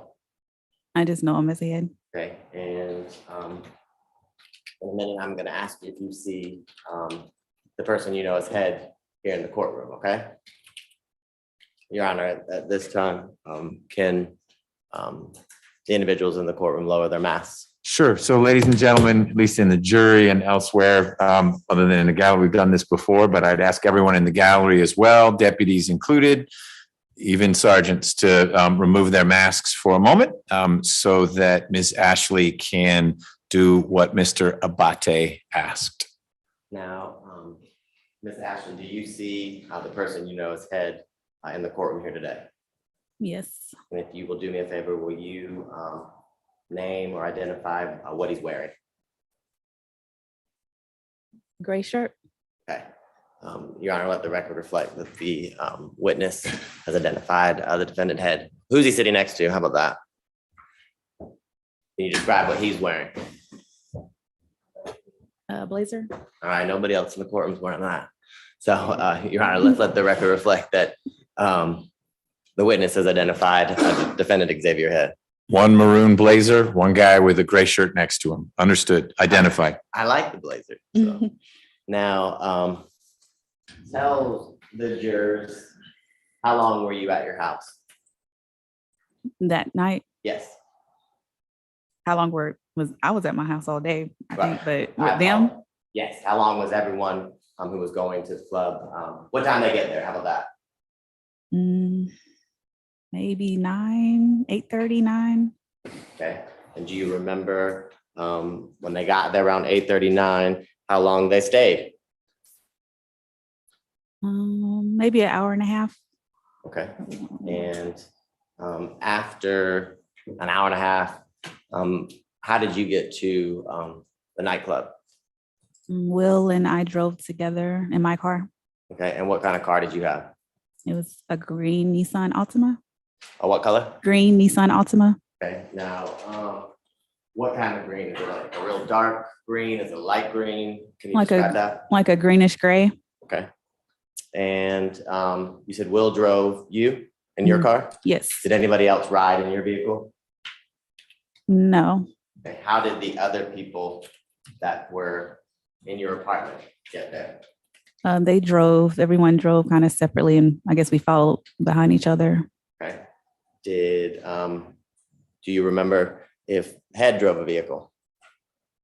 Yes.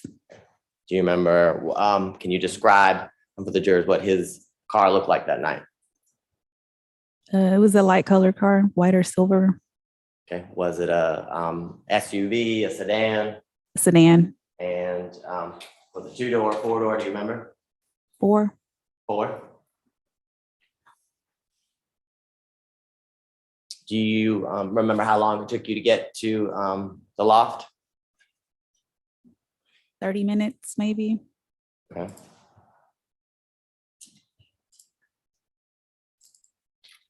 And I want to show you a video in States Exhibit 133.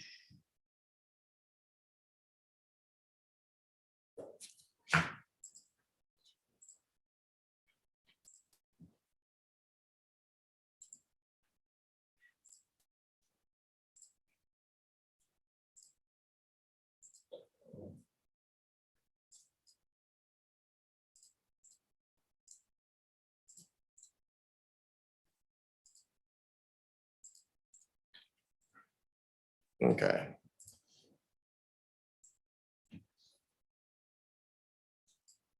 Now tell me when to stop when you see your car. That looks like my car. Okay, and that's at what time? 12:06:33? Yes. Okay. And what are you wearing that night? All white.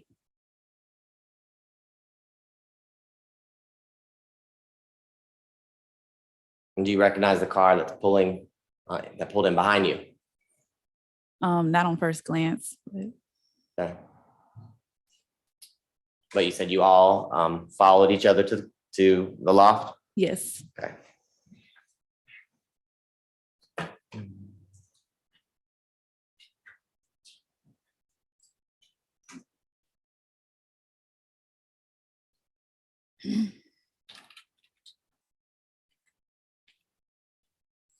Now, can you tell the jurors, once you got to the Buckhead loft, what'd y'all do? Did you go right in? I believe so. Okay. And who did you walk into the loft with? Will and his friends. Okay, the same friends that you were that were at your house. I believe so. Okay. Do you remember what Will was wearing that night? I just remember a shirt with a check mark on it, big check on it, check mark.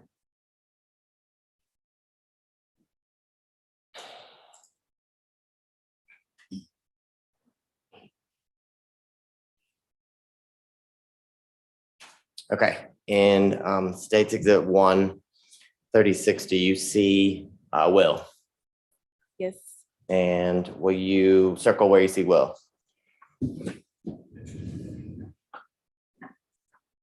So I don't think we've activated No. it for you yet. If you'll tap the screen, just once, tap. And then see the circle in the left-hand corner with a pen on it, bottom left-hand corner, tap that. Now your, whoa, picture just went away. Sorry. Now your finger should be like a pen.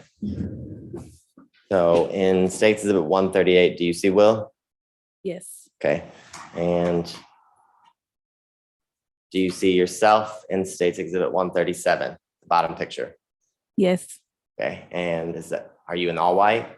Yes. Were you the only girl who went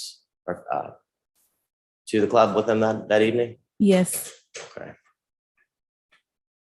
Now in States Exhibit 140, do you recognize the individual who's inside of the red circle? That's one of Will's friends.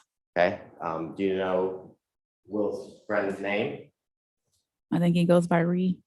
He goes by what? Ree? Okay, and did you see him that night at the Buckhead Loft? Yes. Okay. And how many times had you seen Marie prior to this occasion? Like one other time before. One other time before? Yes. Okay, and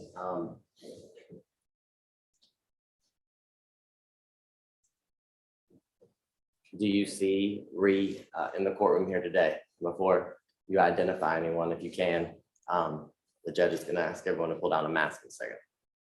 You ready? Yes. All right. Same thing, everyone. You need to stand up and look around.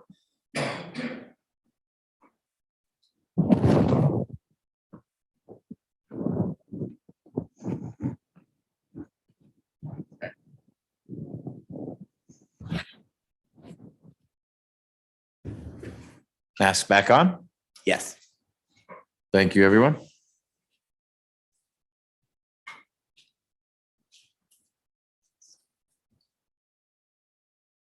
So tell the jurors, when you go into the loft, what do you guys do? I think we just went to sit in a section. I guess he had it reserved for his birthday. Okay, and do you have any issues when you're inside of the club? When we get in there or at some point? When you get in there? No. Okay, so at some point in the evening, do you have any issues? Just a little argument between Will and myself. Okay. And can you tell the jurors what that argument was about?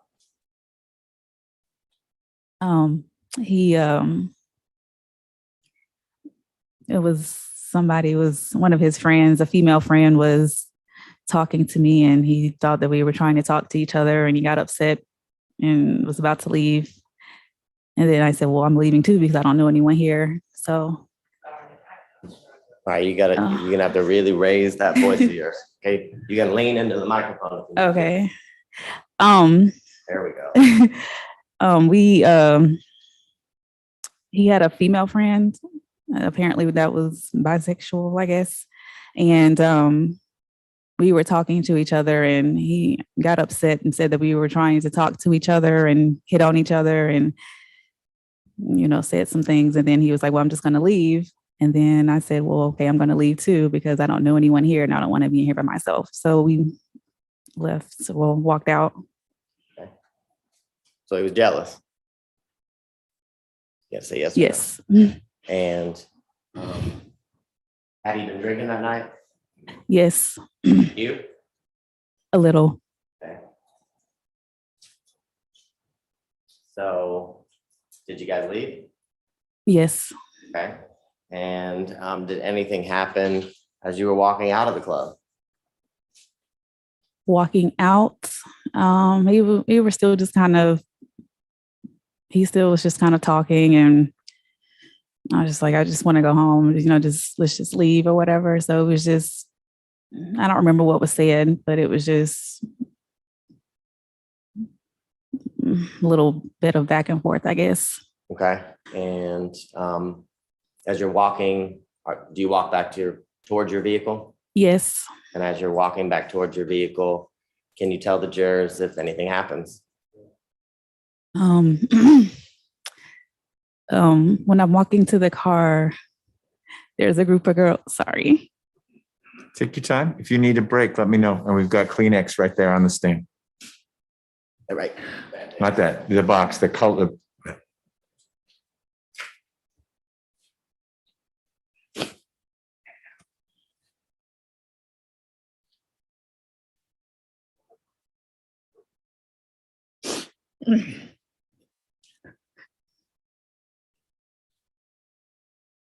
You want to take a break or are you okay? Can I get a little break? Sure. We're going to take a little break. Ladies and gentlemen, if you will go back to the jury room, don't talk about the case while you're back there. We'll get you back out here in just a moment. We're going to give Ms. Ashley a couple minutes.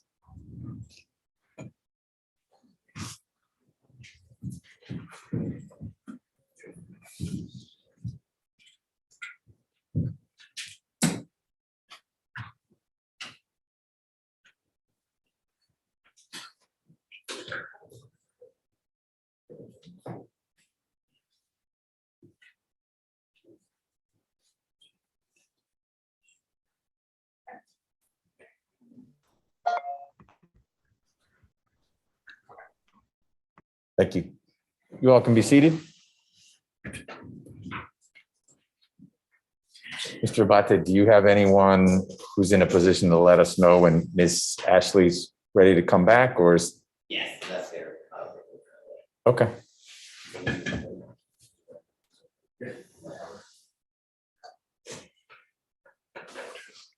I think we'll just all sit tight, see if it's just a couple minutes.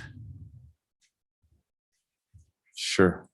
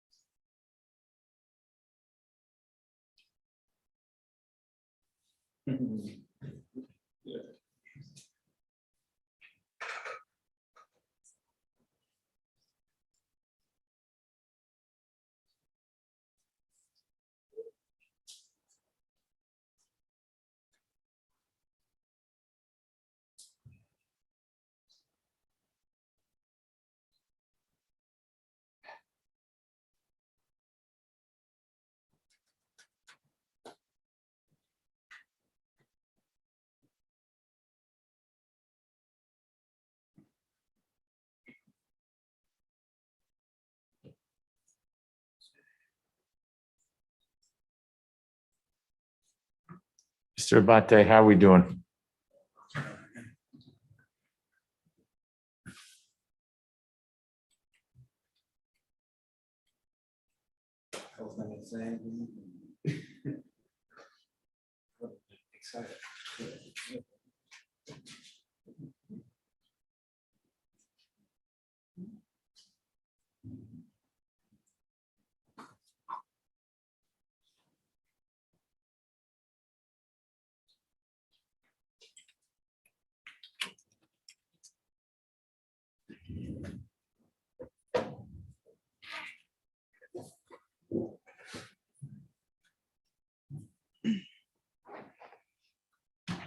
All right, Ms. Rivers, let's go back on the record.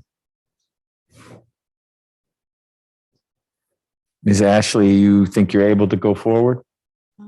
I think so. You're going to try. I'll try. Okay. Mr. Abate, do you plan on showing more video of what happened or simply ask Ms. Ashley questions about whatever followed? Fagan, do you plan on playing any of the video? Mr. King? No, Judge. Okay, then we're gonna limit it to you being asked about what is understandably a difficult situation. If you need another break, let me know and we'll do that, okay? Thank you. And remember to keep using your reporting voice. Live from Auburn, Asia Ashley, okay?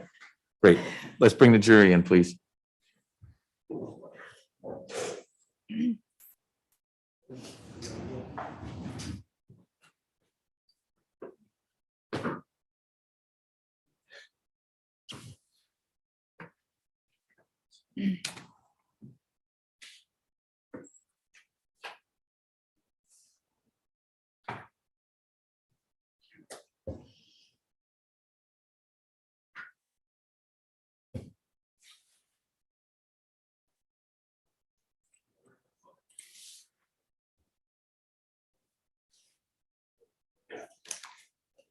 All right, so Jared.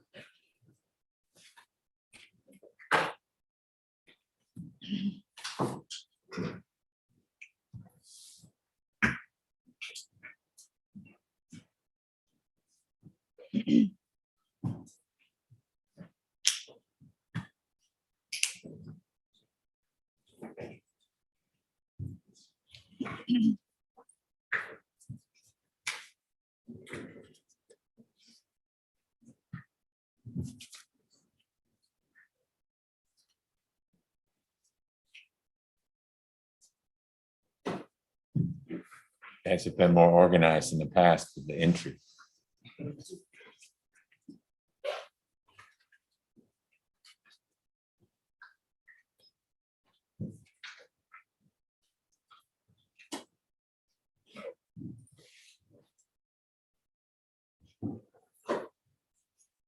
All right, you all may be seated. Mr. Abate? Thank you, Judge. I know this is a pretty emotional thing for you to talk about, so I'm going to try to get there quickly, okay? So you said you guys were in the parking lot, and can you tell me what happened as you were walking towards your vehicle? So we was walking towards the vehicle and he was, still saying stuff, and then he spit on me, and then I was like, oh my gosh, you spit on me. And then he punched me in the face, and then I fell into someone's car. Okay. And when you say he, are you talking about Will? Yes. Okay. And can you tell the jurors, where did he punch you in the face? In the eye? He's like my jaw, my left jaw. Okay. And did you know whose car you fell into? No. And after you fell in the vehicle, can you tell the jurors what happened next? I just remembered the girls that were walking out behind us before I was punched in the face. I heard they were walking out behind us, and then they were saying things. I couldn't really hear what they were saying, but I knew they were like kind of saying something about me. But I couldn't hear what they were saying. So then when I fell into the car and I was just like, someone call the police, call 911. And one of the girls was like, no, we're not calling 911. You're going to pay for damages to my car, this and that, this and that. And I was just so confused because I was just like, who are these girls? Okay. And where was Will during all this? I really don't remember, to be honest. Okay. He was walking with somebody to their car, I guess. Okay. And so, do you get to your car?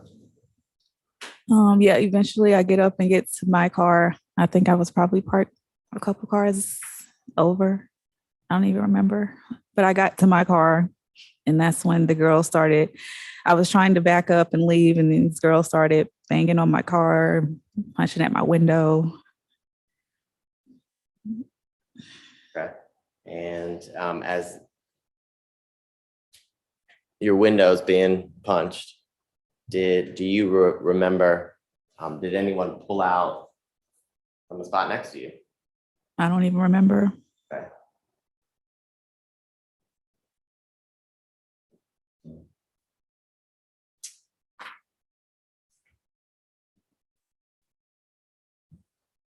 So I'm not going to play any video that involves what we just spoke about, but I want to show you a vehicle of you backing out. Okay.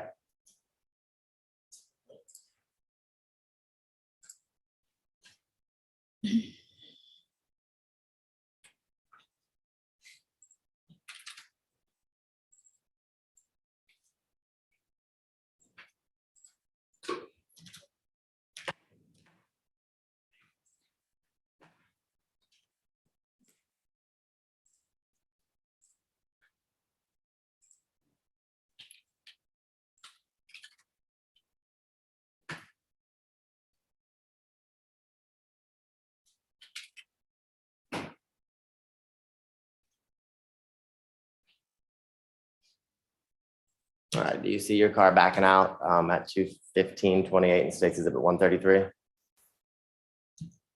I believe that's my car. Okay. And in front of your car is another car backing out at the same time? Yes. Okay.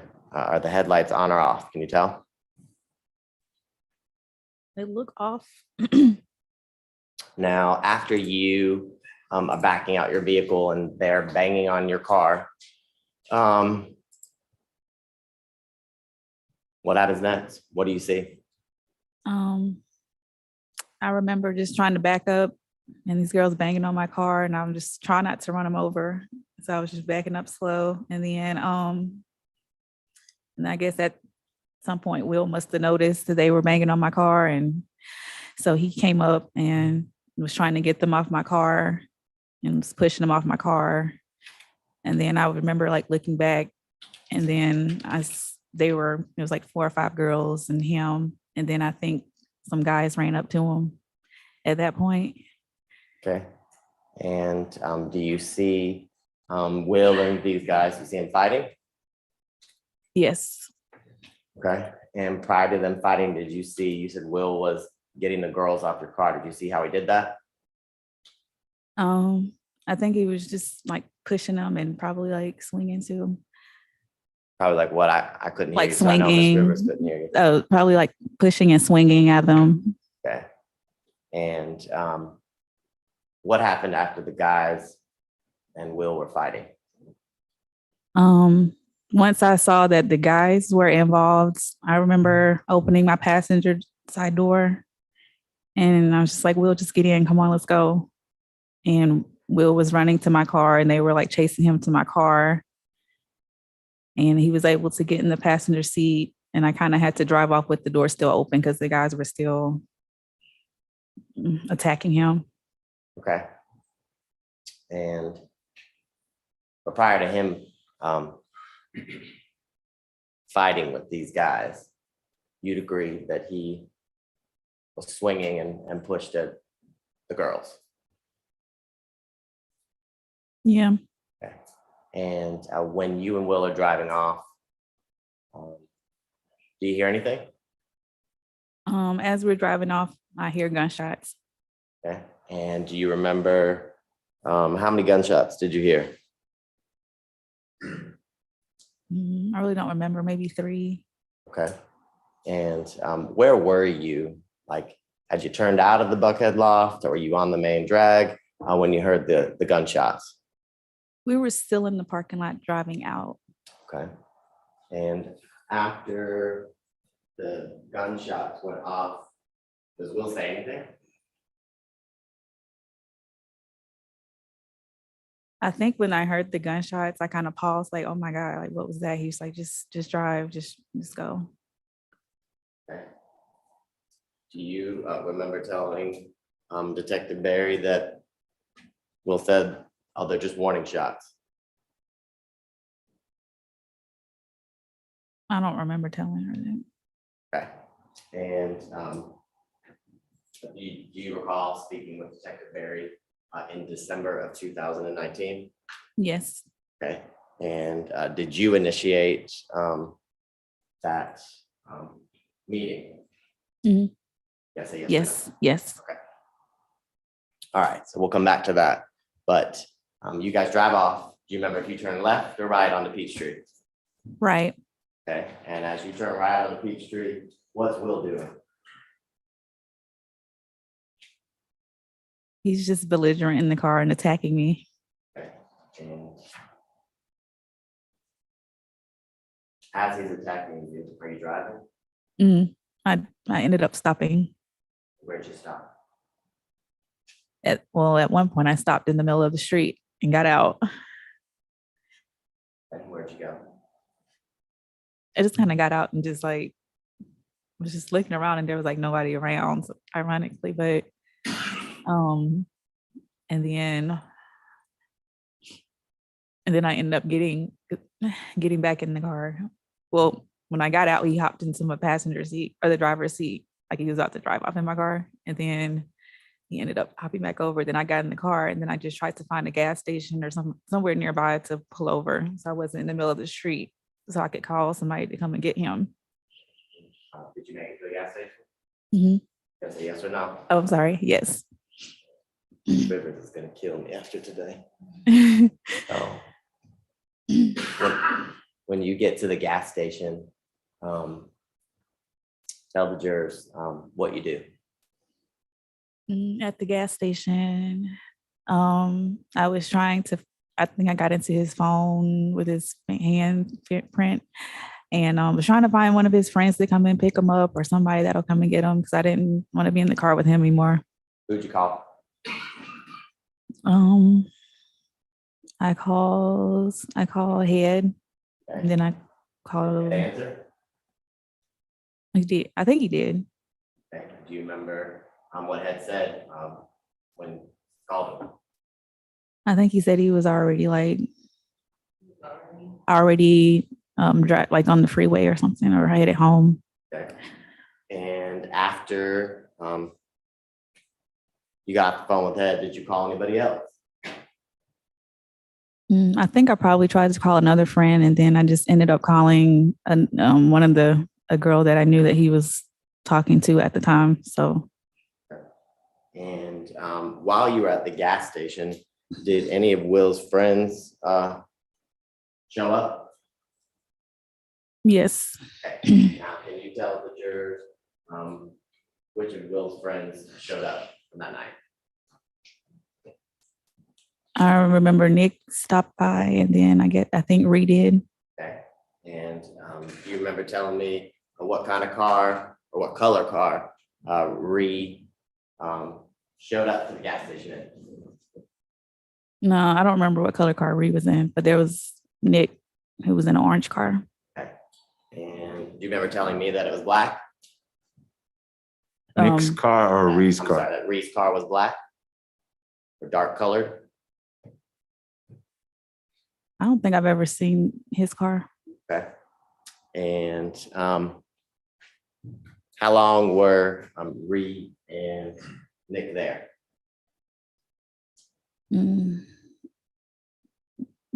It probably wasn't long. It was everything's kind of a blur, but maybe less than 5 minutes. And after the gas station, did you leave? How long were you there? Probably about 15 minutes. And where'd you go from the gas station? I met the girl who I called. She picked Will up from my house. So I went straight home. And went straight home? Straight home. Mhm. Okay. And after Will went home or was picked up, did you see him again? It was probably at least maybe a week. Maybe, no, it was less than a week. I didn't talk to him for about 2 or 3 days after that. Did you guys continue your relationship after that? Yes, but it was kind of I didn't really want to.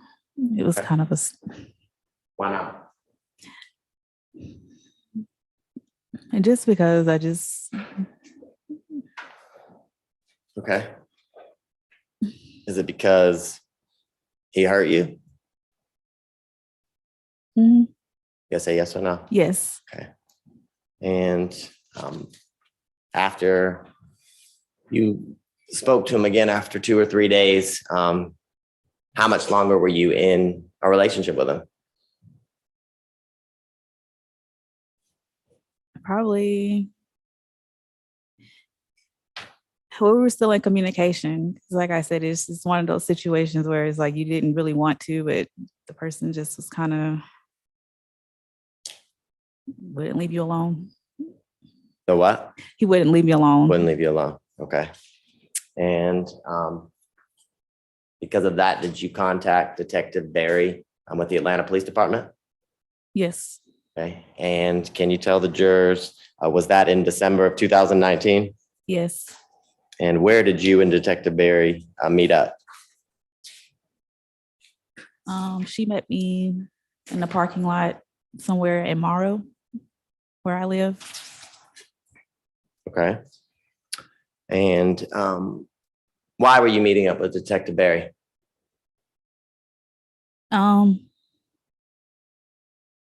Really because I was, like I said, I had been trying to get him to just stop talking to me and just leave me alone. And I just felt like if I had something like that I could actually like have evidence on, then maybe I could like threaten him with this, I'm going to do this if you don't leave me alone kind of thing. Because you wanted to be done with them. Mm-hmm. You say yes or no? Yes. Okay. Now, during the conversation you'd have with Detective Barry, did you tell her about what happened at the Buckhead Loft? Yes. Okay. And did you talk to her about hearing shots? Yes. Okay. Did you also talk to her about what we just spoke about, the where Ree and Nick showed up at the gas station? I believe so. Okay. And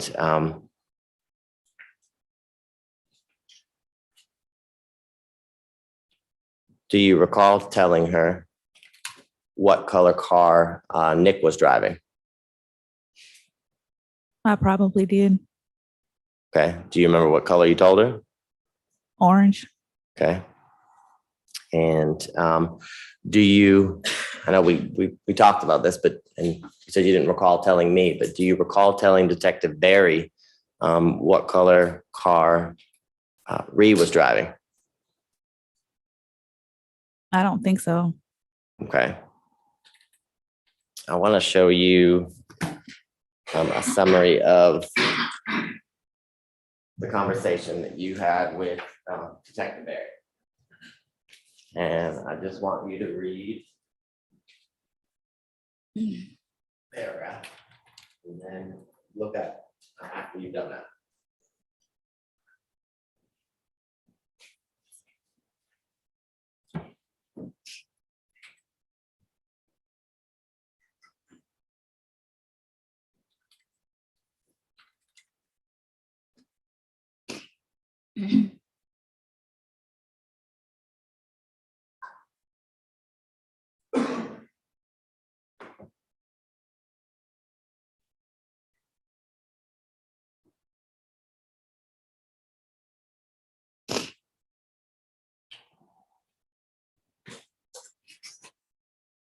Okay, after reading that, the summary of your interview with Detective Barry, does that help refresh your recollection?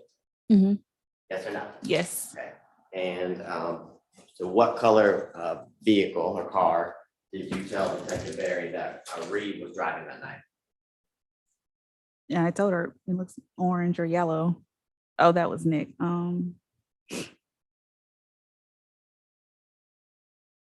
A black vehicle. A black vehicle. Okay. After speaking with Detective Barry that evening, did you ever contact her again or talk to her again?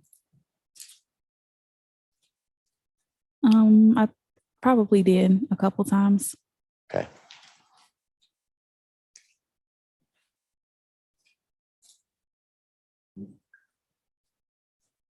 Nothing further, Your Honor. Thank you, Ms. Asher. I know that was difficult to talk about. Ms. Fagan. Ms. Good afternoon, Ms. Ashley. Now, I'm sorry for your experience. I only have one question. Before you opened the door to let Will back in the car, did you see the girl that was punching your window with the gun to the back of his head? I couldn't really see. I couldn't see. So you just didn't see any guns that night? No. Okay, thank you. Mr. King? No questions. Mr. Bate, any follow-up based on that one little area? No, Your Honor. All right, questions from the jurors? None? Yes, take your time. Legible writing is appreciated.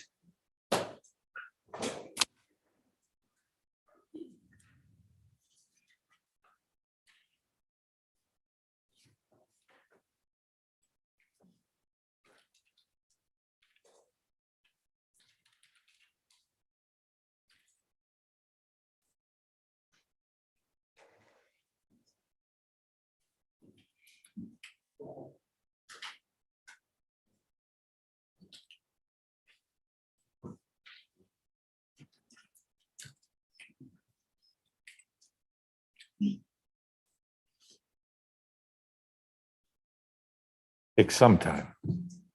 We got more? Okay.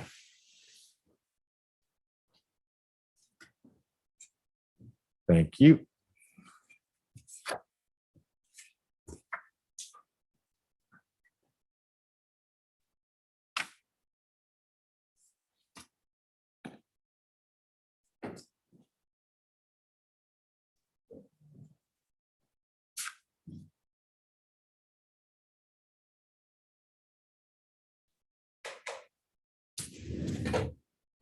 Counsel?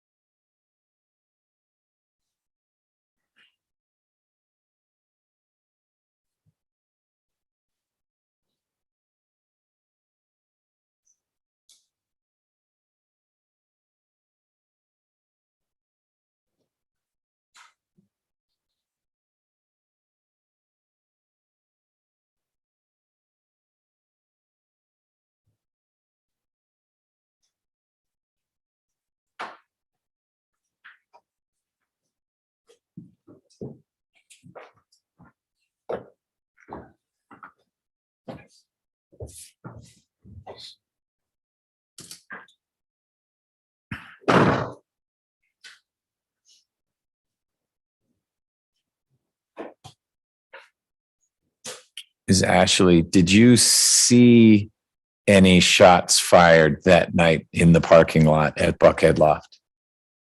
No, You heard them, but didn't see them. correct.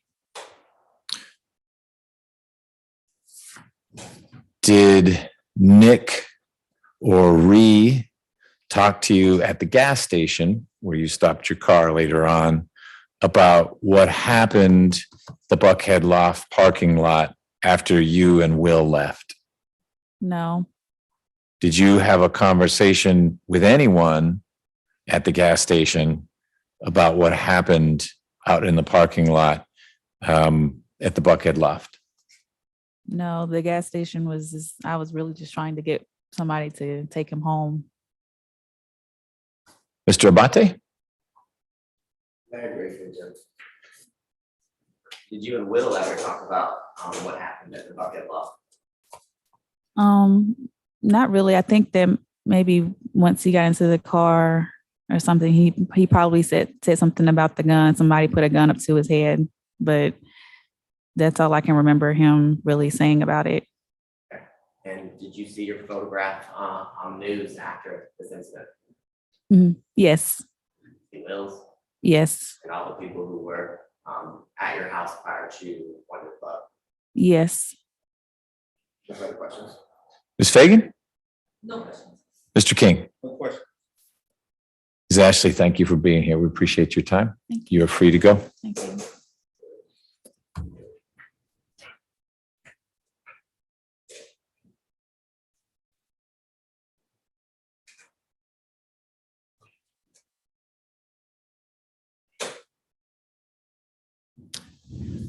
Mr. Abate, your next witness is? Tresen Holly. Mr. Holly.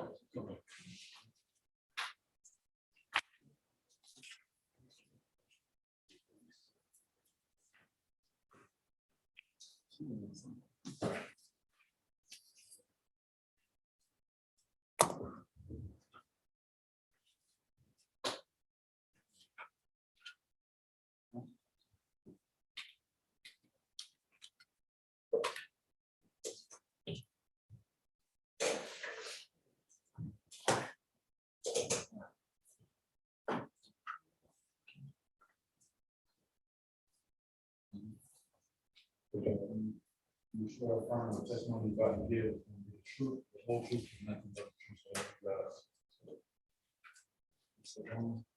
State your name and spell it for the record. My name is Tresen Holly. It's spelled TRECYNNHOLLEY. Good afternoon, Mr. Hawley. Good afternoon. If you're comfortable with it, I'd ask you to take your mask off so that while you're answering questions from the different lawyers, the jury and the folks in the courtroom, including our court reporter, are able to hear you. Okay? Thank you so much.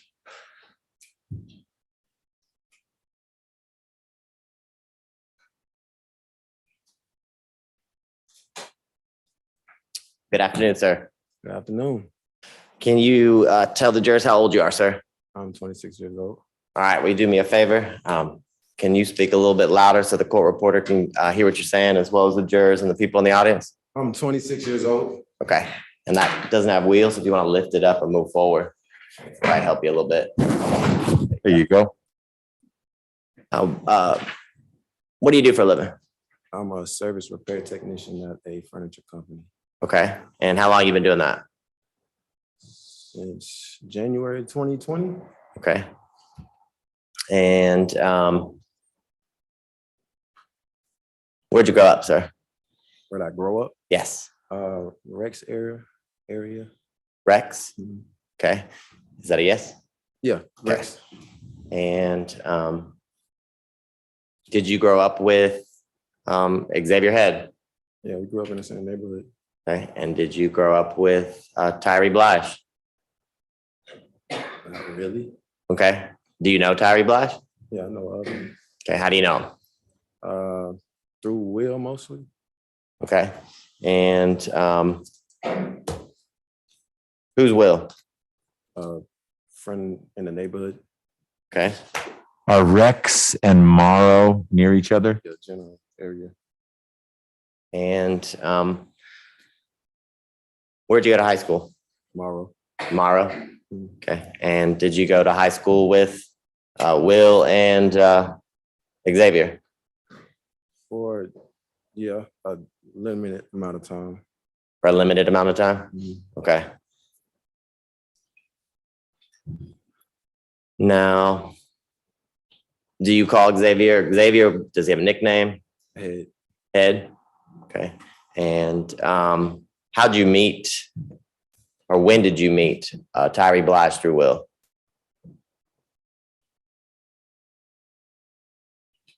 I couldn't even say. More than 4 years ago, if. Okay. And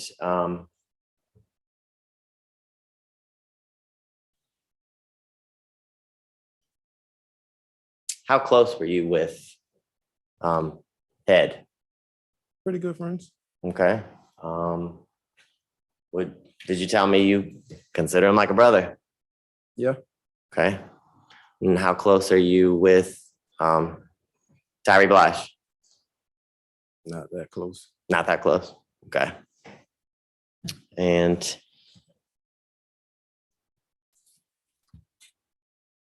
how often did you see Ed back in 2019? I know it's been a little while. How often did I see him?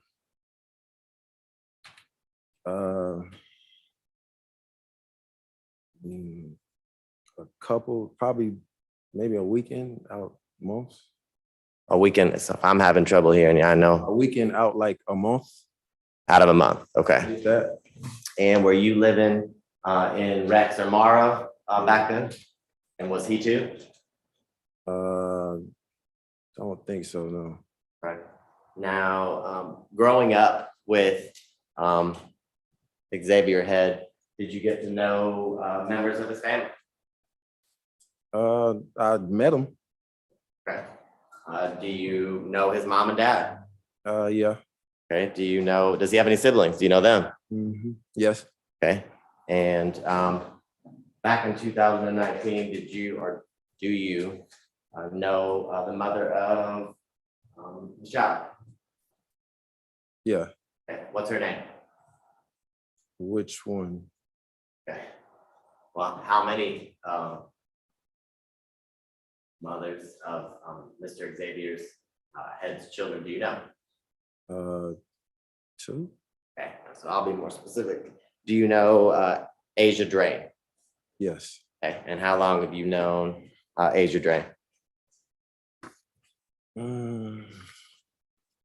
Probably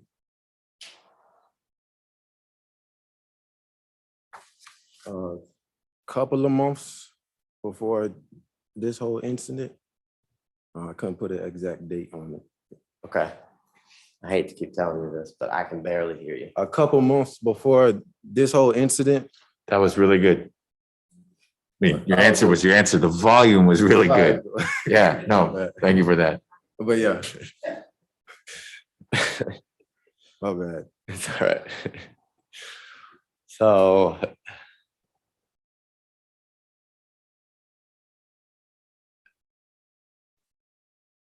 did you go to the Buckhead Loft on July 12th, 2019 for Will's birthday? Yeah. Okay. And what did you do before going out that night? What I do before going out? Yes. Get dressed. Okay. I gotta be real specific. Yeah, there's step one. So we're glad you did that. Me and you, we've talked before, right? Yeah. And we've always had a little bit of a communication issue, right? Yeah. Me and you. Okay. So I'm gonna be real clear. Okay.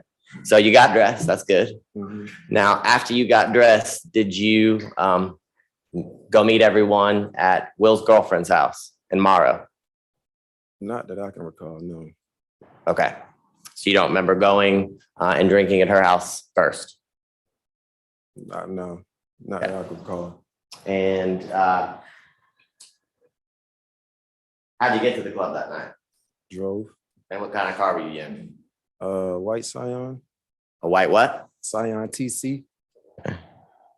Is that a 4-door, 2-door? 2-door. And what did the roof look like? Black. Black? Yeah. Okay. And did you make it to the club? Did you drive anybody or did you just drive yourself? Just myself. Okay. And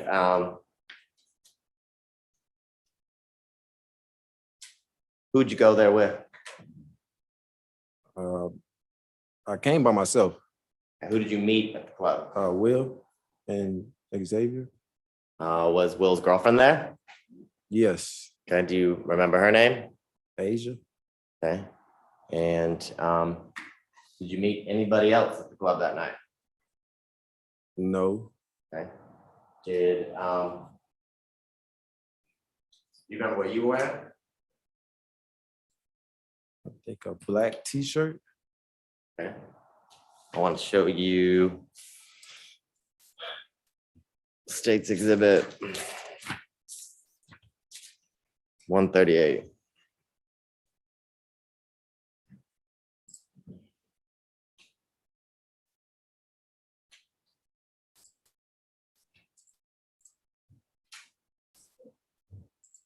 And do you see something on the front of your screen? Yeah. Okay. Do you see yourself in State's Exhibit 138? Yes. All right. So I typically will go through where you circle yourself, but just describe what you have on. Black t-shirt, what looks like jeans and white sneakers. Okay. And is your hairstyle in State's Exhibit 138 pretty similar to your hairstyle right now? Yeah, I guess you could say that. Okay. Well, what do you call that? What kind of style is that? Locks. Okay. And who is at the back of State's Exhibit 138? So there's a person in a white shirt that's in the middle. Who's that? I can't really tell. Okay, so you don't know him? No. Okay, do you know the person behind him? Yeah, it's head.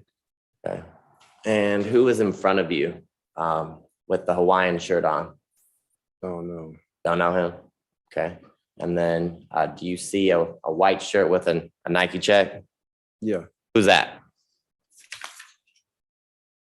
You don't know? But yeah. Okay, let me show you a better picture. I have a feeling you'd say that. Who's that? Looks like Will. Okay. And do you see in State's Exhibit 137 the young lady in white? Yes. Who is that? I'm gonna assume that's Asia. I don't want you to assume anything. Do you know who that is? I can get closer. Yeah. Do you know who are you certain of who the lady in white is now? I mean, I don't want to say I'm certain. It's not a clear picture. Okay.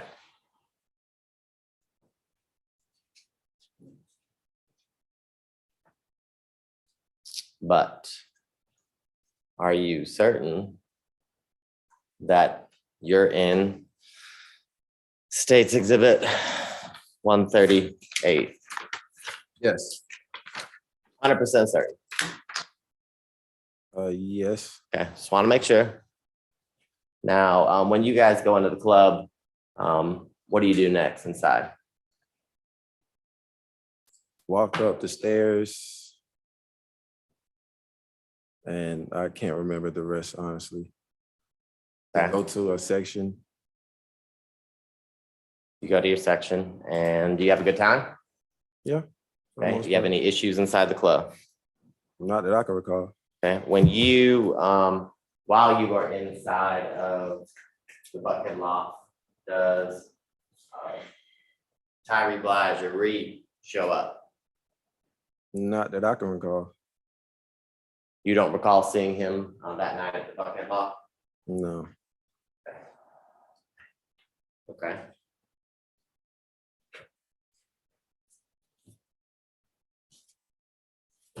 How long do you stay there? Not long.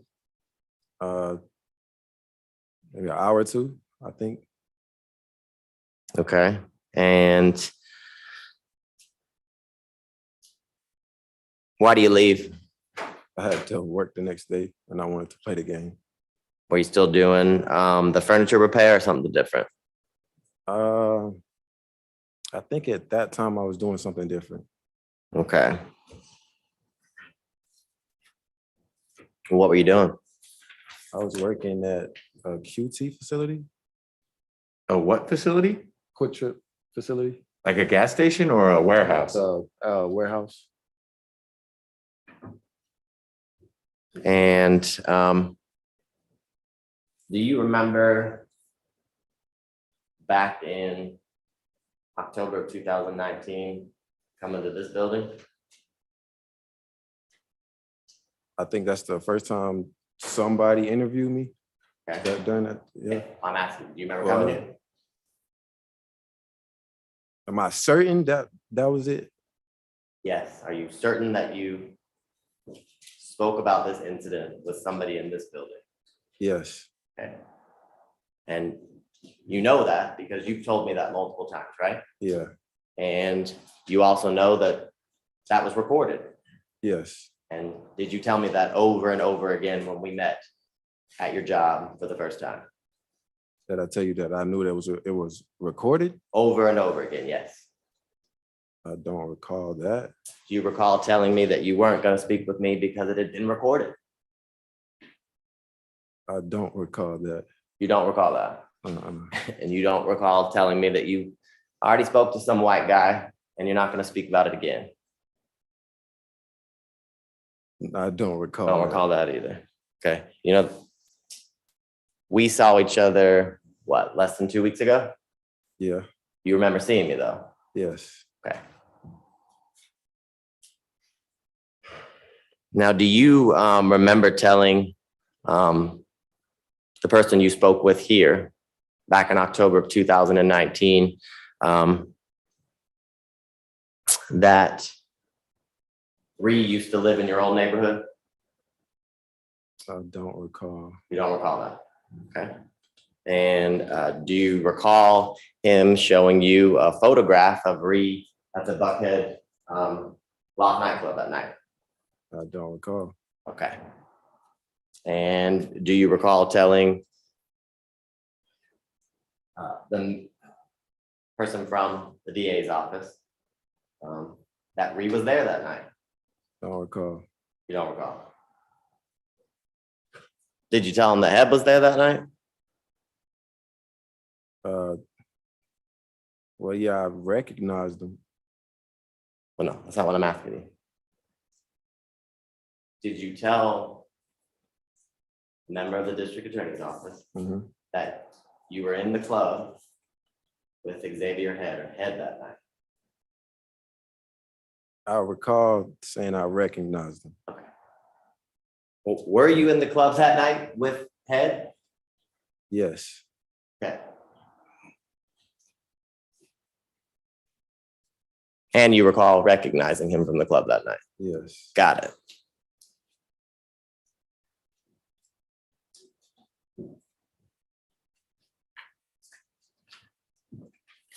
Now, when you left the club, do you remember what happened in the parking lot? Somewhat. Okay. Do you remember what happened between Will and Miss Ashley? No. You don't? So you didn't see Will punch Miss Ashley? I saw a brawl, but okay. You remember that part? When did you see a brawl? When I was getting ready to leave. Okay. And where were you when you saw it? In my car. Okay. And Specifically, where was your car in the parking lot? Not sure how to answer that. It was Well, I'll ask a better question so it's clear. Where in the parking lot did you park that night? in front of the loft. Okay, so I'm gonna show you a picture. Well, actually, let me just show you this. In State's Exhibit 130. You point, jury, everybody else, city where you park. I think in that general area When you say that general area, where Bennett Street, Salon and Spa is written. okay. Right on the corner of Bennett Street where on the left-hand side of the bucket lot, is that what you're saying? Is that the entrance? Can't tell you. Okay, so let's walk through this, okay? So where's Buckhead Law? There's a bucket lot. You're holding the board where it's hard for him to reach it and no jurors can see it. So I'm not sure who you're related to. You may want a partner to help you hold it. And if you need to have Mr. Holly stand up, that's fine too. If you don't want to use a digital version where he can use the handy dandy touchscreen. This one's a little more handy. If Okay. you want to pull it up for me, Mr. Rao, that'd be great. So while Mr. Rao's pulling it up, do you see where the Buckhead loft is on State's Exhibit 130? Yes. Okay, so you want to stand up for me? You point it out for the jury. I believe I'm parked in that. Right where it says Bennett Street and Salon and Spa. Okay. So when you arrived to the club, did you arrive with anybody? No, I arrived by myself. Okay. And where did you meet up with your friends that night? I don't remember. Okay. So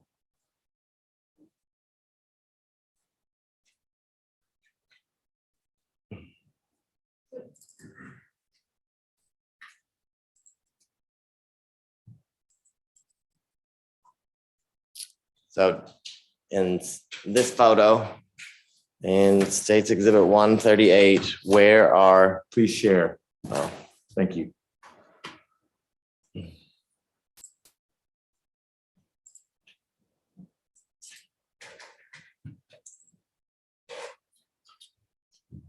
where are you standing? Is the entrance to the club? Is it the exit? Have you gone in? The entrance. Okay. So who are you standing at the entrance with? Will and Head and some other people. And are those the people you met up with to go into the loft? Will and Head, or yeah. Okay.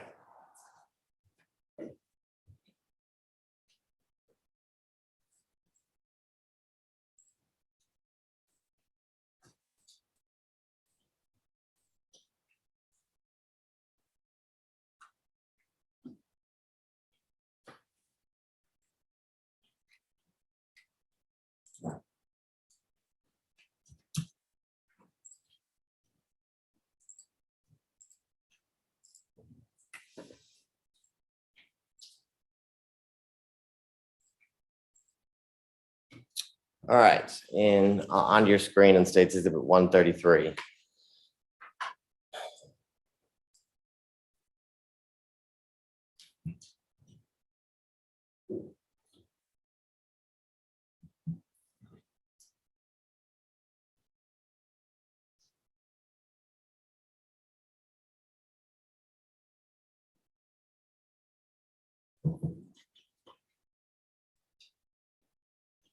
Let's go to the next one.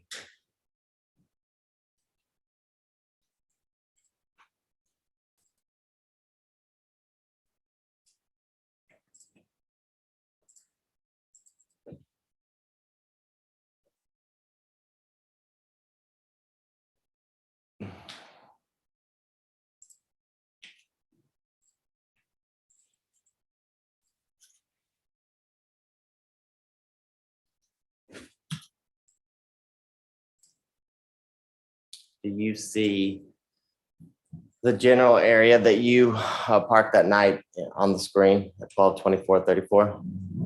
I believe so, yes. Okay, so can you circle it for me? Can't remember if the judges fixed the pencil. We haven't done that yet. All right, so what I need you to do is tap the screen once. And then look in the lower left-hand corner, see that little pencil icon in a gray circle, tap that. Now your finger is like a red pen. Superpower.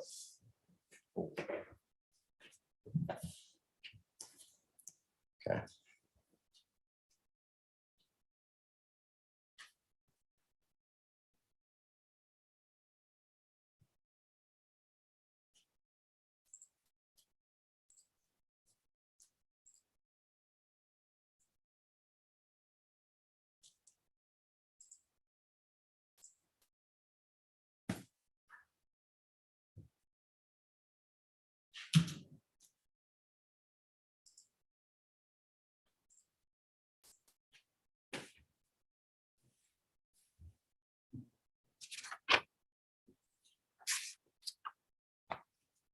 All right, so Mr. Holly on the screen in State Exhibit 133, do you see your vehicle? I believe so. Okay, would you circle it?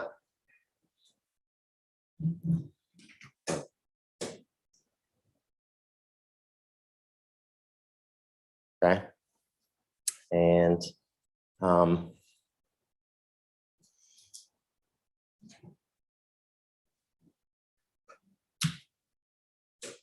do you see the vehicle with no headlights on? Do I see the vehicle with no headlights on? The car, yeah, with no headlights on. So there are a lot of those. You may want to specify which one. Thanks, Judge. The one with the car door open, that's right in front of yours. Do you see that Yeah. one? Okay. Do you know who's driving that car? No. No. Okay. And where were you when that just happened? When all those shots rang out? In my car, I think. Okay. So I'm clear. Your car is the one with the headlights on that's white with the red circle. Yes. Like the gunshots were just in front of your car. Yes. Okay. And when that happened, can you tell the jurors what you saw? When that happened, I didn't see much of anything. I was kind of like, if I remember, ducking down or getting in my car and getting ready to leave. Did you hear anything before the gunshots rang out? Commotion. What kind of commotion? Females yelling, guys yelling, just a whole bunch of loud noises. Who'd you see? Anyone you knew? Yeah, I saw Will before he left, but that's about it. Okay. How many gunshots do you remember hearing that night? Multiple. I couldn't put a number on it. Couldn't put a number on it? Okay. More than 5? You said more than 5? Mm-hmm. I don't think it was that many. I'm not sure. Okay.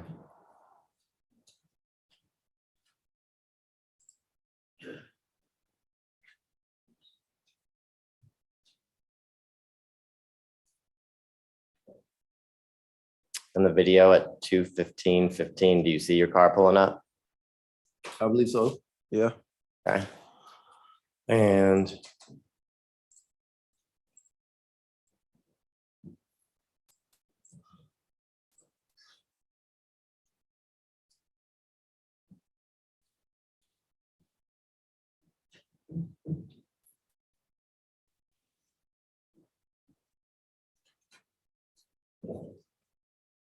do you remember what's going on in front of your car?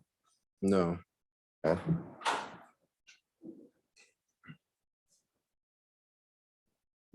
Do you remember that car pulling up in front of you? No. You know who's in that car? No.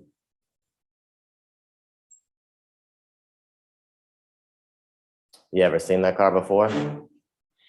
No, not that I can recall.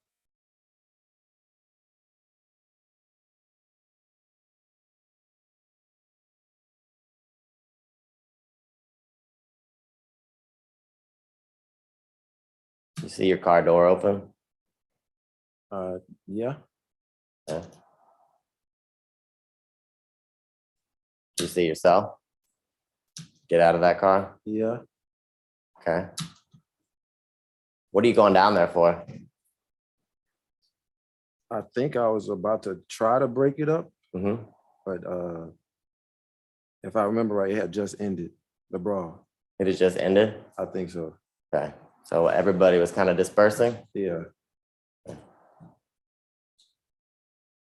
So do you see that you're still outside of your vehicle? Let me back it up.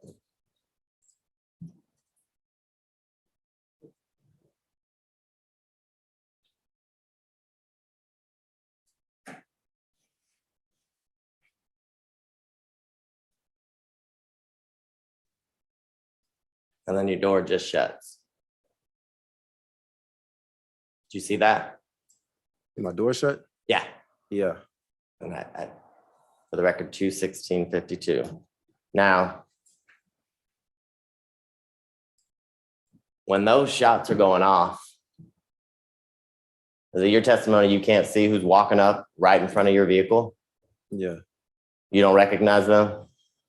Recognize. These two men that walk up right in front of your car. So I want you to watch.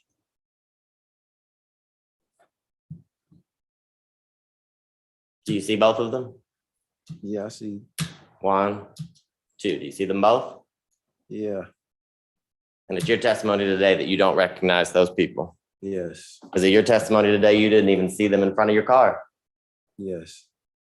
You know that sounds ridiculous. Objection, Your Honor. Sustained. Tell the jurors how you didn't see that. Well, I was looking at the brawl and getting ready to go back to my car, so I didn't know that was going to happen. Mm-hmm. So I wasn't looking that way already. Okay. You'd agree when that car starts rolling down the incline that it's right in front of your vehicle. Would you agree with that? Yes, according to the video.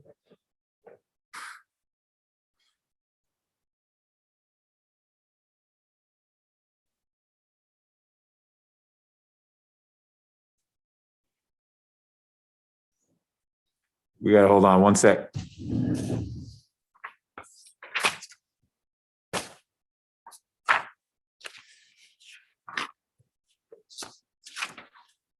Mr. Nguyen, you doing okay? All right, if you need to stand up, that's all right. It's not gonna distract anyone. It's standing up. As long as you don't have to yell when you stand up, go for it.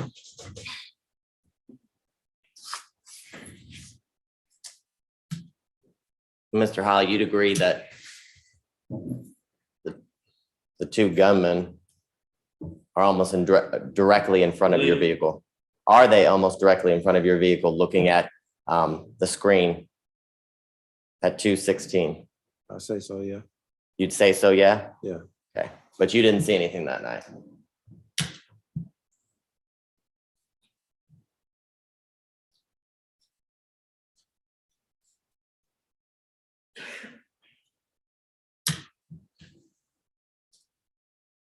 The vehicle that you're driving, does it follow or leave directly after the car that one of the shooters got out of? It appears so. Well, does it? Yeah, I think that's the exit. Okay, and you'd agree that you head to the exit directly after the person who got out of the car and began firing in front of you left, you followed immediately? I'm not sure. Did you not just watch the video? I mean, I haven't left completely yet, so. Okay.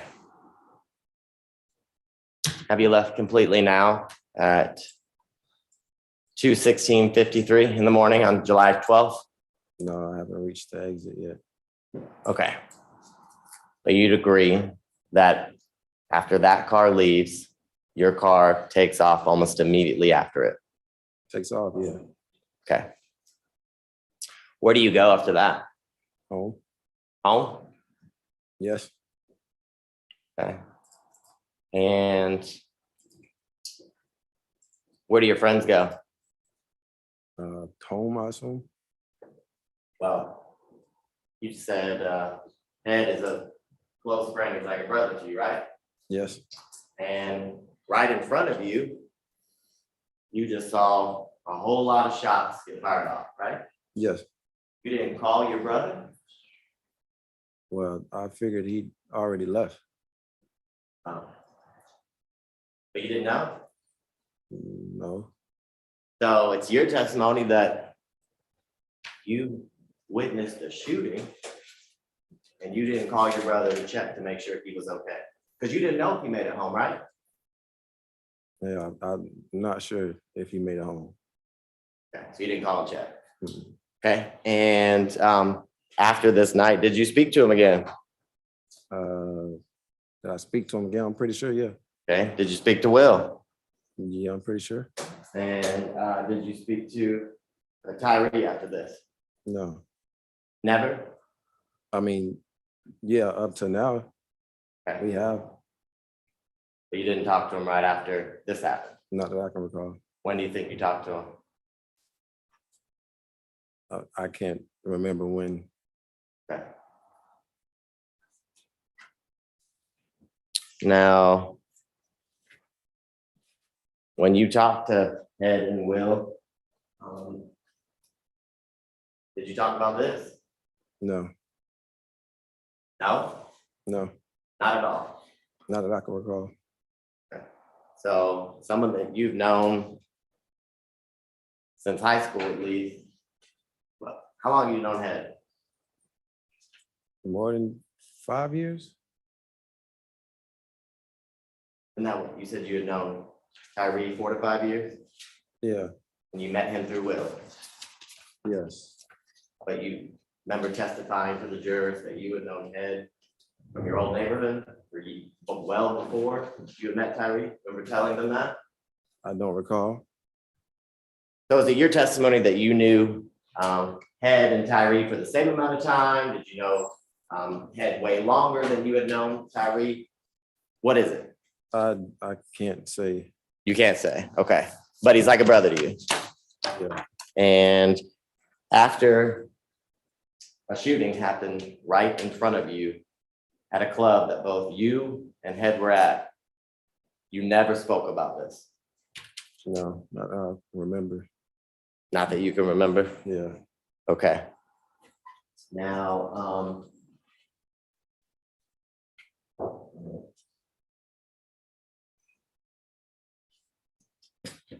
in August 2019, did you ever speak with Asia Drain? I don't remember. Don't remember? And do you remember if you spoke to Head's father? I don't remember. Did you speak to Head's mother? I don't remember. Do you remember if Head got arrested? I remember him getting arrested. Hmm? Well, yeah, You do? yeah. And after Head got arrested, do you remember speaking to Head's mother or Head's father? I don't remember. Do you remember having a conversation with Miss Drain? Mr. A? Miss Drain? Oh, I don't Miss remember. Drain? Mm, You don't remember? mm-mm. Do you remember after Head got arrested, going to Asia Drain's house? Don't remember. And you don't remember? No, Do you remember when you were with Asia Drain, Head called her from the jail? no, I don't. You don't? Mm-mm. Okay. And do you remember getting on the phone? No, I don't remember. You don't remember that? Do you remember talking about, Judge, here's objection hearsay. I'm gonna say what he said, Say what who said. Mr. Holly? That's hearsay, Judge. His own admission, his own statement, Your Honor, so It's not a party. He's not a party. So what he said out of court, if you're offering for the truth of the matter asserted, is hearsay. I don't know what you're offering it for. You may be asking, I don't know with whom he's having the conversation. So maybe that the other party's statement comes in. So.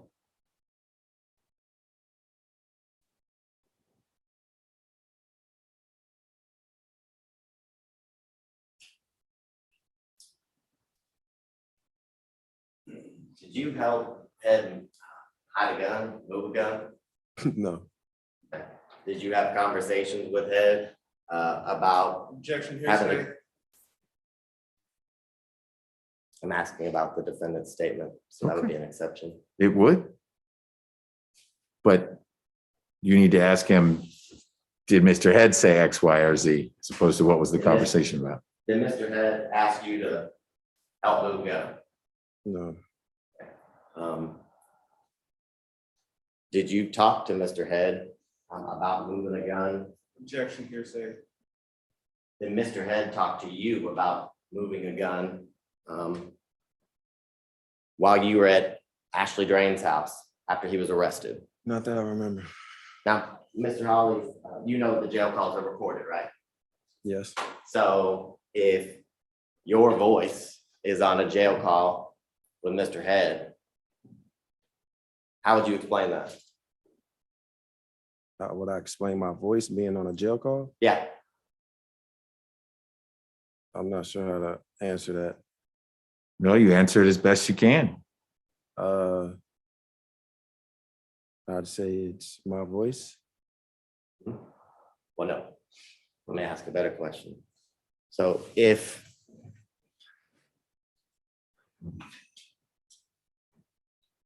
there's a phone conversation where Ashley, Objection, hearsay, Judge. I'm not getting into the contents of the conversation, Your Honor. He wasn't sure, so I'll let you finish your question and we'll see if he can answer it.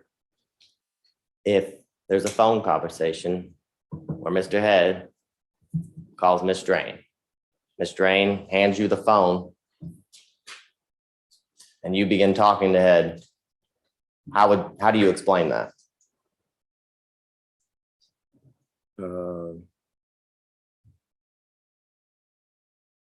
I'm not sure how to answer these questions. Okay. Is it your testimony that after Head was arrested, that you didn't go to Mr. Drain or Miss Drain's house? I don't recall. You don't recall? Okay. And is it your testimony that you never had any conversations with Mr. Head about moving a gun? I don't recall. Objection, hearsay, Judge. Overruled. Your answer is you don't recall or it never happened? I don't recall. Okay. Now,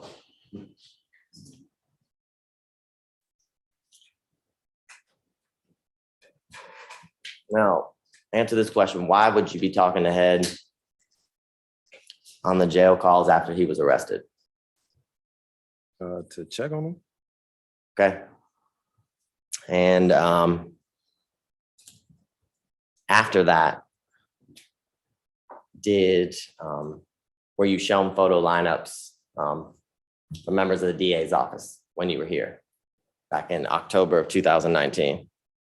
I believe so, yeah. Okay. I want to show you what's been marked. It states 145 and 146. You recognize these? Take a minute to go through them.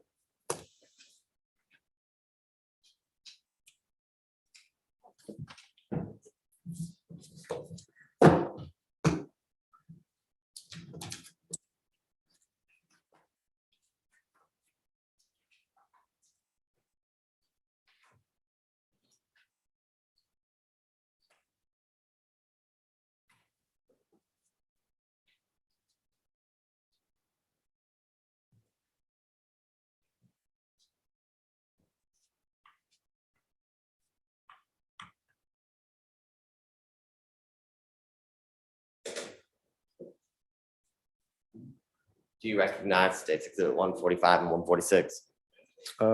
Yes. Okay, and how do you recognize? them? I believe these are the papers that somebody tried to get me to say We'll get there. How do you recognize them? Do you recognize your signature? What do you recognize about them? yeah, my signature. Okay. And do you see your signature on both States Exhibit 145 and 146? Yes. And you both states 145 and 146 are fair and accurate, a copy of what you were shown and signed. I believe so. VA office. I believe so. At this time, I'm state lieutenant with marches 145, 146 evidence. Any objection, Ms. Fagan? Objection. Mr. King? No objection. They are admitted. Mr. Holly, you have drifted a little ways away from the microphone. If you could get yourself back closer to it, that will help.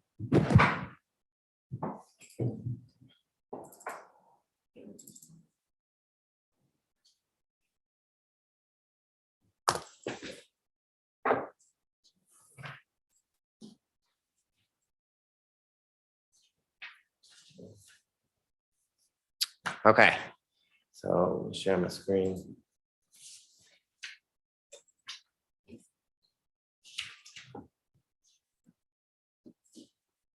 Now, in States Exhibit 145, were you asked to look at the photographs that are behind it? Yes. Okay. And when looking at the 6 photographs, I'm going to give you States 145. Were you able to see someone you recognized? Yes. Okay. And did you identify the person you recognized? Yes. And who was that person? Head. Okay. And after you recognized him, did you put your signature on the photograph? After I changed what it said a little bit, yeah. Well, do you see your signature on the second photo in States Exhibit 145? Yes. Okay. And what did you change about what you wrote on States Exhibit 145? You guys initially asked me to I'm asking you on right now, I'm talking about picture number 2. What did you write on it? Oh, I just know him personally. Okay. Did you change that or did you write that? Yeah, I wrote that. Okay, so nothing's been changed about what you're looking at right now. Okay. No? No. You say yes or no? No. Thank you. So on the first page of States Exhibit 145, what are you talking about you changed? Where it says as being the person who committed the crime now being investigated. And you wrote that? I wrote what's above it. Right, Xavier Head, someone I was there with. Did you write that? Yes. Okay, and you identified photograph number 2? Yes. Okay, and when you wrote that, did anyone tell you not to? No. Okay. Not that I remember. When you read it, after looking at the photographs and wrote that, did anyone tell you not to write that? Not that I remember. So did anyone try to stop you from changing what you wrote? Not that I remember. Why did you cross out the person who committed the crime now being investigated? Because somebody asked me to identify who I recognize, and then I read it, and that's not what it says. Okay. Now in States Exhibit 146.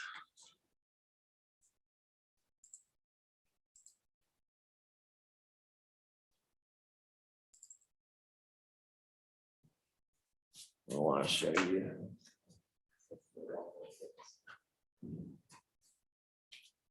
After being given that and read the admonition that's above, did you go through the photos? I believe so. Okay. Well, from reading the first page, Does it appear that you went through all 6 photographs? Yes, it appears so. Would you have signed it if you didn't? I don't think I would have. Well, you're pretty specific, so would you have signed it if you didn't? No. Because you don't want anybody speaking for you, right? Right. Okay. And when you went through all 6 photos,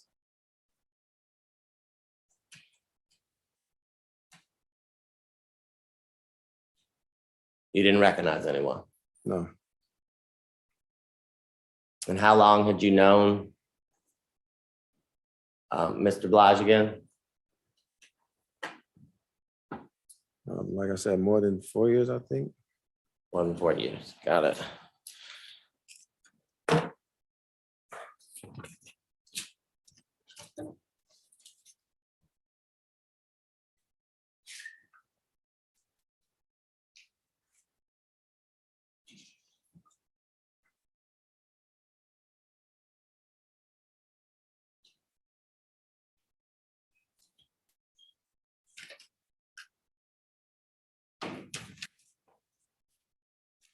Now, Mr. Holly, was it easy to get you to come here Today? in general? I think for the most part, yeah. Okay. Okay, well, if you think that. No further questions. So remember, we ask questions. We don't say right after people answer questions. We don't comment after people answer questions. We're going to take our afternoon break. Ladies and gentlemen, please retire to the jury room, the hallway, the nice window at the end. We'll get you in about 10 minutes, assuming you're ready to come on back. And we will see if there's any cross-examination of Mr. Holly. Don't talk about the case, no outside research. Thank you.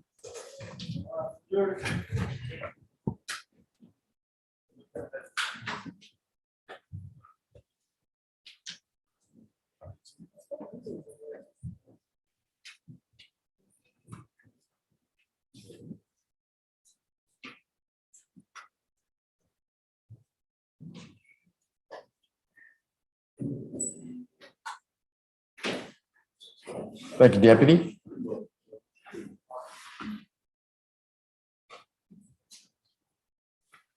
Mr. Abate, it is almost 4 on Thursday. I'm curious where you think we are in terms of completing the presentation of the state's case.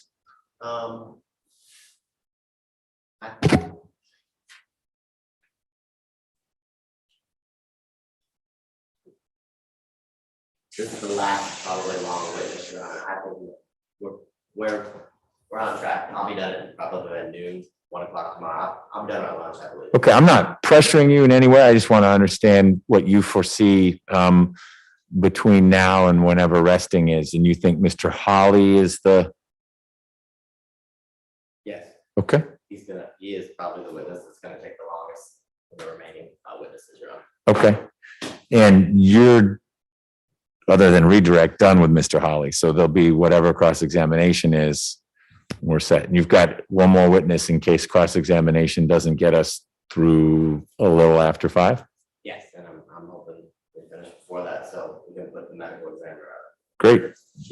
That should be pretty streamlined, that presentation, but we'll see. Okay, thank you for that. It doesn't sound like then we get to jail calls today. Concerning the jail calls, Mr. Abate, my research suggests that I need to listen to them because it may well be that the other half of the conversation comes in parts, but the case law seems pretty clear that there's not a blanket exception to the hearsay rule simply because it's the other half of a conversation. So we don't need to sort that out right now, but at some point I need to get copies of the calls that you want to use with whatever witnesses you might use them with. Doesn't sound like it's going to be Mr. Holly because that ship sailed. But if you can get those disc, email, doesn't matter. I can have them emailed to you this evening. Great, thank you. Mr. King, anything before we break? I'm not finalizing the discussion about the calls, but the cases I've been reading are in line with what you were saying. Well, I don't know how strident you were being. It is clear to me from the case law that some of what is said, if it provides context or it's not something capable of being true or false, what'd you do next? That kind of thing. If that's what the non-party is saying in the call or the text, that comes in. But there are some things that may be an issue. I haven't heard the calls. Agreed. So I would love to continue that when the time is appropriate. It'll happen. Anything else?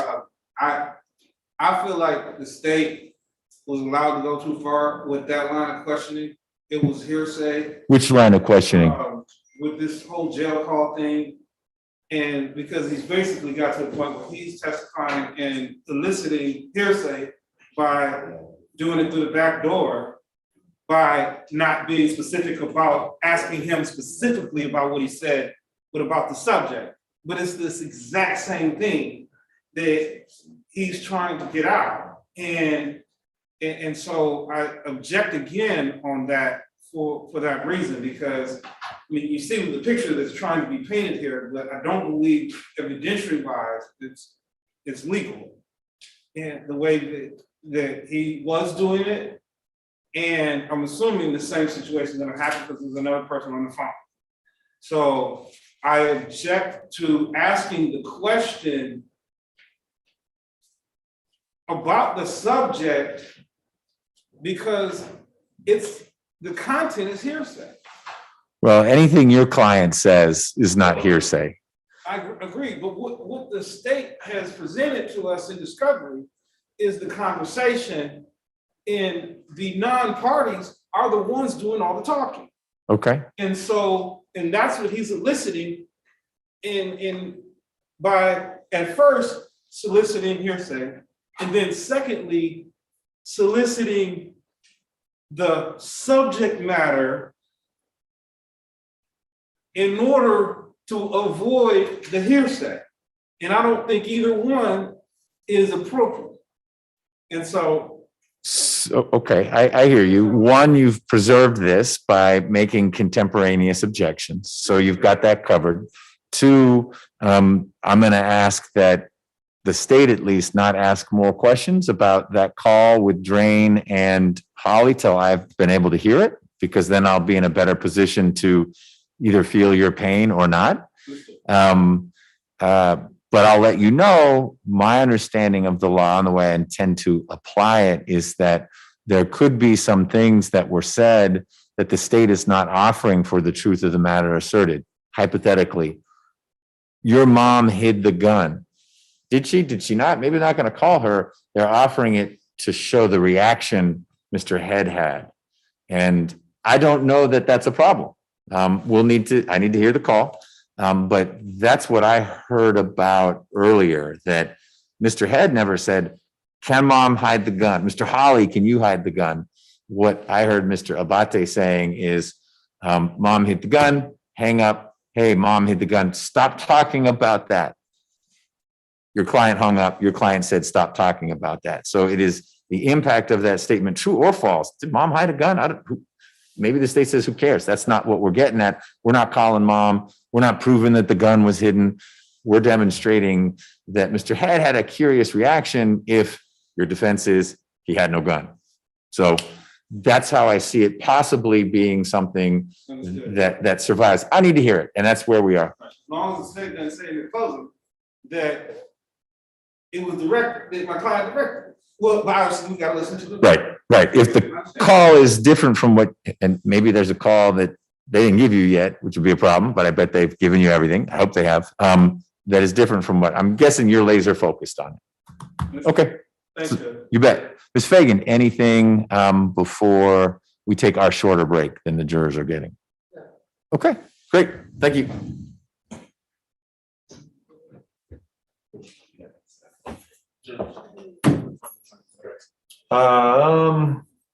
Maybe 5 or 6 minutes. How far away do I need to stay from you? How long you been back? Was today your first day back? You were down in what, G33? Are you going to be here the rest of the day, or what's the plan? Okay. I don't know, man. Warren has been pretty good, so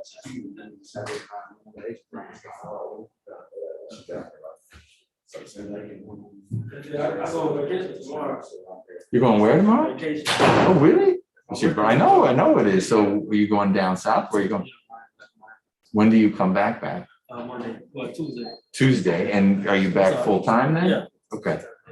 And is this is temporary setup? Okay, you sure? Okay. All right. I'm glad you're okay. Yeah, it was a false test. That's what they did. So you didn't have any, but everyone had to be safe about it. Yeah, and it was like I took 2 of them like back to back, both came in, but he still said I had to do 10 days. Did you get paid? Did you get paid? Yeah. Oh, well, hey, man, who's complaining? Right.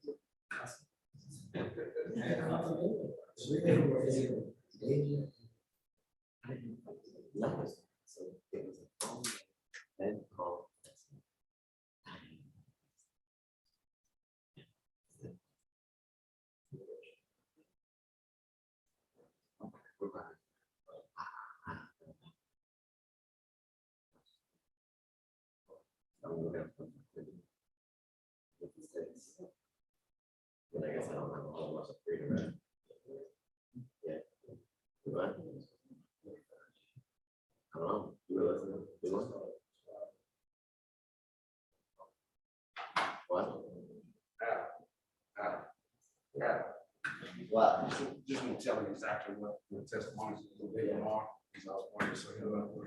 I can get here. I'm gonna get you.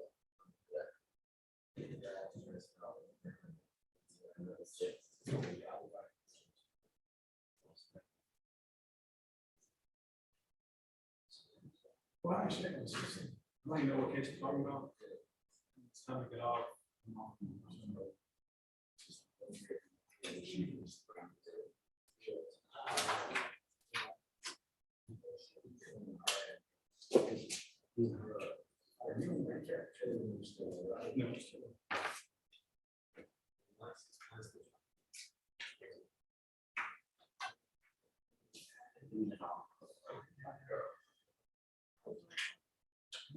That's fine. I'm all right.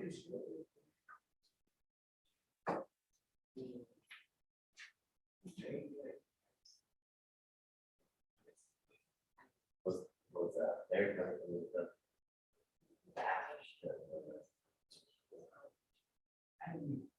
Pretty many notifications.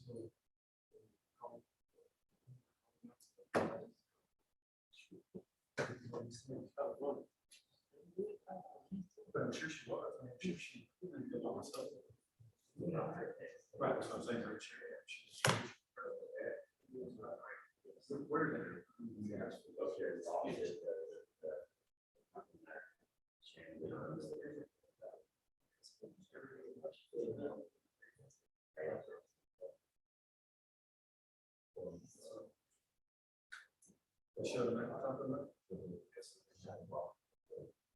I do, I think. I don't remember which office I was in.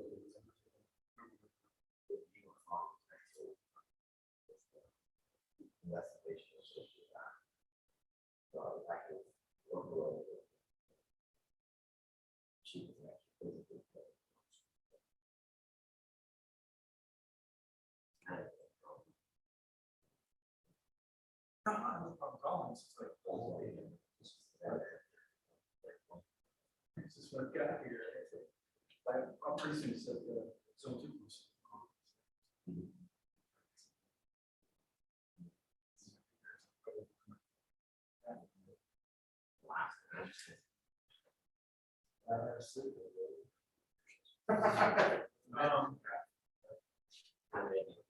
I'm trying to remember. I mean, I remember going to talk about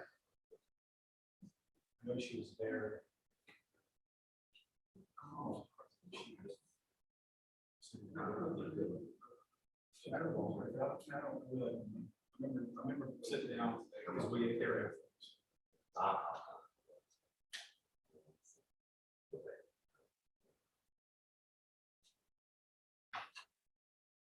But I mean, I remember that part.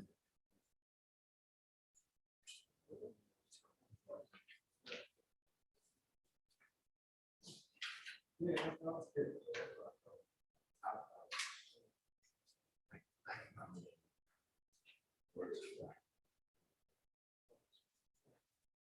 Did she get an A in it?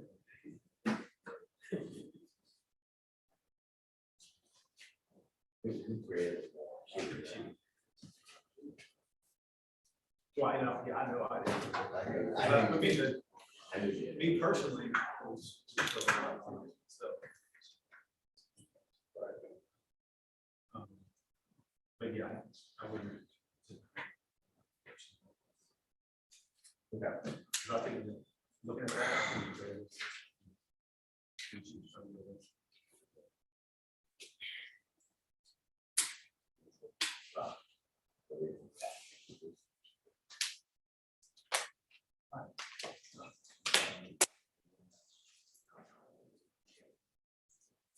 It's just. I'm not trying to. You work on that.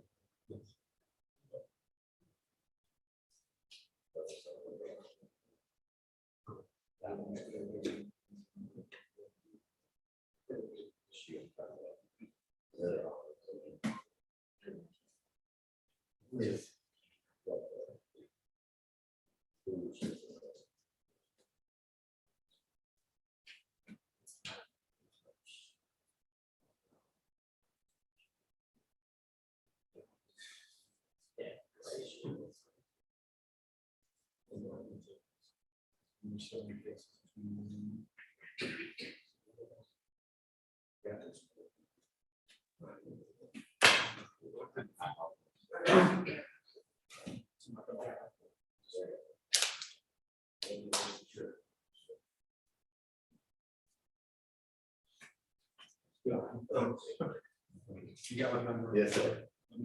Like,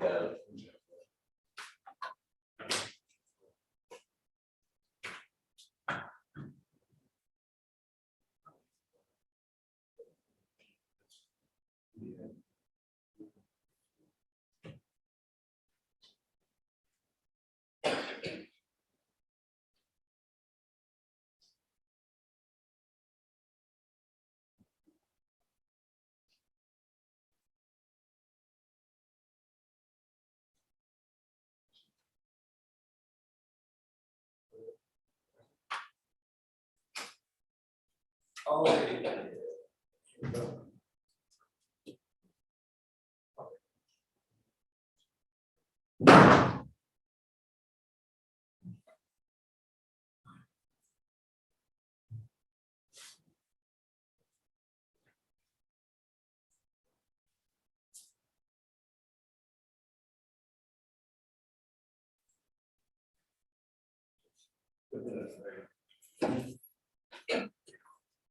I'll take my keys.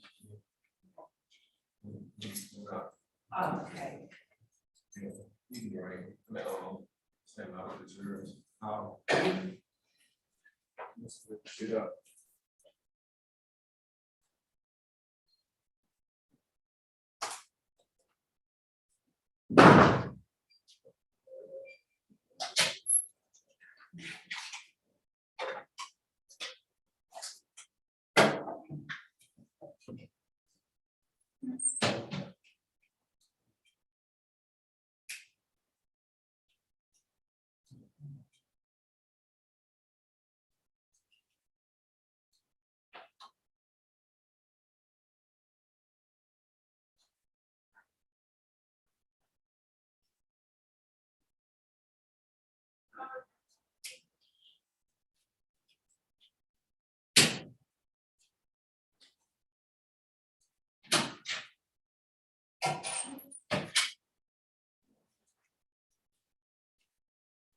You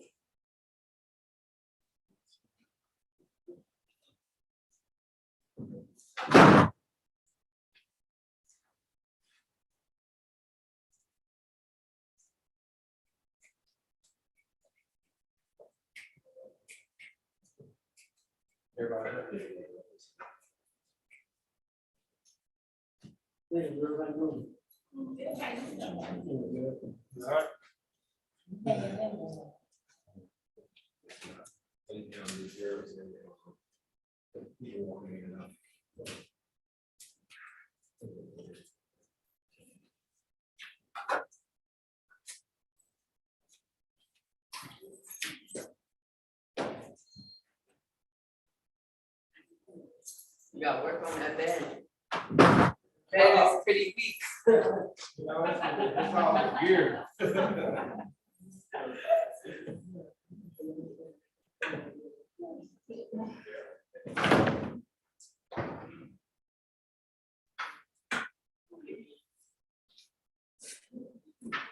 Whenever you're ready, I'm good.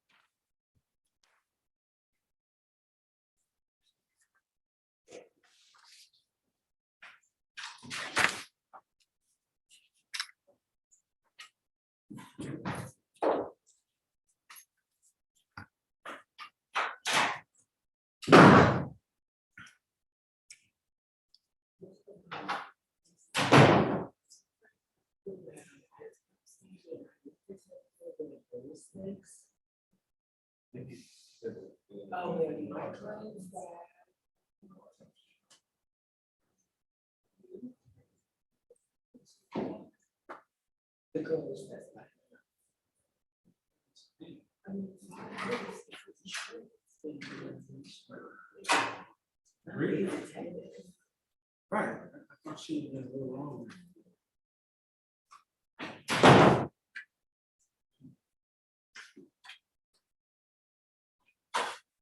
Are the prosecutors outside? Do we know? I know you guys don't keep track of them. There he is. All right.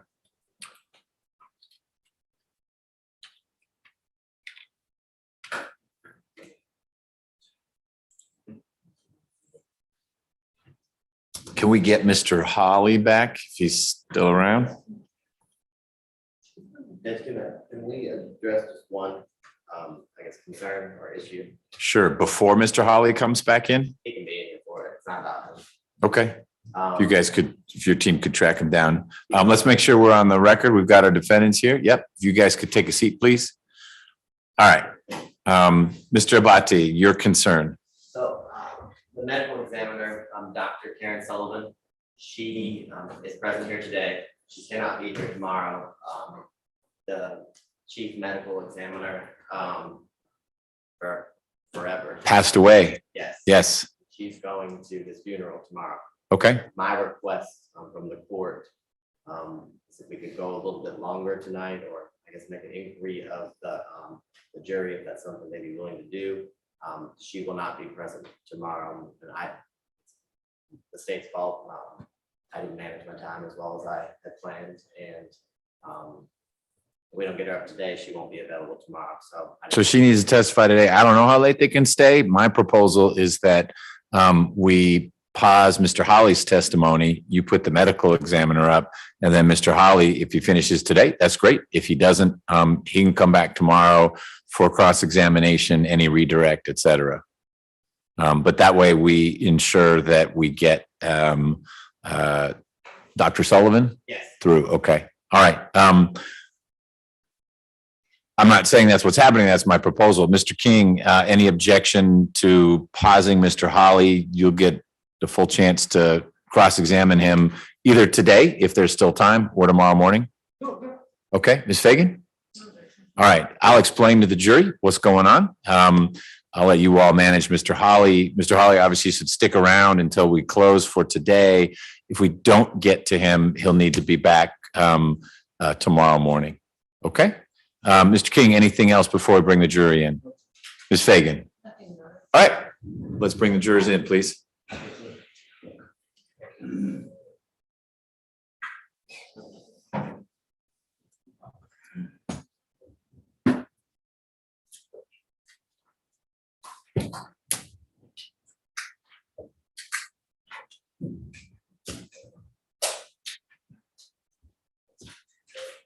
All right, the jury.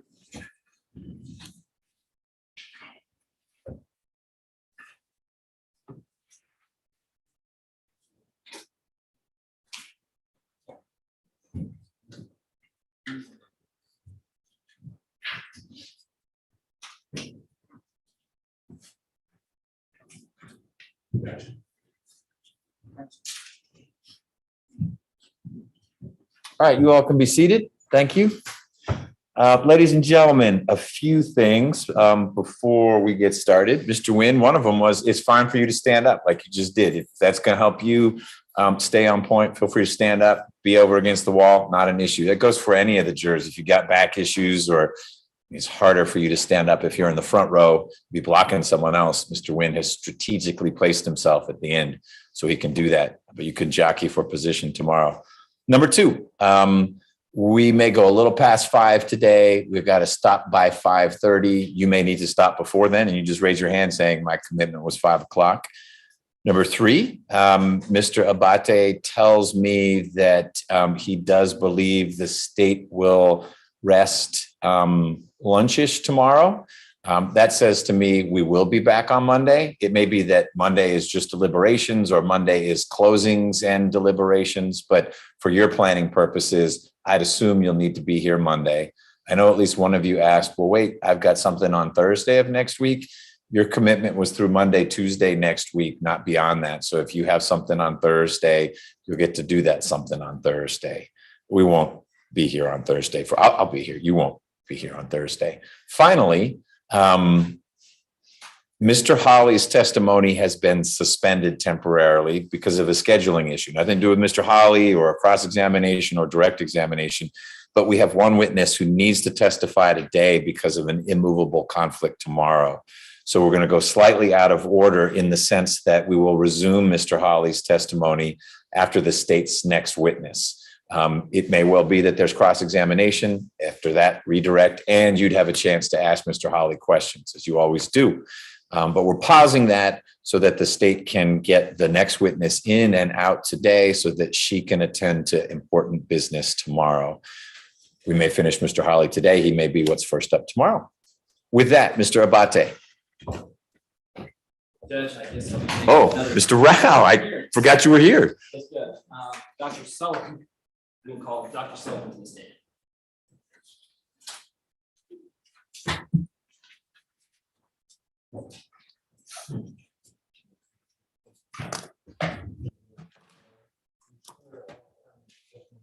Yeah, is the truth, the whole truth, and nothing but the truth, so help you God. I do.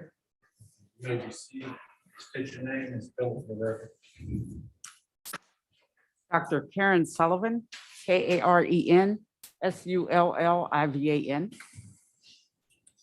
Good afternoon, Dr. Sullivan. Good afternoon. Can you tell me, or tell the jury instead, where you're currently employed? I'm the Chief Medical Examiner for the Fulton County Medical Examiner's Office here in Atlanta. And how long have you been with the Fulton County Medical Examiner's Office? I'm full-time since October of 2007. And how long have you been a medical examiner in total? Since I did my fellowship year in training here at the Fulton County Medical Examiner's Office in the academic year 2002, 2003.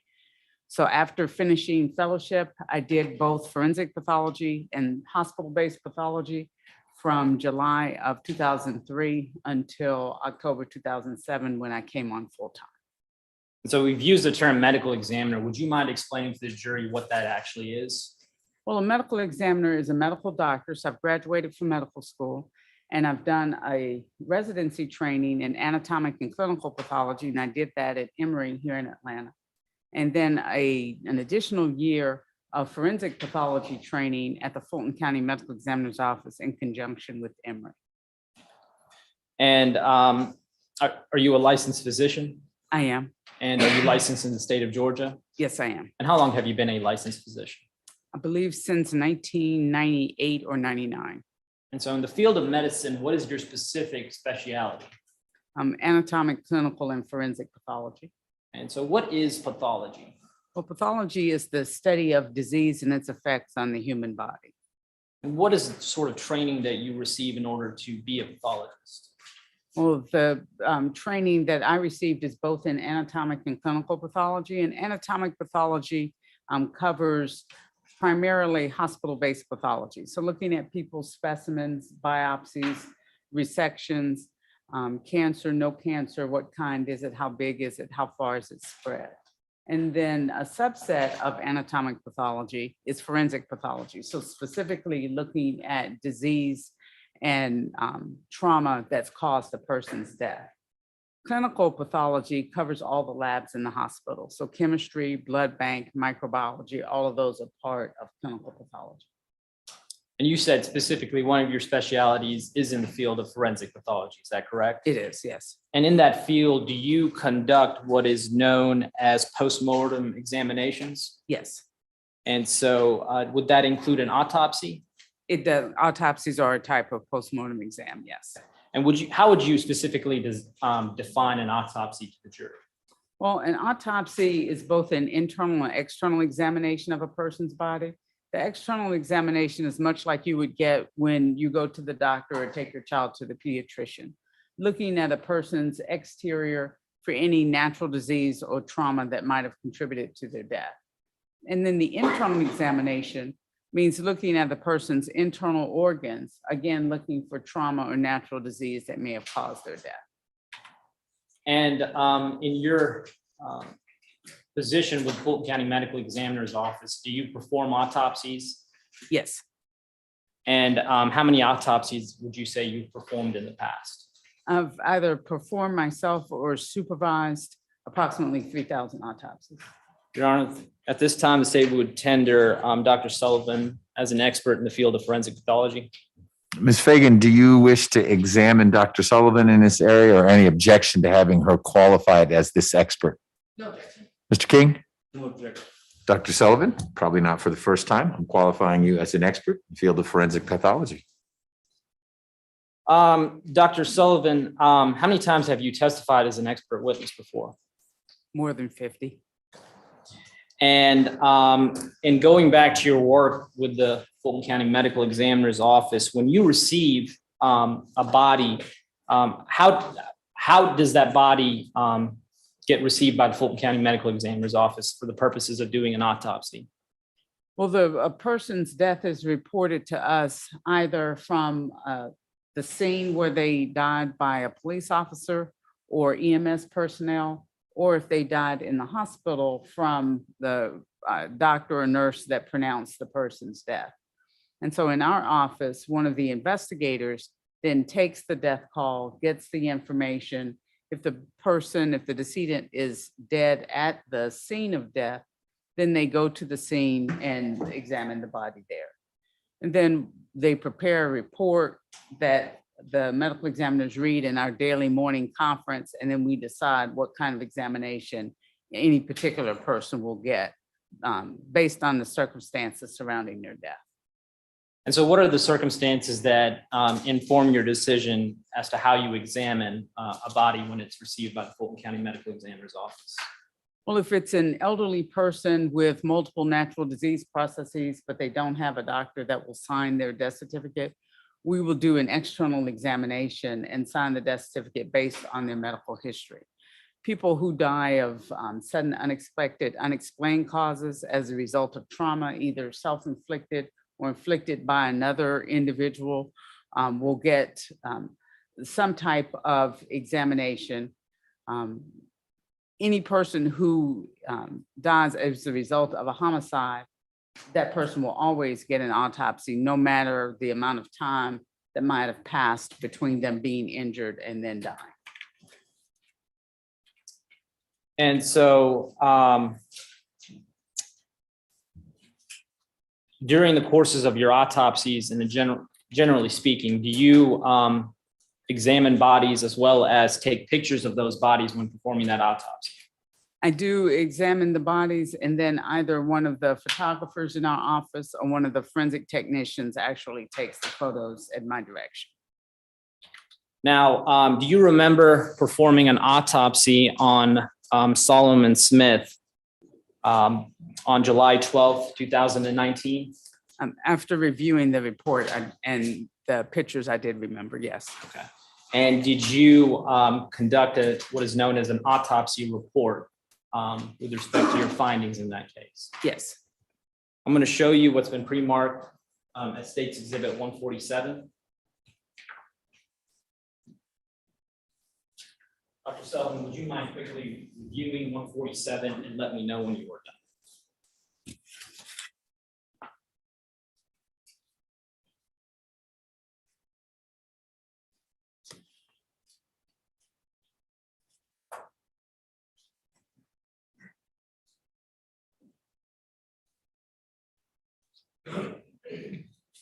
Okay, I've reviewed it, yes. And do you recognize State's Exhibit 147, Dr. Sullivan? I do. How do you recognize State's Exhibit 147? It's a copy of Mr. Solomon Smith's autopsy report. Is it a true and correct copy of the autopsy report that you authored with respect to Solomon Smith's autopsy? It is. Your Honor, at this time, the state would seek to admit State's 147 into evidence. Ms. Fagan? No objection. Mr. King? No objection. Admitted.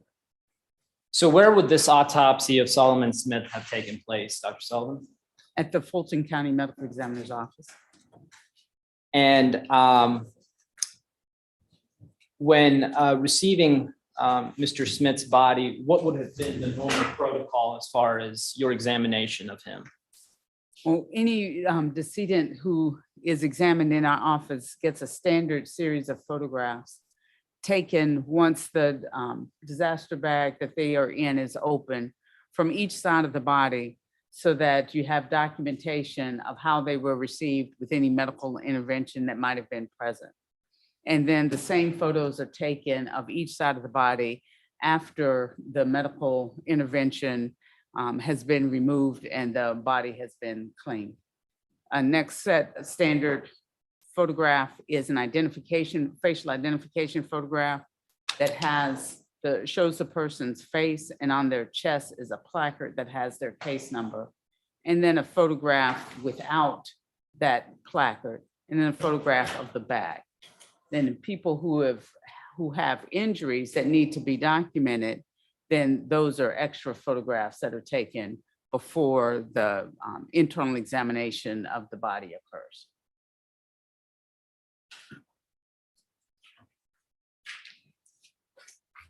Dr. Sullivan, I'm going to show you what's been pre-marked as State's Exhibits 148 through 170.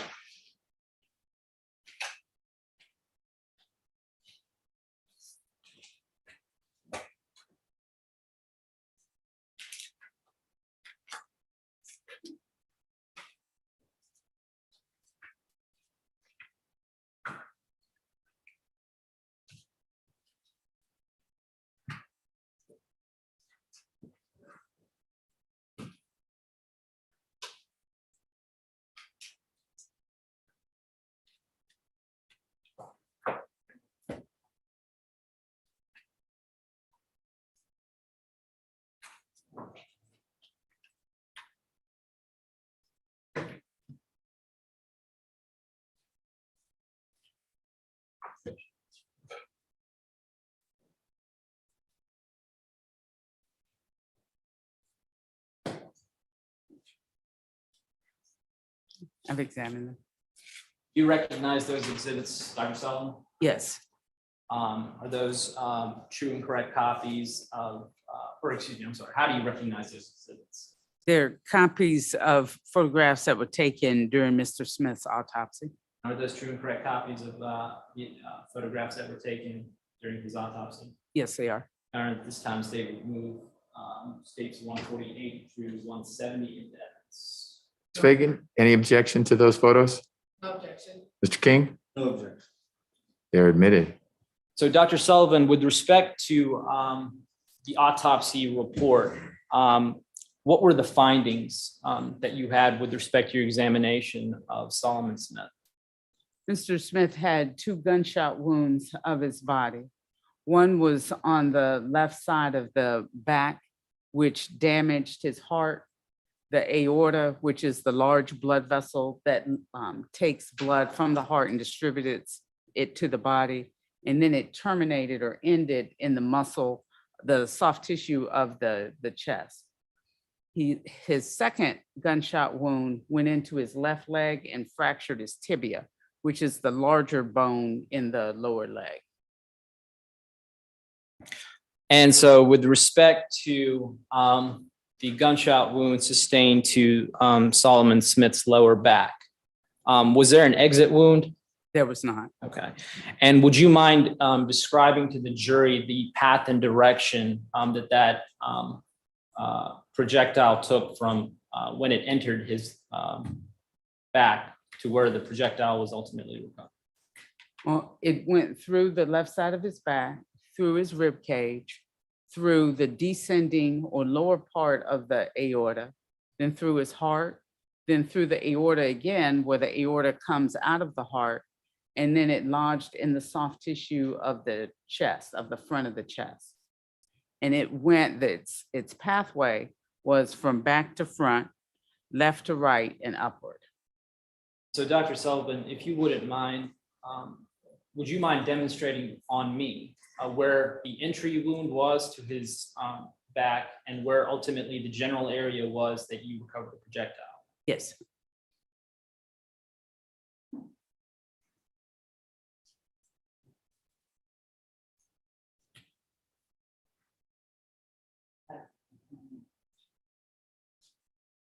So the entry wound was here, from the left side of the lower back.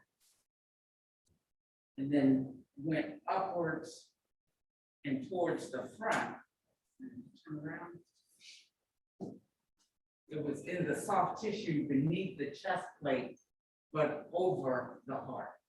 So it ends up going from the back of the body towards the front, from the left towards the right, and up. Now, if Solomon Smith was on his feet as he received that gunshot, say for instance, we're on a level field, as you and I are in there, would his body position be consistent with someone who's facing like this or positioned like this, as if to say he was running away? I'm sorry, could Mr. Smith have been positioned that way? Is that Yes, what you're asking? Yes, that's a possibility. Now, say for hypothetically speaking, if Solomon Smith is on the ground like this, how would you demonstrate to the jury, based on the pathway of that projectile that you just described to them, how would that gun have been discharged? What direction it would have had to have been, or what position, rather, I should say, it would have to be in order for that projectile to traverse the path that you demonstrated to the jury? It would have had to come in this direction, still with the entrance wound on the left side of the lower back and traveling from back to front, left to right, and up.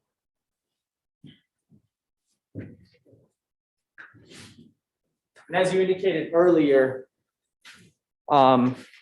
since you, of course, you're not an actual witness to the incident where Solomon Smith received a gunshot wound, the manner in which his body sustained the wound and the pathway that projectile took will be consistent with him in a crouched position. It could be, yes. So the other wound that Solomon Smith sustained, that was to his left leg, is that correct? That is correct. All right. Now, what was the damage to his leg as the projectile? Or let me ask you this before we even get to that. Was there an exit wound on his left leg? There was not, no. Was there a projectile recovered? There was, yes. And based on what you see on the photographs, would you again mind demonstrating to the jury how Solomon Smith, or where on my body Solomon Smith would have received that gunshot, where projectile was located. Just let me know what you think the best position. So the entrance wound, here's the knee. The entrance wound is below the knee, so it's technically the leg. The entrance wound is approximately here. The bullet goes into the leg, it fractures the tibia, which is your shin bone. And then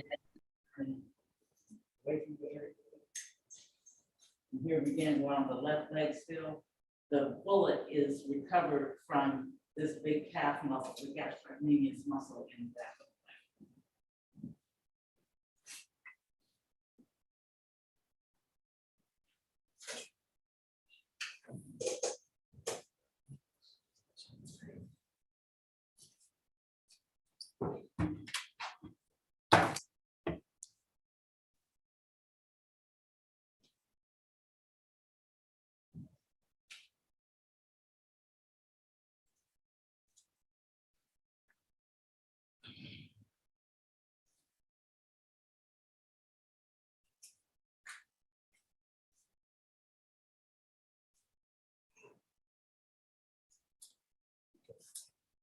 So, and there's a whole lot of photos. I'm gonna specifically go through a few of them.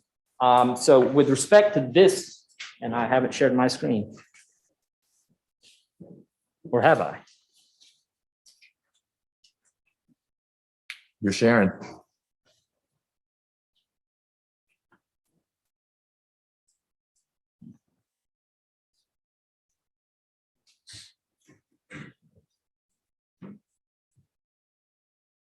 There we go.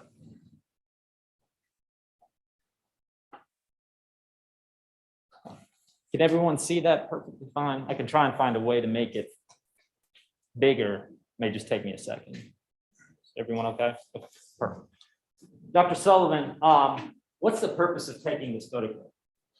It documents the medical intervention that Mr. Smith had and shows how his body was received in our office from his left-hand side. So you use the term medical intervention. Would that be consistent with him having gone to another medical facility before being transported to the Fulton County Medical Examiner's office? Yes. And I see there's a number next to Solomon Smith's body. What is that number meant to convey?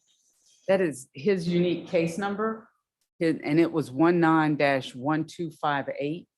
19 means that his death was reported to us in 2019, and his death was number 1,258 reported that year.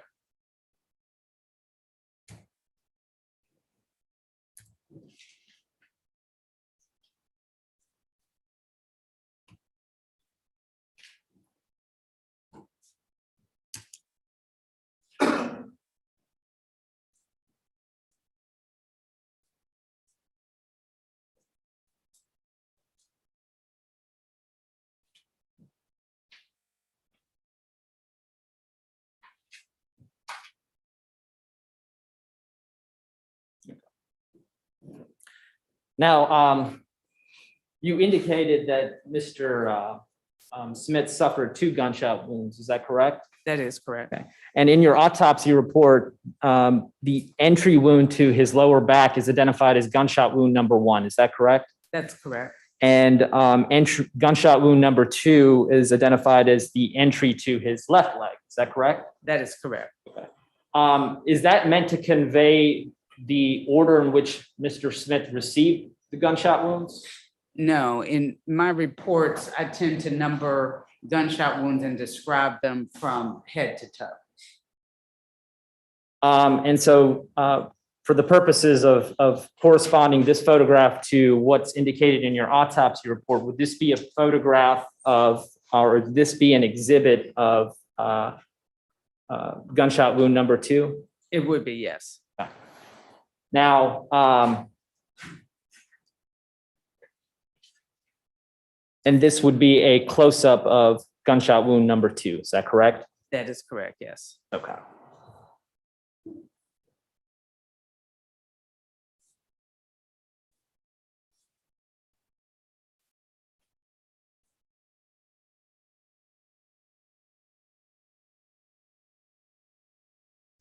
Now, in addition to those gunshot wounds, as we've been perusing through some of these photographs that have been admitted into evidence, did you also notate in your findings of other injuries that Solomon Smith's body sustained? Yes. What were those injuries? He had some, excuse me, injury of the upper lip, of his left elbow, which is seen in this photograph, of the back of his left hand, and over the back of some of his right hand fingers.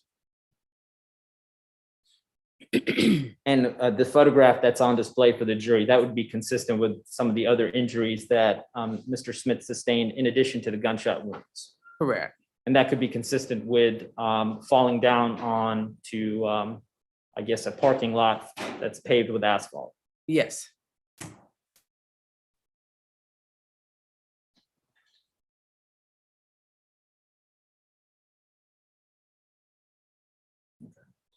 So this photograph right here, would this photograph correspond with gunshot wound number 1?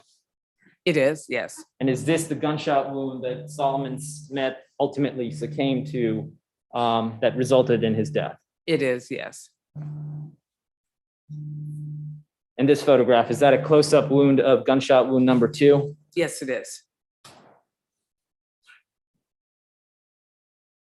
Now, in this case, you indicated that you recovered projectiles. Is that correct? That is correct, yes. I'm going to show you what's been pre-marked for the record as State's Exhibit 171.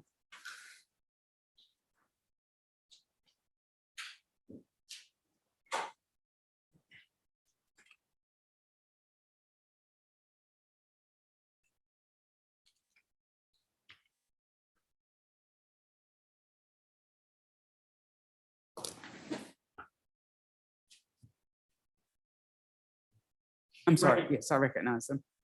And how do you recognize that exhibit? So The projectiles that were recovered from Mr. Smith, each one is in a plastic evidence box, and in the evidence box with the projectile is an identification tag with my initials and where I've written where the projectile was recovered from. And are those items consistent with projectiles that you recovered from Solomon Smith's body? Yes, so the projectiles I recovered, yes. Your Honor, at this time, the state seeks to admit States 171 into evidence. Ms. Fagan, any objection? No objection. Mr. King? No objection. 171 is admitted. I'm sorry, Judge, that's 132. Nope. Well, that'll be a problem because 132 is the crime scene sketch. I got a little ambitious. Okay. So it is 171.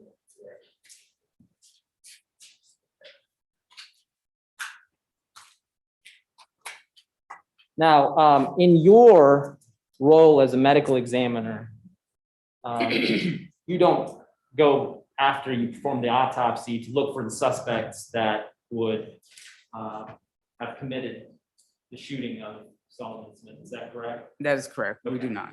And so, I mean, that'd be a great TV show, wouldn't you think? But your job is simply to perform the examination of Solomon Smith's body and the bodies that your medical examiner's office receives, right? That is correct. The names Tyree Blige or Xavier Head would not be something necessarily that you would have knowledge of. Is that correct? That is correct. And in recovering the projectiles, it wouldn't be up to you necessarily to perform the analysis or testing to determine the caliber of what those projectiles were. Is that correct? That is correct. That would be something for a firearms examiner to do. Is that correct? That is correct. What is within your purview is to determine the cause and manner of death as it relates to Solomon Smith. Is that correct? That is correct. Okay. And would you mind describing to the jury or explaining to the jury what I mean by asking you cause and manner of death? Well, the cause of death means what happened to the person that caused them to die. And the manner of death means how did the cause of death come about? And so as it relates to Solomon Smith, what was his cause of death? Gunshot wounds of the torso and left leg. What was the manner of death? Homicide. Thank you, Dr. Sullivan. I appreciate your time. Ms. Fagan, questions for Dr. Sullivan?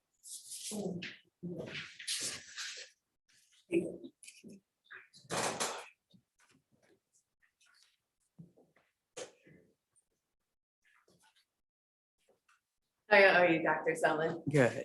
I'll be quick. So 2 gunshot wounds, correct? Correct. We have 1 to the left leg, correct? Correct. And the left leg, the trajectory is front to back and left to right and upward, Correct. okay? And then we have 1 gunshot penetrating the lower back Yes. and the trajectory is back to front, correct? Correct. Left to right, correct? And upward. Correct. So the bullets enter in opposite side directions, correct? That is correct. We got 1 direction hitting from the front and 1 from the back, right? That is correct. And they're both though moving left to right. That is correct. Okay, so bullets go straight unless they hit something, right? Correct. Generally, they go straight unless they hit something. And so if the bullet, hypothetically, if the bullet hits his leg first, he could have tripped, correct? Correct. Because he just broke the bone broke, right? Correct. And so if he trips and he's stumbling, he could have been hitting his left back and that would make sense, right? Yes.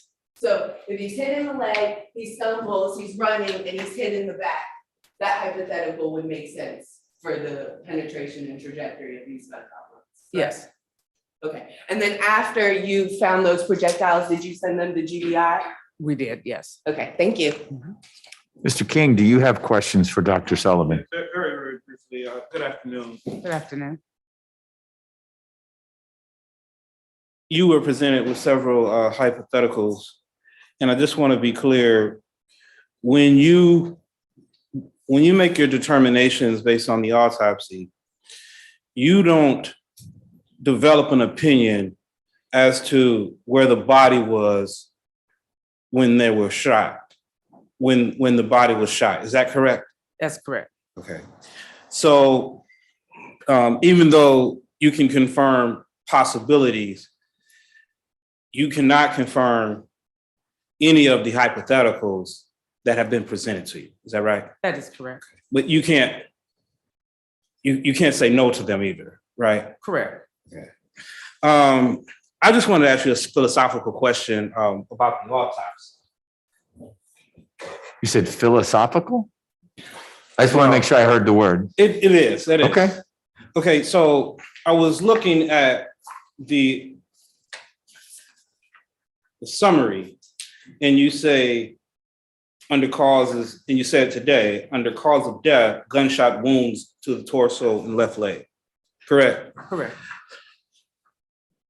If you're able to determine the bullet that actually caused the death, why do you still put both of them in the cause of death?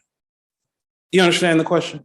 I do. And I could have done it with just saying gunshot wound of the torso with gunshot wound of the left leg and other significant conditions. I could have done that. Okay. If, for me, the fact that the projectile fractured the tibia, I thought was significant enough to put them together. But either way would have been perfectly acceptable in forensic pathology circles and perfectly correct in either way. Okay, thank you. That's all I have. Thank you. So as I understand it, doctor, if the only bullet wound that Mr. Smith had received was number 2, the one to the leg, given prompt medical attention and no unforeseen complications, that alone, in your opinion, was survivable? Most likely. Most likely, right. Okay. Mr. Rao, any follow-up? No follow-up, Judge.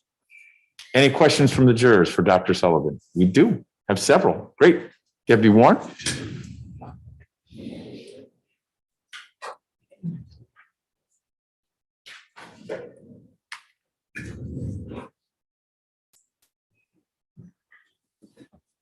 Thank you, sir.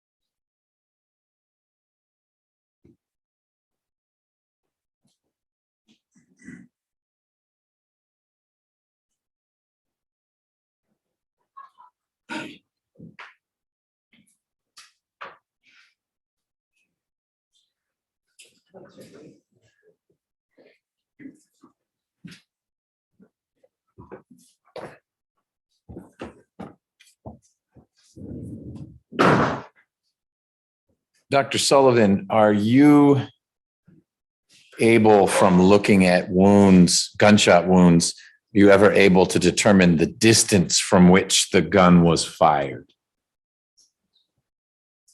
If there is gunpowder or stippling around the entrance wound, you can postulate, ranges, but in Mr. Smith's case, neither gunshot wound had either soot, which is gunpowder that's been burned and the smoke is deposited on the body, or stippling, which are scrapes in the skin created by gunpowder.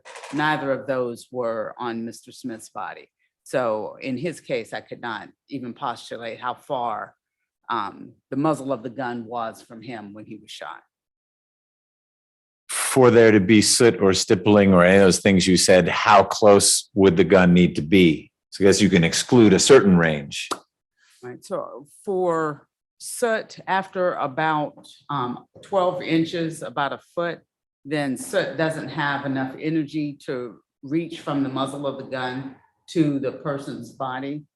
After about 3 feet, then the gunpowder particles don't have enough energy to strike a person's body and be deposited there. So in Mr. Smith's case, you can postulate that either the muzzle of the gun was more than 3 feet away, or that there was some intervening object between the muzzle of the gun and him that filtered out gunpowder particles, and that can include clothing. And as between, if you're able to say, as between the two bullets that struck Mr. Smith, which of the two produced the ultimate cause of death? The gunshot wound of his back. Which you labeled gunshot wound 1 in your report. That is correct, yes. Thank you. Mr. Rao, any follow-up? No, Judge, not based on Dr. Sullivan's responses. Ms. Fagan? No questions. Mr. King? No question. Dr. Sullivan, thank you for your time. Thank you.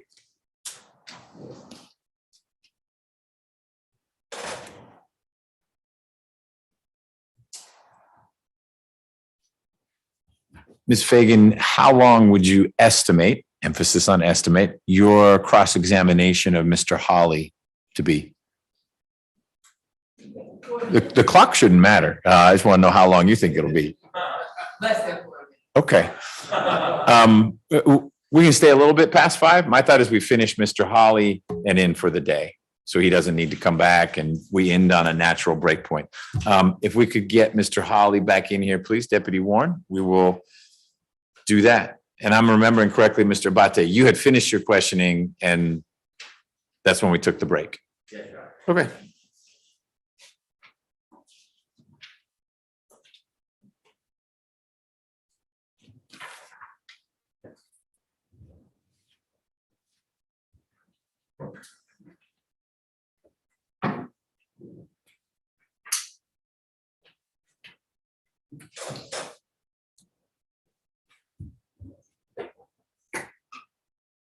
All right, Mr. Hawley, thank you for obliging us so we could get that witness on the stand. You remain under oath, and it is now time for Ms. Fagan to ask you any questions on cross-examination.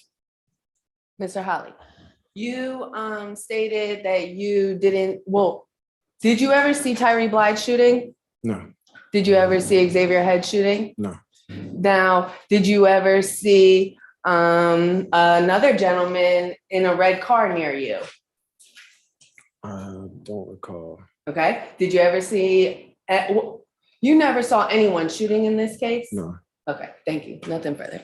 Mr. King, questions for Mr. Hawley? No question. Any redirect, Mr. Abate? Do the jurors have any questions for Mr. Hawley? Seeing none, Mr. Hawley, thank you for sticking around. You are free to go. Does Mr. Hawley remain under subpoena or is he free to go?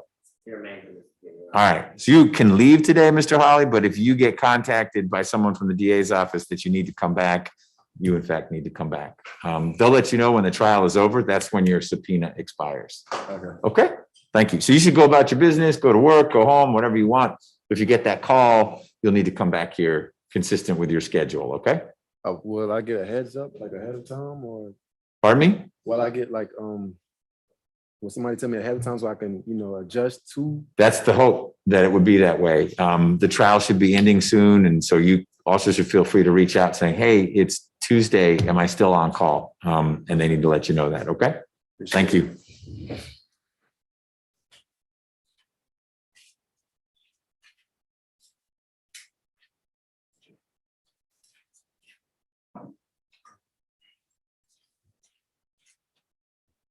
Well, that was quick. All right, ladies and gentlemen, I asked you to stay for Mr. Hawley's remaining testimony. It was less than 4 minutes. So we're going to break for the day. And we'll see you back here. It's working, reporting to the jury room. Looks like it. We'll see if everything is still stocked there. If you're running low on water or something like that, let one of the deputies know. We can replenish the water at least. We're going to run for a full day tomorrow. Mr. Abate thinks that the state will be wrapping up lunch-ish. There's always a break once the state rests. We got to talk about stuff outside your presence that may align with lunch. We'll see what happens. But otherwise, we will keep pressing on. Any logistical questions? Are you going to be able to? Yes, sir. Yes, I have something Tuesday. Monday was the. That's what we were all told. So let's cross that bridge if we get there. Okay? Thank you. Are you able to get home? Yes. With your car? Like you said, I guess it was your tow hitch, so everything is good. Everything is great. Okay. All right, everyone drive safely. We'll see you tomorrow. Let's try to start as close to 9 as we can. Don't do any outside research or talk about the case.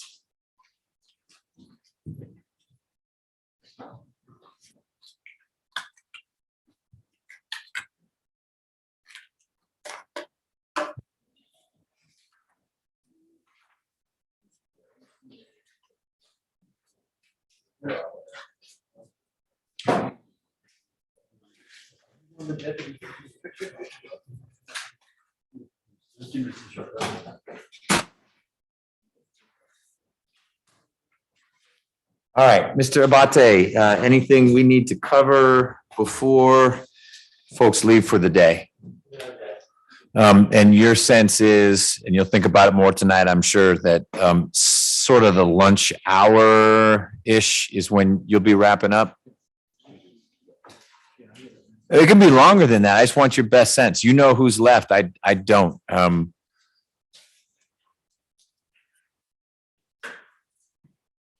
You're drawing a diagram to figure out. No, I'm just circling. I do, Your Honor. How about I put it differently? If Ms. Fagan is going to have witnesses ready to go, she should have them ready just by lunch, by noon, to be safe? Yes. Okay.